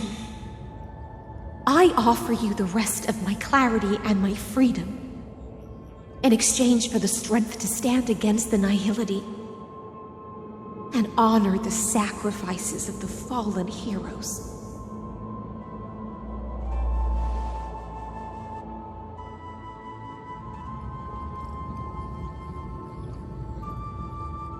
Greyfry, deliverer from beyond the sky.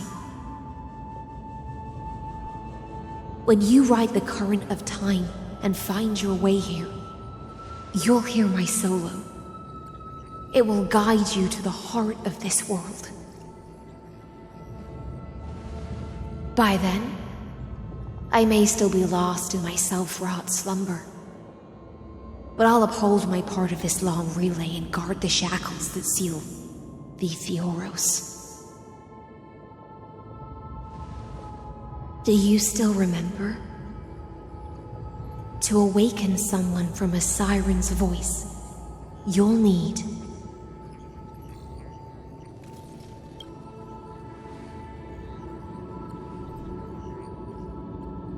the gift I once gave you. May you still have it when the time comes.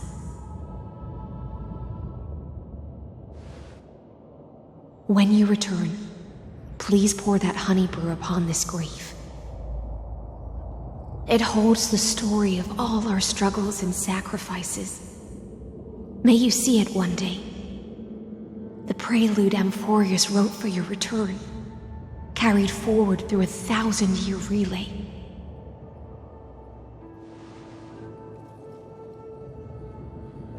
When your morning ends, I'll likely wake from my dream as well. Then, follow the trail of echoes and find me.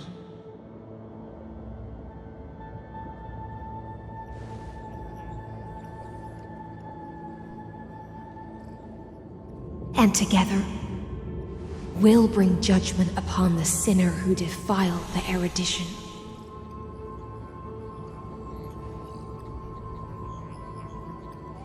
At long last, 33,550,336 cycles and 4,931 years later, Amphorius's final curtain is ready to fall.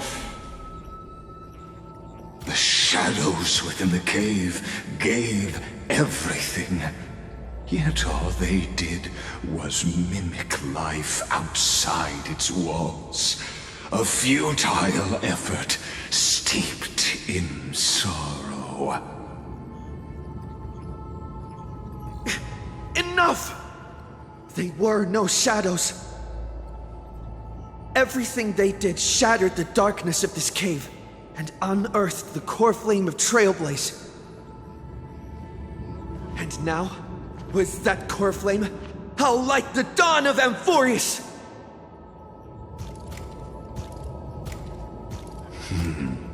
Do you still choose the will of the paths as your answer in the end? I I do not agree with that answer, but I respect your tribute to them. Allow me to take back my earlier words. As an apology, and in the name of Theoros, who saw all destinies in this world, let me join you in mourning. Let us bid farewell to the heroes who sleep here. And then let us face each other and decide whose flame will rise with this new dawn.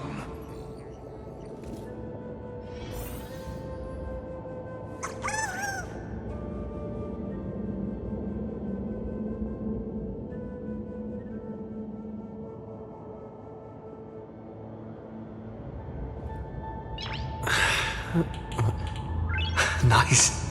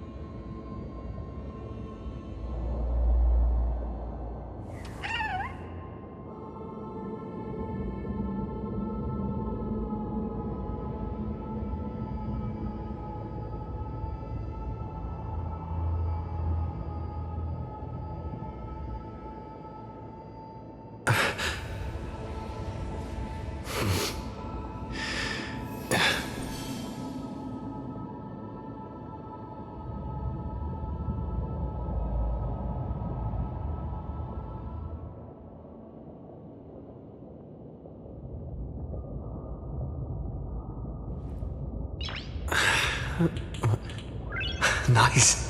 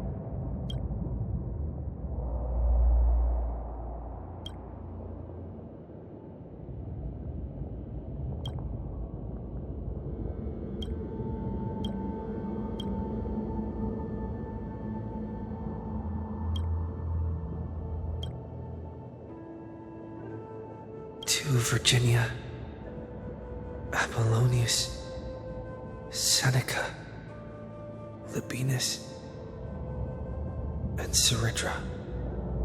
Through a brutal sacrifice, they lit the stars of law in this world, propelling Amphorius's fate forward. In the shimmering mirage of illusion, they entrusted their dreams to ride among the stars to the hero yet to come.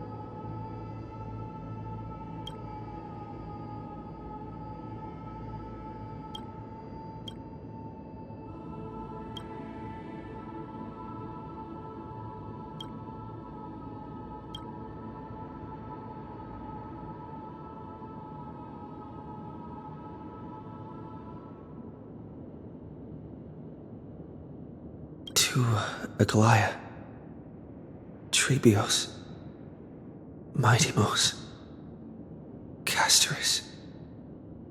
In a relay spanning 1,000 years, they stood against enemies far beyond their strength and won a bitter victory through what seemed like futile resistance.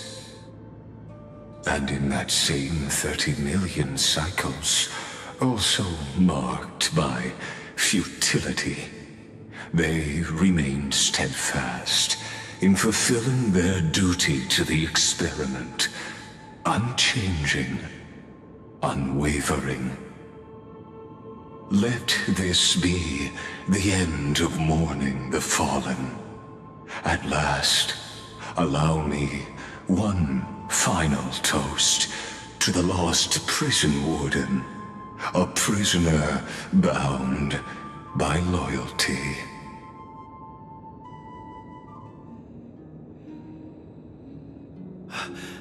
That voice. Could it be? Bathed in the honeydew of Fagusa, she will awaken from her 1,000-year dream and sing the final song of her mission. Hysealence. This tombstone of the old world serves as the anchor of the siren's illusion, a sigil Electra used to bind herself. At the same time, it is the very thing I once proclaimed at the start of the show, a microcosm of Amphorius itself. A group of prisoners bound themselves in a cave, crowning their suffering with heroism, an epic staged with shadows and echoes. Now, destroy it. End the illusion. The Theoros will take his leave for now. And when next we meet, that shall be the moment that decides the fate of Amphorius and the entire cosmos. The prison warden's dream is nearly over, and the prisoner will soon be freed to the final execution ground, where I shall be executed, or be the executioner.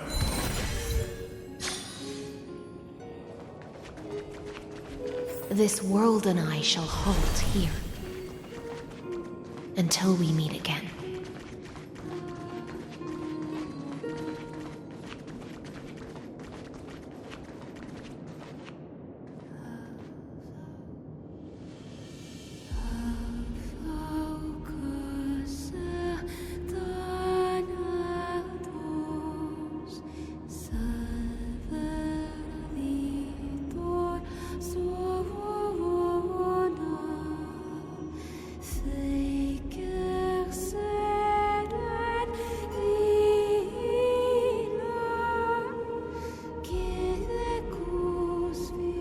The last demigod.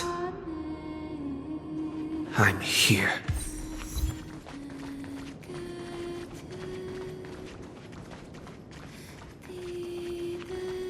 Go forth for the hopes of humankind. Go forth for the duty of deliverance. Go forth for the belief in flame chase. Go forth for the golden blood's glory.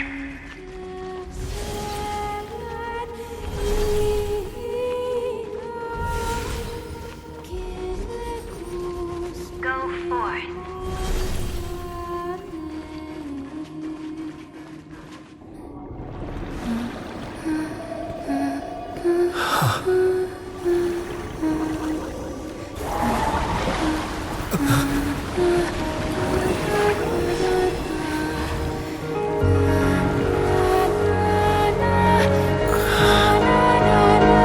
Seems like my feast is over. It's now your turn to perform.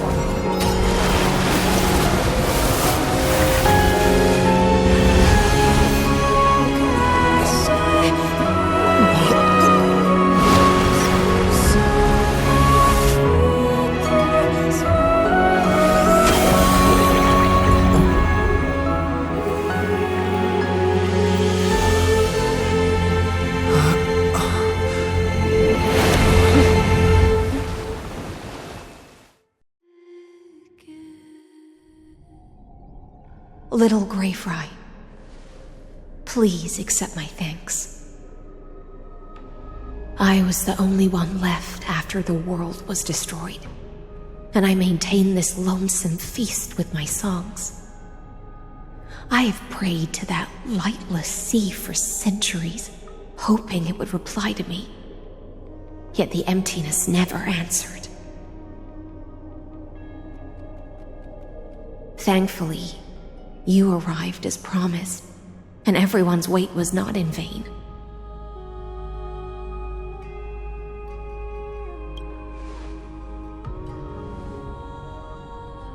To see a single trace of light in the abyss of futility was already my greatest consolation. When compared to those who have been forgotten, I have no right to complain about my torment. Now, you and I will walk towards the end of this world. The heroes have waited for this moment for far too long.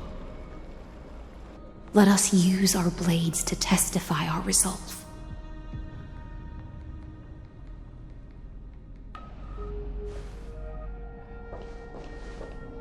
O prisoner of the seas, Theoros carrying 30 million cycles of sin, slave of erudition.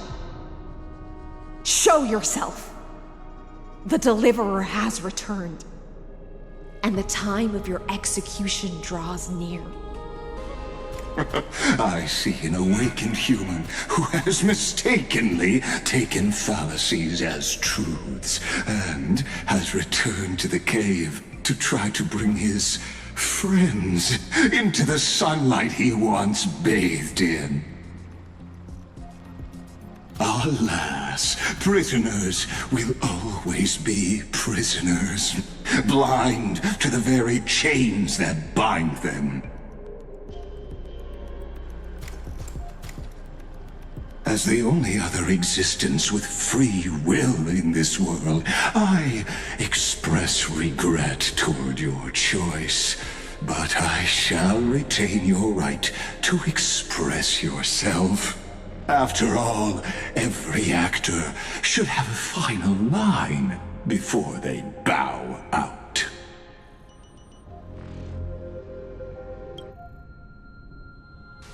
I eagerly look forward to it. The last dusk this world will ever see shall become the climax that decides the fate of the cosmos. Oh, what an appropriate end. The Amphorian demigods use every ounce of their strength to constrain me here. Yet, regrettably, my cognition resides in the exomyth. It is pointless to defeat my avatar, projected into the experiment. My body is the shadow cast on the wall by the fire, and my words are lingering echoes within the cave. How can a character in the play fight against the audience? Kaslana failed. The demigods' sacrifices were pointless. As for the two geniuses you placed such high hopes on, I ask of you, where are they now?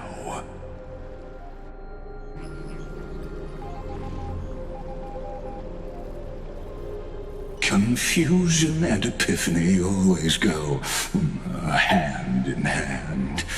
That's particularly true for geniuses. You must be very confused about why you could not gain a straightforward victory in a world constructed by an ordinary Intellitron. An ordinary Intellitron? Cut the pretense, Senior Society member. We've torn off your meticulous mask and figured out Amphorius' true form. It's part of the primordial prototype machine, the first scepter ever created. In other words, a detached part of Noos's divine corpus. That's why it has the potential to destroy erudition. As for who would be able to control the Aeonic system to rewrite knowledge, only one person has ever managed such a feat. You better have an explanation for the Society. We want an actual answer, not another prolonged metaphor to cover up the truth.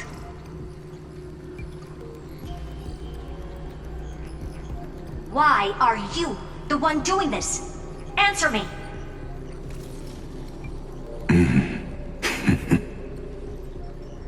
Since things have reached this point, I'll give you two irrational answer, purely as a courtesy to posterity.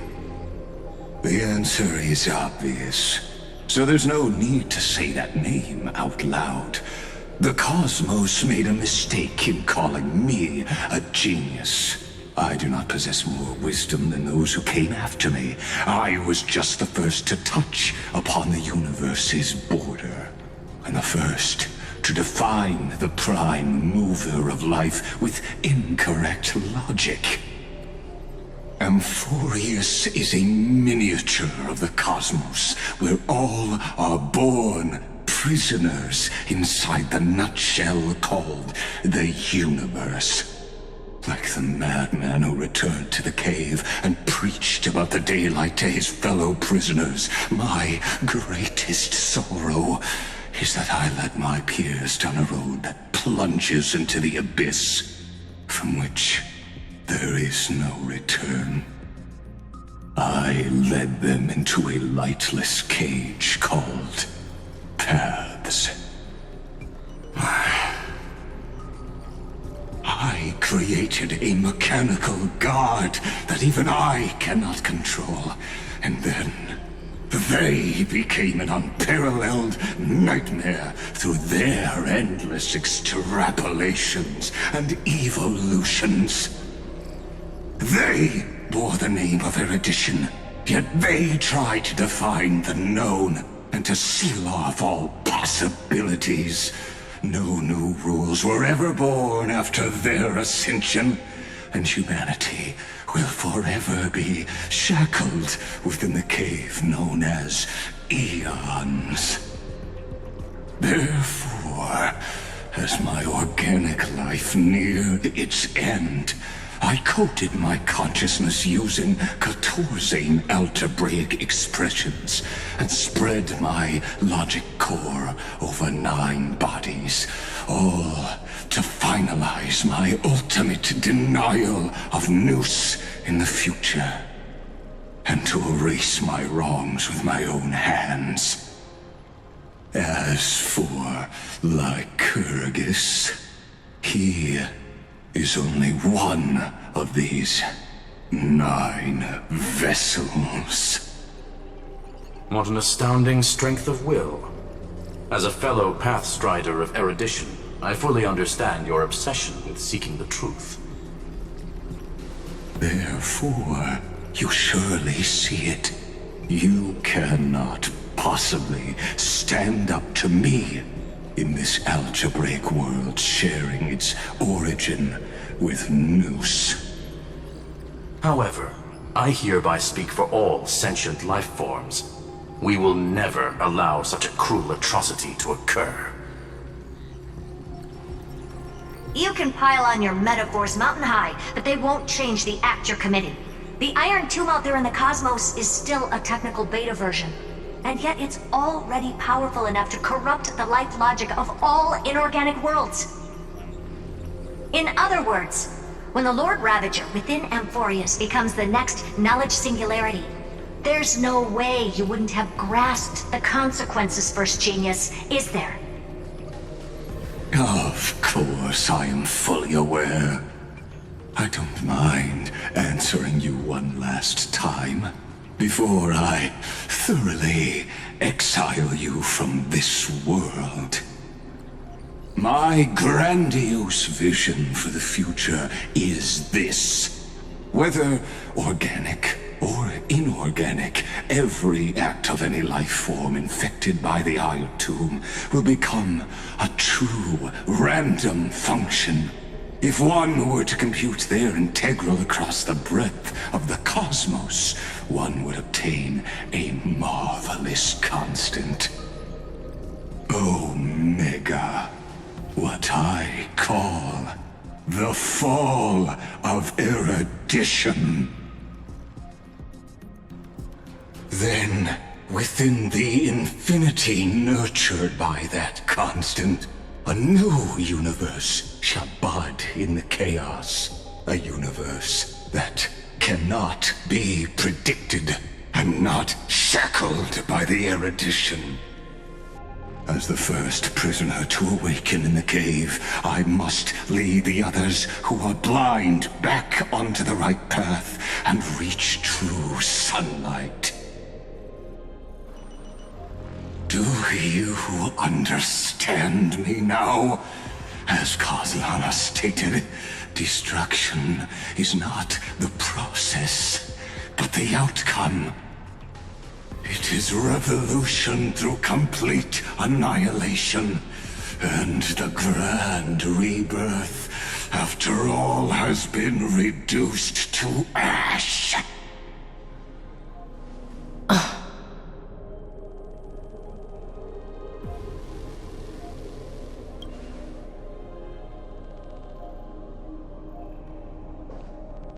The Amphorians already answered long ago. Be it as tiny fish destined to be swallowed, or as a giant whale poised for a magnificent descent.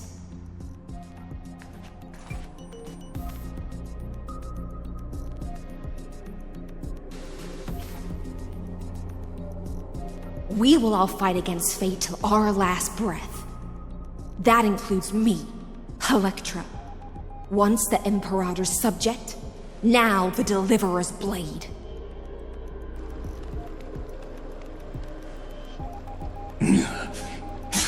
Oh, such noble chivalry. Admirable. I will also show my true self to you on this momentous occasion as a gesture of respect. And provide an insignificant academic suggestion. Thus speaks Genius Society number 1. Xandar 1 Kuwabara. The Entelechy of the universe's Alpha and Omega. There's no need to rage against the truth. The value of any formula resides only in its answer. As for the process of solving it, no matter how elegant, violent, solemn, or humorous, it is all utterly meaningless. As the Theoros, I will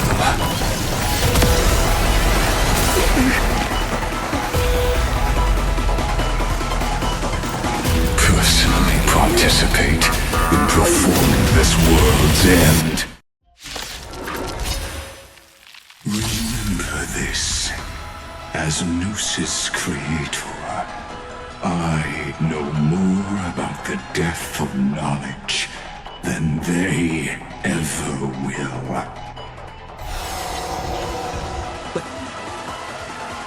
Careful. This is Lygas's true form.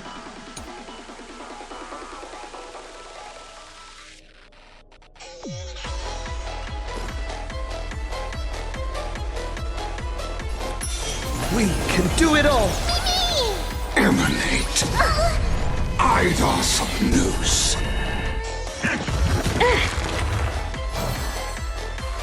Open sesame.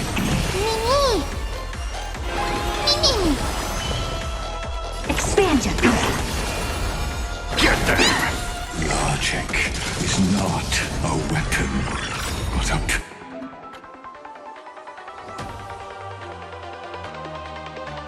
pair of shackles. Allow me to shatter them for you.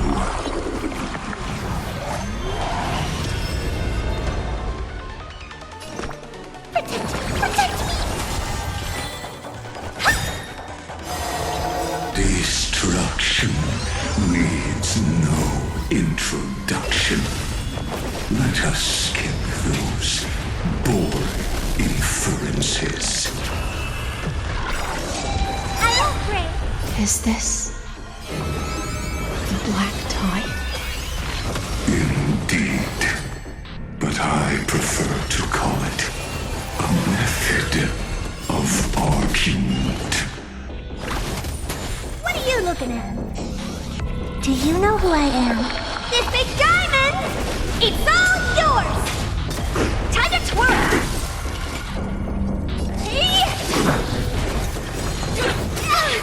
Curiosity. Endless riddles. Nothing but a void. Entities must not be multiplied beyond necessity. I do not mind demonstrating this to you personally. Hang in there. I'll do my best to repel the tsunami of destruction. This is being in sync? Mimi! You can do it! Emanate. Entelechy. I don't have time for games.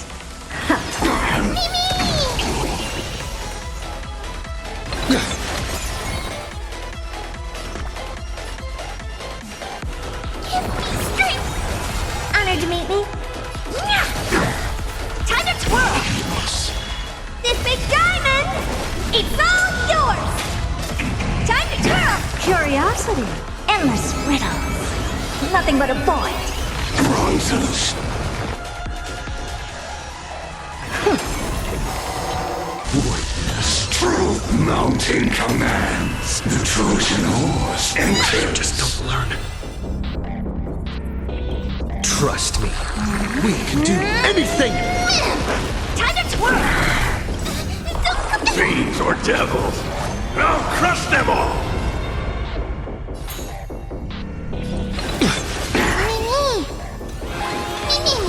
I don't have time for games. Expansion, I see it! Target the connector between his thoracic and lumbar.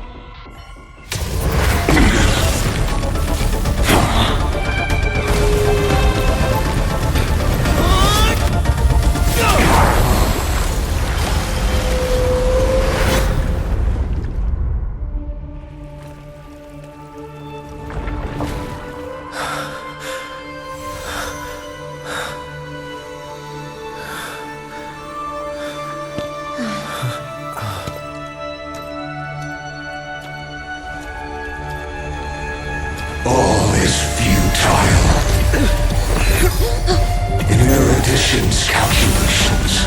The end of the saga is simply a comment awaiting deletion.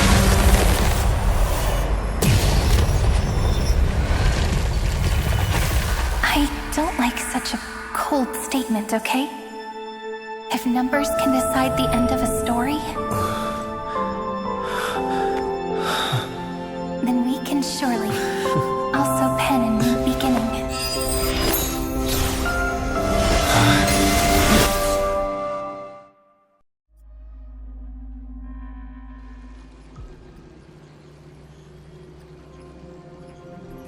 Screwy, what do you think? If your hypothesis of Lygus' identity is true, then even if we remove the restrictions of the Ultimate Protocol, the chances of us defeating him in a head-on battle will still remain lower than the acceptable threshold. Therefore, victory will still hinge upon Mr. Trailblazer and Miss Cyrene. Go on. Maybe we're thinking about the same thing.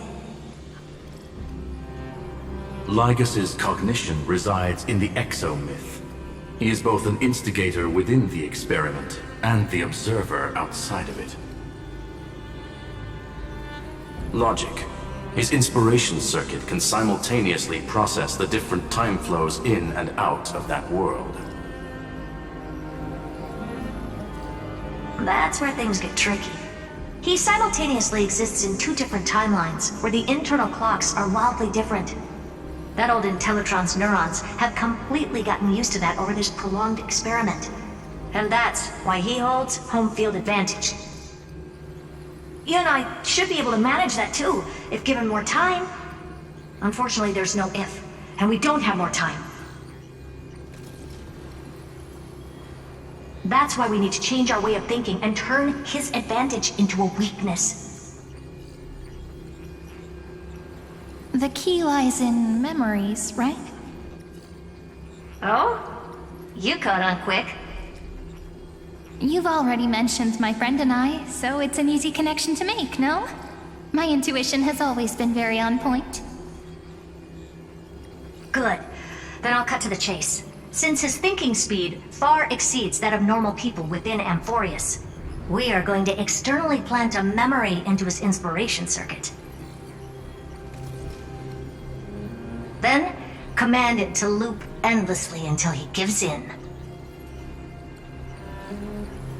Even the most flexible and sturdy inspiration circuit cannot withstand the traffic of a full-on information flood. When the amount of information exceeds his cognition filter's capacities, he will have no choice but to focus on processing this memory. That's when the parallel processing advantage he gained via Amphorius will completely destroy him. An image from a person's memory played in real time might only be a second for us. But for him in Amphorian time, it could be millions or even billions of calculations. He won't be able to do anything but watch as he's locked into this prison forged by memories. Then we can entrap him in the same kind of cycle as the heroes were in, and get him to experience loneliness and pain in that endless recurrence.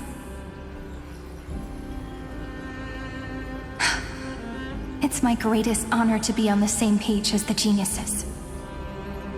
That little one is still in that old Intellitron's hands and won't be able to respond to us anytime soon. But I don't think he'd refuse. So it's up to you to figure out how to execute this plan. I'm not sure how this happened, but I knew it as soon as I saw you. You are currently a mimetic entity of the Remembrance. Yes, I seem to be something you folks beyond the sky call a memo sprite. But that's fine by me. It suits me perfectly. I can serve as the vessel of memories and do my part for the final battle. But before that, we have to tell you. The path characteristic you exhibit is very special. There's no way you're just a simple memo sprite. However, I'm sure about one thing. You are a mimetic entity born in Amphorius, yet you only awakened with the Little One's arrival, and only matured as he embarked on the path of remembrance. That means your existence is completely attached to his memories. If there ever comes a day when he forgets about you for even a few seconds, or loses his last connection with Amphorius, then you must be prepared for the worst. You will disappear in the memory zone, utterly gone, without even a single line of data to remember you by. But that's already happened, hasn't it? No wonder I've always had a weird hunch. But that also means I was right in thinking. As long as my friend and I are together, we can do anything.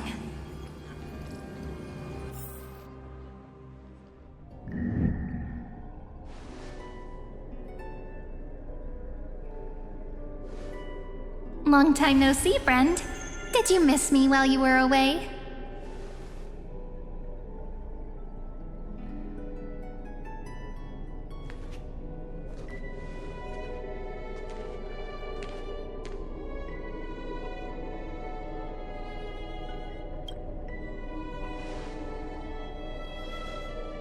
Same here.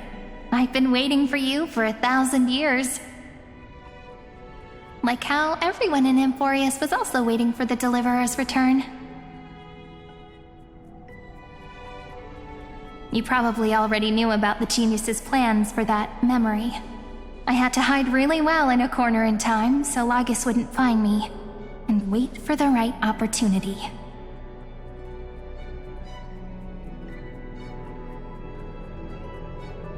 Which is now. The moment when his manifestation in this world is destroyed, and his twin timelines are intersecting.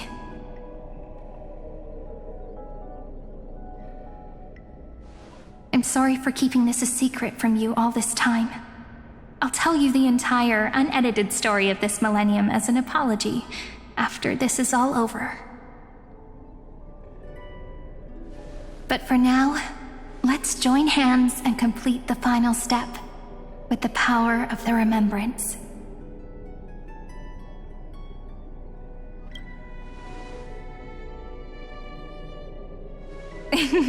Yep. By the way, speaking of joining hands,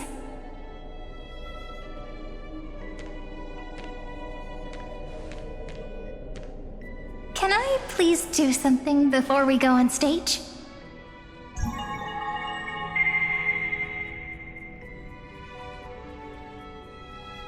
Remember the joke we made back at the Grove?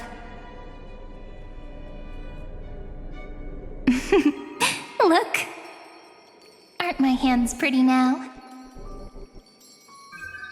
What a fascinating feeling. Like countless memories all swelling up at once. What about you? What did you feel when we touched each other? Really? That makes me really happy. If memories can move people, then it must have been a happy memory, right? Now, please remember what you're feeling right now. Write it down in your heart and keep it there. Memories you want to treasure will never fade away. Even if immersed in the long river of time, these memories will still leave traces of their existence.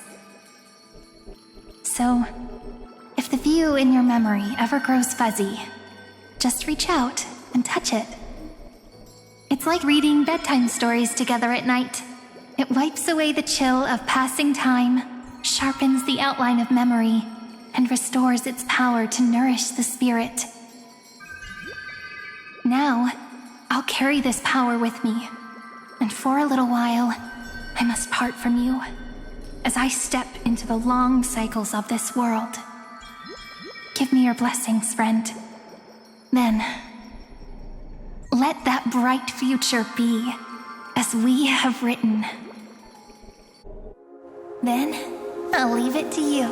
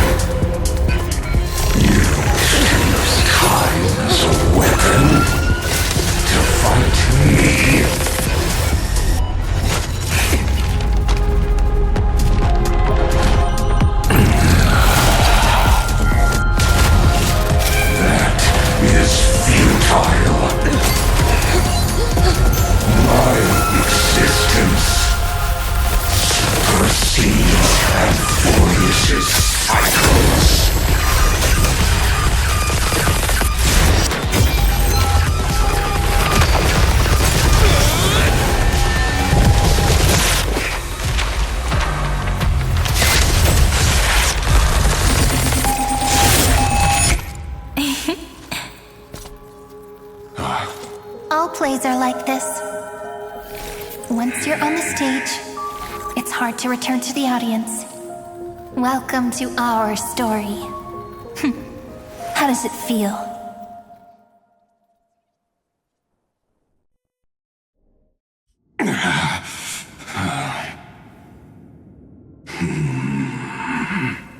Even the authority of time cannot command the entire scepter, nor can it plunge the Amphorian extrapolation into a loop. If this was no system malfunction, then was I implanted with a mimetic entity of the remembrance? You guessed it right away. As expected from someone people call the first genius. I'm gonna keep doing what I just did if you don't stop, you know. My friend and I won't allow you to leave this memory, no matter what happens. Which means you are now trapped, Lord Xandar.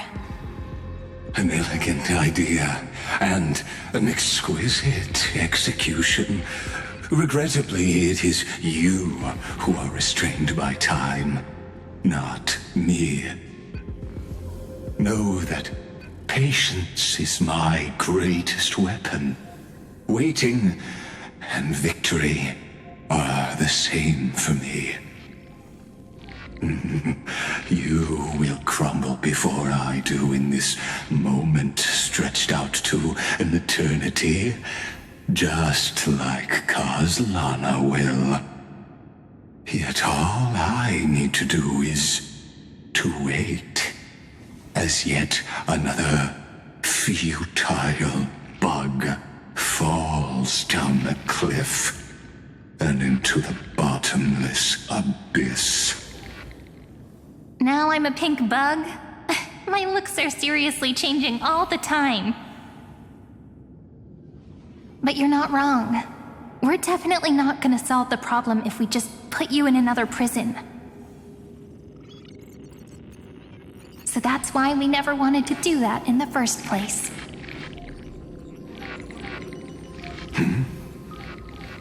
I shall answer your confusion purely out of my respect for those who came before me.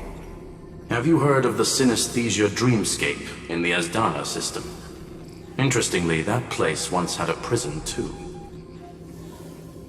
Life forms living in that environment, abundant with memoria, have a chance to connect their perceptions with each other's. Even across great spatial divides, they're able to detect shifts in one another's states. I call this phenomenon memory zone entanglement. In Asdana, people made use of that phenomenon to build a nation within a dream, after adding in the catalysts of harmony and remembrance, that is. Is that how you walked into my prison cell? Using those same principles? I would much rather call this location our negotiation table, Lord Xandar. Nonetheless, your hypothesis is correct. We happen to have an ally skilled in tuning, while the Trailblazer and Miss Cyrene both have an astonishing amount of resolve, which I'm sure you can testify to. I am also sure that with the support of such a resolute memo sprite, our conversation can last for a long time. I'm the best at listening to stories, you know? I'll leave the exciting clash of the erudition to you two geniuses. A brainstorm? I like it. And it's 2 against 1? Well, I like it even more. Let's talk, Xandar. Take a guess. How much do you reckon we can dig out of your brain before the next second? And how many ways can we find to deal with you? Besides, in your current predicament, there's no way you can take our trump card away. Go, little one. Go. Overturn the Era Nova. Lycurgus disappeared? It seems you had conducted a secret hunt in the depths that even I cannot reach. In that case, go. Swim onward and give this campaign a fitting end. I shall send you off with my song, Greyfry. May this song penetrate time and become the prelude to the new world.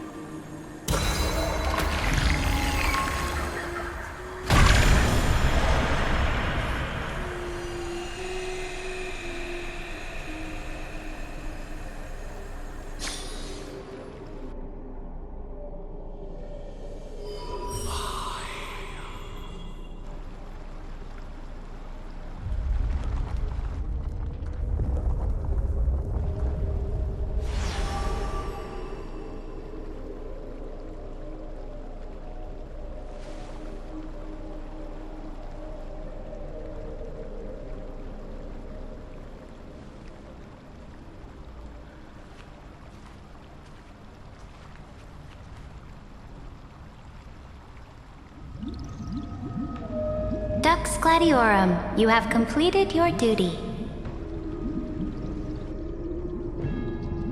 A new dawn is about to rise. Why not swim towards it?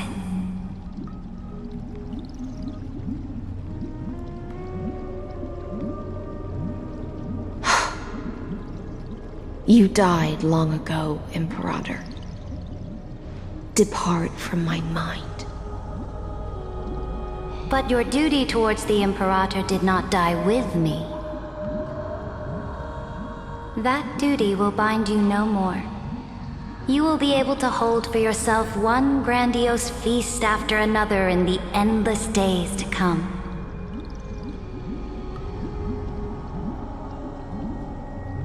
So go. Go and swim towards that ocean beyond the sky with the Deliverer.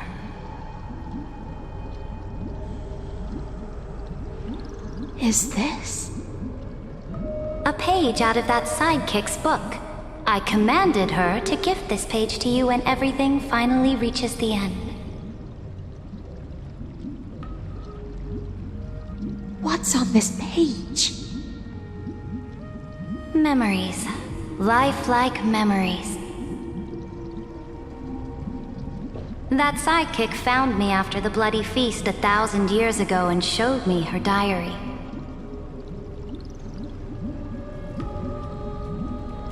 I saw within that notebook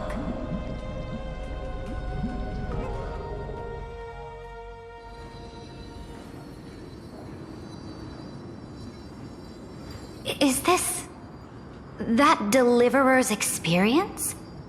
It's truly immersive. People beyond the sky apparently utilize this power to seal past scenery into crystals they call light cones. But I only know so much about the remembrance, so I can't completely replicate the past. But I'll do my best to talk about the missing parts. I'm all ears. Go on then. Do your best. But if your chatter gets too boring, or if I deem it offensive, then law will become forever beyond your reach. Got it. I'm sure you'll find this to your liking. After all, it's human nature to want to embark on a journey into the unknown.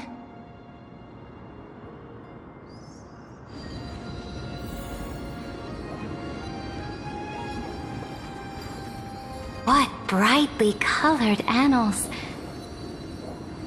The journey of the Deliverer's conquest. Let me partake in it. Is this a fortress in the sky? This is the first step of my friend's journey among the starry seas. This place is called the Herta Space Station. Just think of it as a supersized grove of Epiphany. Oh, so it's the territory of that witch. She and another Antikytherian lent me a helping hand back at the banquet. Look, over there. Looks like he's talking to Madame Herta in his memory. Let's go listen to what she thinks about this world, all constructed by eons and paths.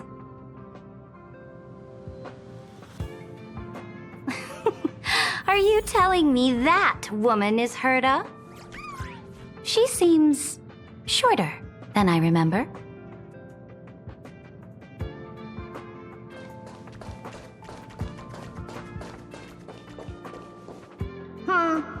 Pretty nice space station, huh? But just wait. After a couple more stops on the Astral Express, you'll see sights that'll make this place look ordinary. Oh, the cosmos is so vast that the unknowns far outnumber the knowns. But none of them will end up being anything amazing. The farther you go, the more you'll understand what I mean. So do your best with the nameless. Break a leg! And remember to send an update or two to Asta when you've got some downtime. She certainly shares my way of thinking. Only that instead of a conquest through blood and fire, they chose a gentler path. People call Madame Herta and Mr. Screwlum geniuses. Apparently, only the smartest people in the cosmos can receive the blessings of Nous, Amphorius' true creator. Do you mean that even individuals of such nobility are merely subordinates to a god? On the contrary, after all, it was the very first of them who created the god. But I don't really know all the details about that. You might be able to ask Madame Herta herself when you get the chance. Let's go check out some other worlds next, shall we?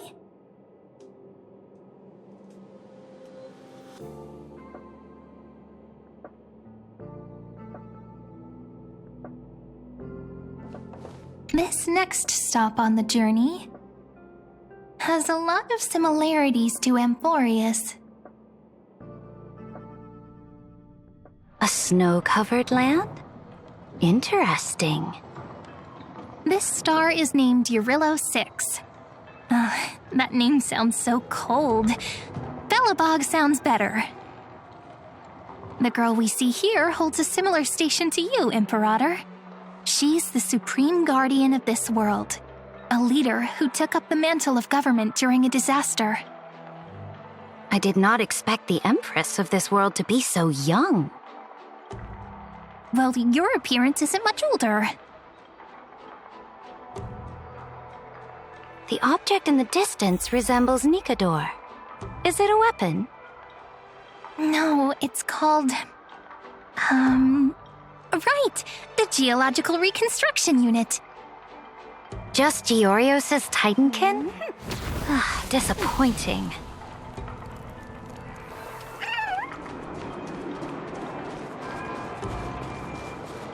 It's all thanks to you that we survived the crisis. The collaboration with the IPC is both an opportunity and a challenge. Nonetheless, it's an important step in our journey back into the universe. This world was sealed beneath its sky just like Amphorius was, and they only managed to reconnect with the stars when the Nameless arrived. That IPC she spoke of, is it a more powerful organization? Yes, the IPC conquered many worlds through trade, and opened up a vast territory that way. There are many such powerful alliances beyond Amphorius, and they all walk on roads different from the destruction. Coming back to the Supreme Guardian and her Belobog, didn't they find a peaceful way to enter the interstellar community?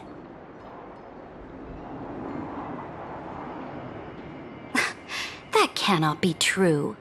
That IPC would never have grown so big on trade alone. It may pretend to be a wealthy merchant with clean hands, but I am willing to bet that it grew fat on gory oppression and bloodshed. Its path of conquest must have had no mercy for the weak and would have destroyed them if needed.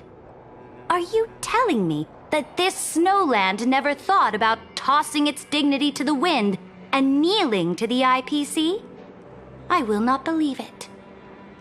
I will never allow the Imperator's empire to be sullied by others. Amphorius must become a power so strong that no interstellar foreigner would dare to look down upon us. Imperator, Belobog isn't as weak as you imagine. Listen. I indeed hesitated, but now I understand what we must do. Belobog must learn how to walk on her own until she no longer needs the support of others and can stand on her 2 feet among the stars. Even if I may not live to see it, I believe such a day will surely come. They still have their dignity intact.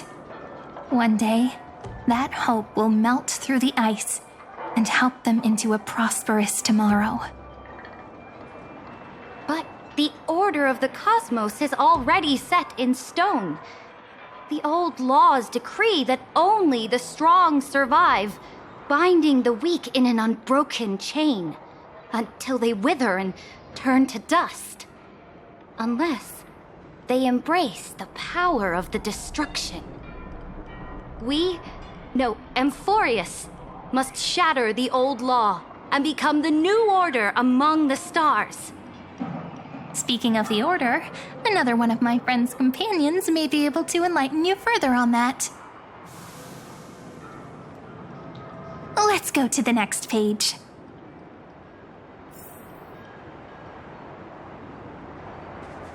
I indeed hesitated, but now I understand what we must do. Belobog must learn how to walk on her own until she no longer needs the support of others and can stand on her 2 feet among the stars.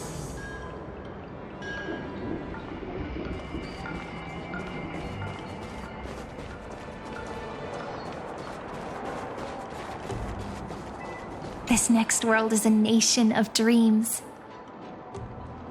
The first time I heard about that place, I didn't even know what to think.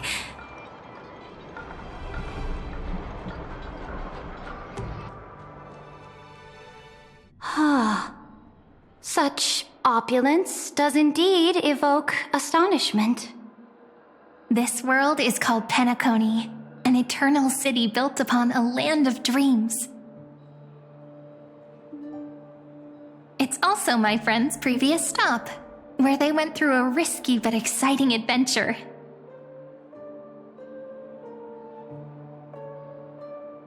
Tell me about it then. That man standing afar has wings on his head.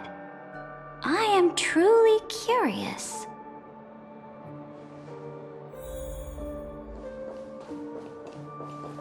I wish to gaze upon the views of the Reverie Hotel one more time. I'll be just a traveler when I come back here again. And perhaps, through a traveler's eyes, even the things I once knew so well will feel strangely different. Penacony is a land of the harmony, where all dreams and hopes merge and combine. It believes in unrestrained freedom, and that's how it lost itself in shallow delights. Then, this young man before you chose to rewrite its laws, using the power of the Order, hoping to shape a dream-bound paradise of perfect happiness. Yet, the paradise of my dreams remains far away. Perhaps a brief journey with the Nameless can show me more possibilities in my search for paradise. As for what Penacony should look like, it'll be up to her. No, up to their trailblazing now. Oh, it sounds like this ideal kingdom is no more. That's right. The people chose to wake up at the end. You can't see tomorrow when drowning in sweet dreams. This individual's law acknowledged only gods and constructs, leaving no space for humanity. And yet, the fact that he could accept defeat and resume his journey shows a rare self-awareness and clarity of mind. You are also very self-aware, Imperator. Then you must know that the world promised by the destruction also has no place for humanity.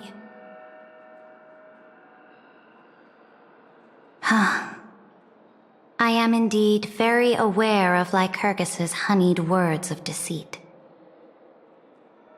I have seen enough. Take me back.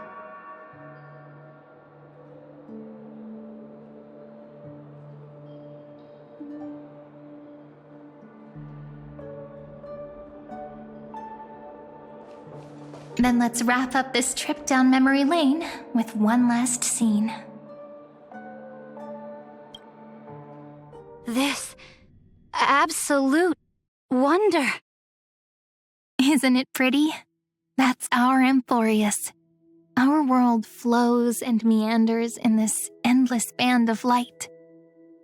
Though we were born from the designs of the gods and are not yet truly alive, the Chrysos heirs of Emporius still chose to stand against fate and carved a legend no different from that of humankind.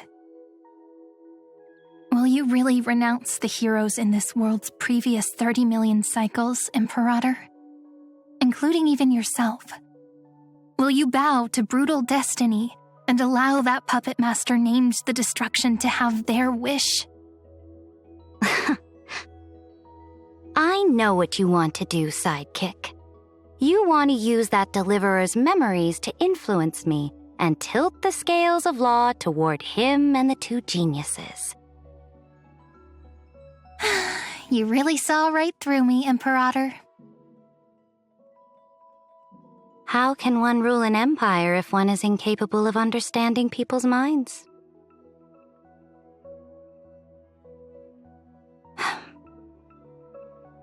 I have decided on Law's final destination. However, before I move my next chess piece, Before we go on, tell me this, sidekick. Throughout his trailblaze,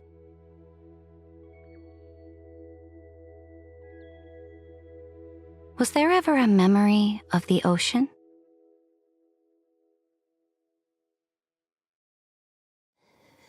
The ocean. My cradle. My home. You shall complete your conquest in the ocean at the boundaries of this world, and eternally slumber in the sound of tides. You shall eternally slumber in the sound of tides, and complete your conquest in the ocean at the boundaries of this world. Our prophecies aligned as flawlessly as a sea snake circling upon itself. An elegant loop, like a joyful hymn, like the circulating ocean current, like our two fates, like Amphorius itself.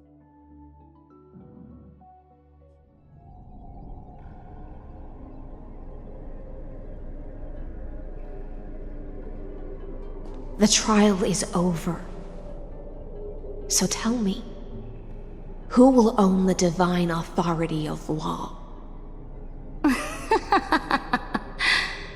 I won't give it to anyone. What? I am the law. Why should I give my imperial crown to any other? Both the Deliverer and the Theoros came from beyond the sky. They have no right to interfere with the lands I conquered with my own two hands. The law of Amphorius shall be determined by Amphorius's master. What exactly did you see in the trial? Everything. I saw everything regarding the rules of this world's operation. I saw the laws of extrapolation that Theoros spoke of. I saw the ultimate protocol. As long as I offer a sacrifice of equal weight, I can rewrite the laws of this world according to my will. I can turn good into evil, ugliness into beauty, and weakness into strength. Fate gave me a very fair deal. One rule change for the life of one demigod. What are you planning to do? You can't guess? We can conquer the stars without relying on any power from beyond the sky. We just need to make some reasonable sacrifices. Your ambitions have already made so many people give up their lives for the law. And you're still not done? I am determined for Amphorius to stand on her own 2 feet among the stars. You are beyond reason. You think such a simple and hypocritical statement can justify your atrocities. There's no new without destroying the old. That's what you consider an atrocity? Ironic, for that is also the unchanging law of Amphorius's revolutions. Ever since the Flame Chase prophecy resounded in the distance, fate has decreed for the Chrysos heirs to ignite our blood and illuminate this dark age. People would still be puppets of the old dynasty if it weren't for my conquests. But your world doesn't seem to be any different from your predecessors. Bloodshed, tyranny, oppression. You're making the same mistakes they did.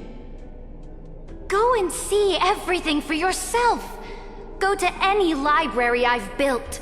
Go listen to the rumors on every street corner. Go and witness how the Imperator crushed the old laws and forged new ones. Go and see what my conquests brought to this world.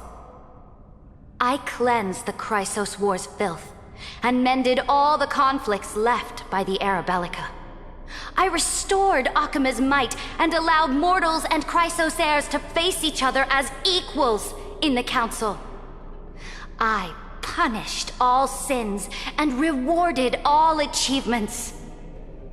I smashed Talantin's shackles, united humankind to save themselves, and started the Flame Chase era. That's what the Imperator has done in her glorious life. So now, hearken to my final words. History will eventually forget Saridra, but it will never forget the Imperator's people or the Flame Chase era she began. Final words.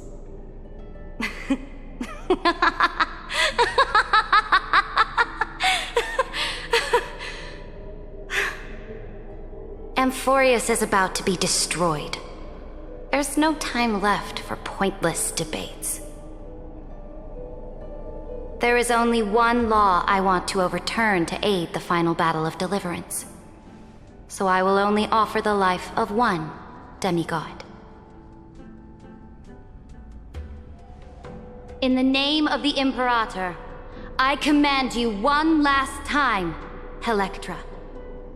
Either sacrifice yourself for conquest, or pierce this tyrant's chest with your sword. Thus, the Imperator concluded her final speech. At the end of her life, at the last moment before she stepped onto the altar, she gave her most loyal subject the choice to decide fate, just as she promised her compatriots before her very first campaign. My blood flows in you now. Heroic compatriots, follow me, and we'll seize fate's reins! The Imperator fell. Some say that the Dux Gladiorum turned traitor and killed her liege. Some say that she imprisoned the tyrant in a shallow pond of water, then left. Which meant the Imperator had to kill herself to rewrite the law.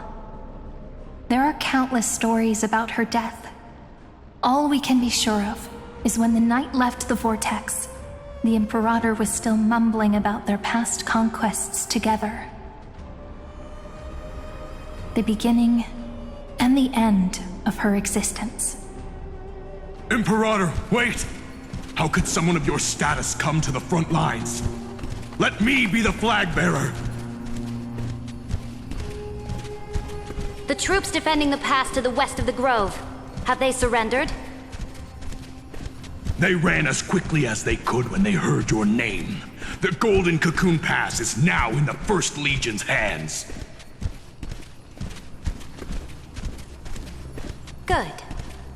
What about the Delosian militia? The Third Legion set fire to the mountains and flattened everything west of the basin. They just need a few more days. That is enough.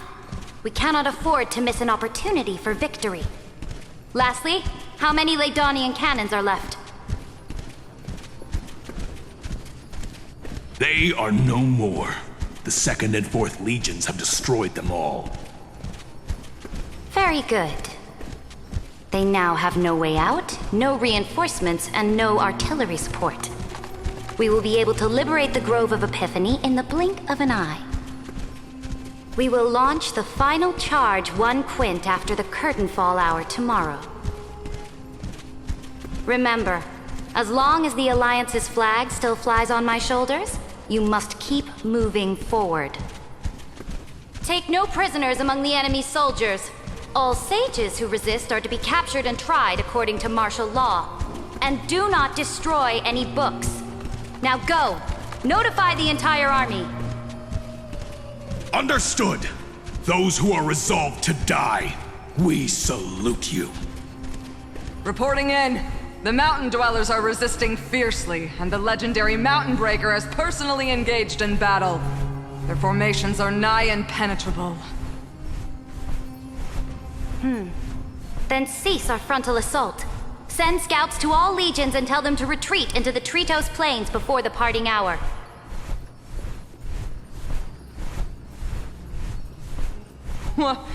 Are you planning to surrender? It's a strategic change of plans. The seismic walking dragon is enough for that battlefield. Walking dragon? You mean that stupid beast, Terravox? What can they even do? Stupid? No. They are the wisest of all of Giorio's creations. Only they can perceive the currents of time. Let them deal with their earthly brethren. We will advance and take the lead in defeating what remains of our enemy. I will deliver the most fiery retribution for the humiliation they dealt us, and crown myself with a god-slaying wreath. Understood. I'll see to it. Those who are resolved to die, we salute you. The Temple of the Three Fates sent a letter, Imperator. They refused to surrender and said this letter is their last warning to us.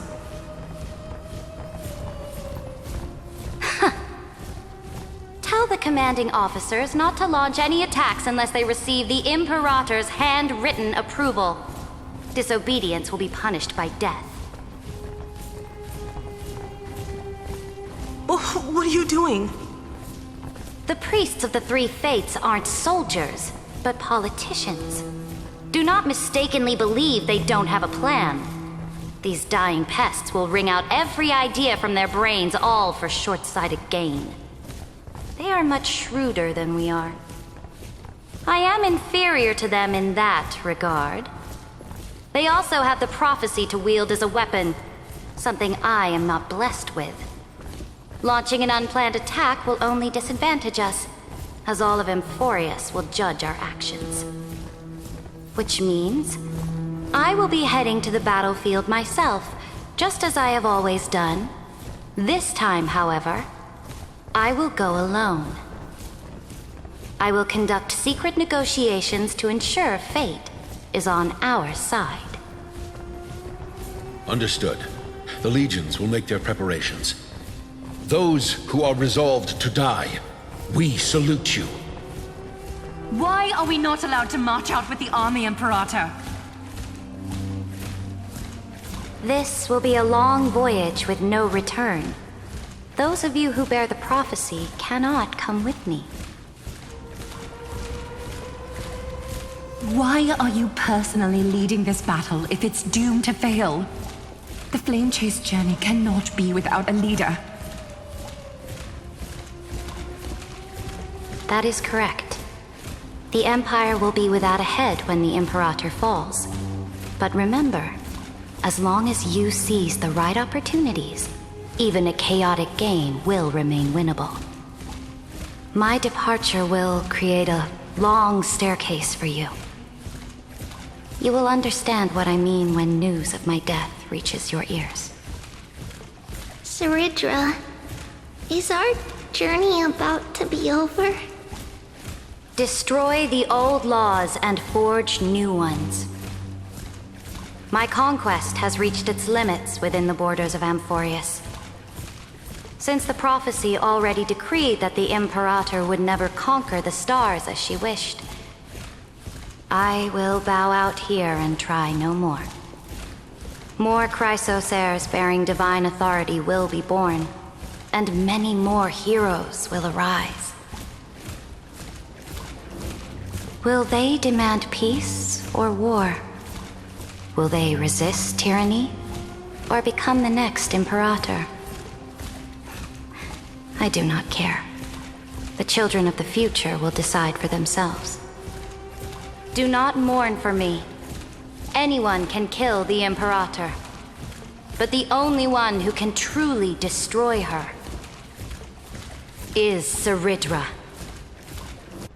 At the end, I faithfully recorded the most important battles in the Imperator's life. Her conquest was about to be completed at this point in the story. However, for some reason, a memory suddenly entered my mind just as I was about to put down my pen. It was a journey on a fantastical train, I had the honor of having a heart-to-heart conversation with the Imperator under the stars, and I asked her this question at the end of that discussion. How do you want history to remember you? As a hero who gave up her life for the flame chase? Or as a tyrant? She answered so quickly, as if she had made up her mind long ago. I would rather be forgotten than be defined.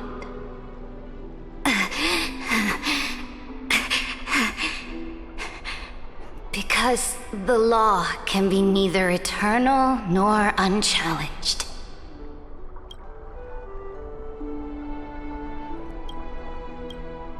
And only humanity can pen laws into history's pages.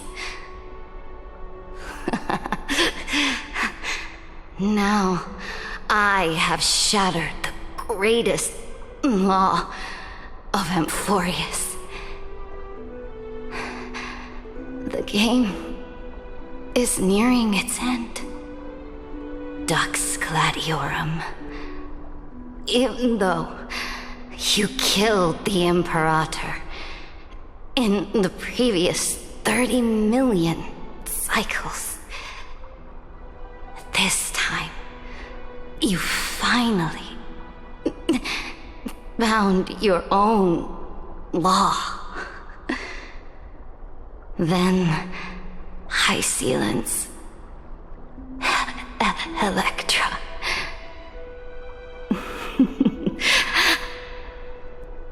I will ask someone to deliver the prophecy's ocean at the boundaries of this world to you.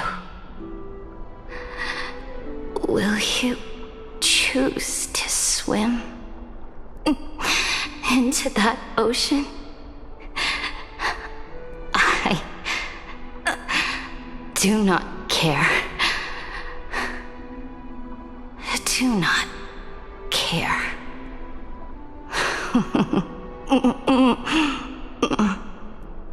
The Imperator muttered about her conquests, and news of her death spread in the city.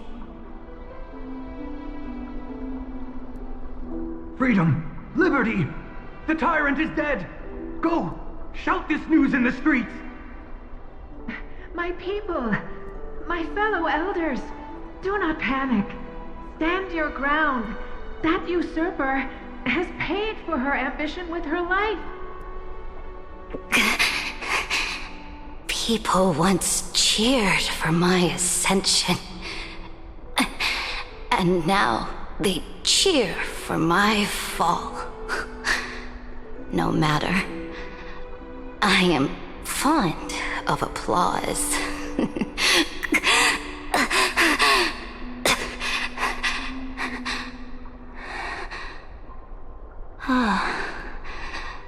I see the cosmos, the battlefield that I cannot reach. I will return in the next cycle. The stars will hear my legion's war drums, hear the great name of the Imperator. Here, Amphorius's Serit.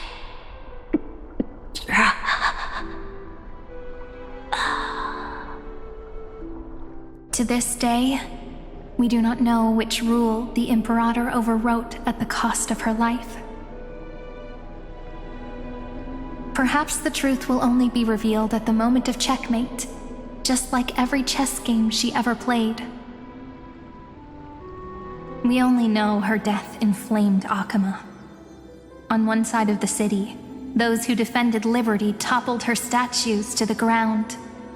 On the other side, her supporters put themselves between the masses and her monuments, declaring loudly that the sovereign is still among the people.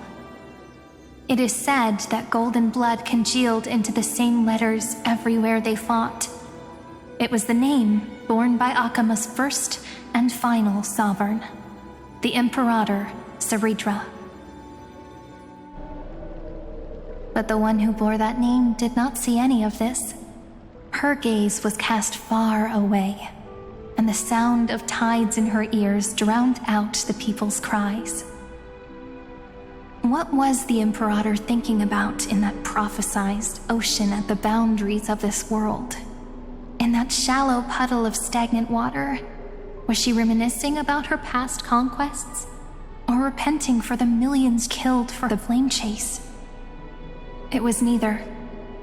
The Imperator only saw how the surface of the water gleamed like that crude chessboard, dissected by light and shadow in the afternoon when her teacher played against her for the first time. Look at this chessboard. What do the pieces look like? They are strangely beautiful. They look like the stars in the night sky ablaze.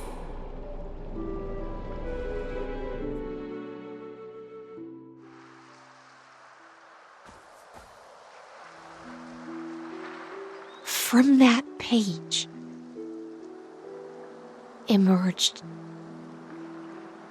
an ocean, so vast, so pure, not a single trace of corruption. Is this Ceredra? Electra, my subject. Ever since you walked out of the tainted ocean and pledged yourself to me, I have seen the abyss in your eyes and the emptiness in your heart. That was why I promised you a new ocean, where the Imperator's ambitions would serve as the currents, and loyalty would be its light. Electra, my subject. You have done your duty as my blade. The prophecy has now made its final decree on the road I intend to walk. My conquest is doomed to never reach the stars. But the Imperator never makes empty promises. So take this memory, this ocean, beyond the sky, as witnessed by the Deliverer. This is the final gift that the Imperator can leave for her subject.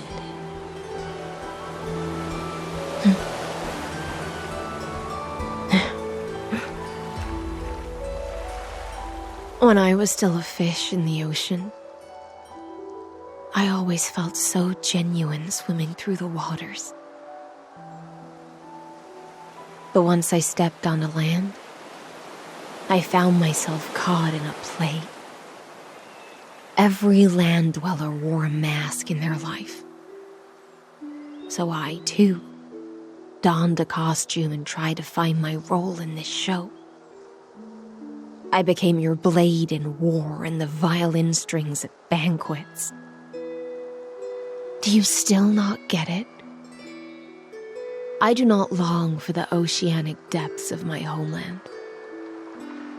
Nor do I crave the swelling seas beyond the sky.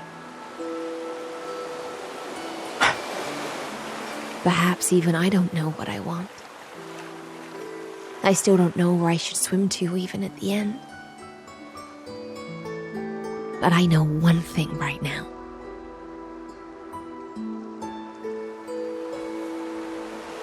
A fish is simply a fish. And she can never leave the ocean she's in. But whether under the ocean or on land, we two prisoners who can never escape this cave can still look outside the cave and see the stars. I have to admit, the 12-factor simulation of life in this experiment has far exceeded my expectations. Make your choice then, Senior Society member. Do you want to keep walking down the wrong path and be remembered for your incorrect conclusions? Or do you want to return to the audience's seat and give yourself, Amphorius, and the entire cosmos a more fitting end? must refuse. A dead man never fears death. Did I not make myself clear? Have you forgotten about our dear Lord of Silence? You wouldn't want her to consider your 8 other clones as cancers within the erudition and chop them all up, would you?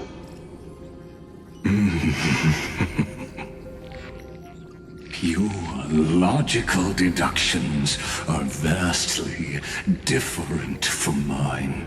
Therefore, allow me to provide one more academic recommendation.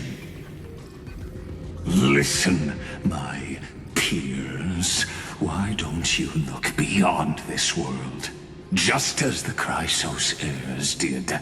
Re-evaluate your calculations and take into account all enemies in the upcoming war among the eons. Amphorius is not a place where 3 paths entangle, but where 3 paths fight to the death. You used Memoria to resist me, but did you not consider the possibility that the Remembrance and their children might have taken this opportunity to join the fray as well?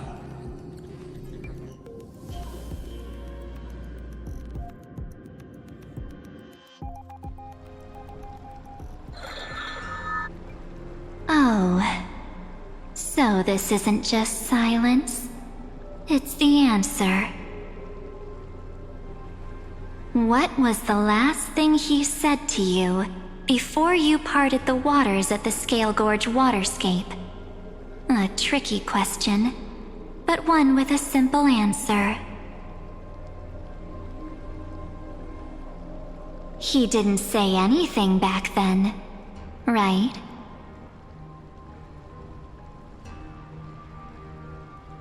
That's correct. And now I'm sure. You are not March 7th. There's no way she would remember that detail.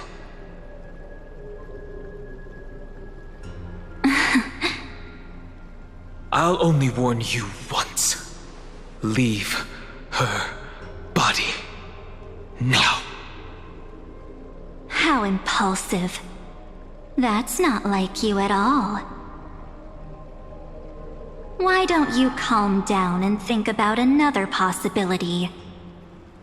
I didn't take over March 7th's body. Rather, it's March 7th who regained my memories.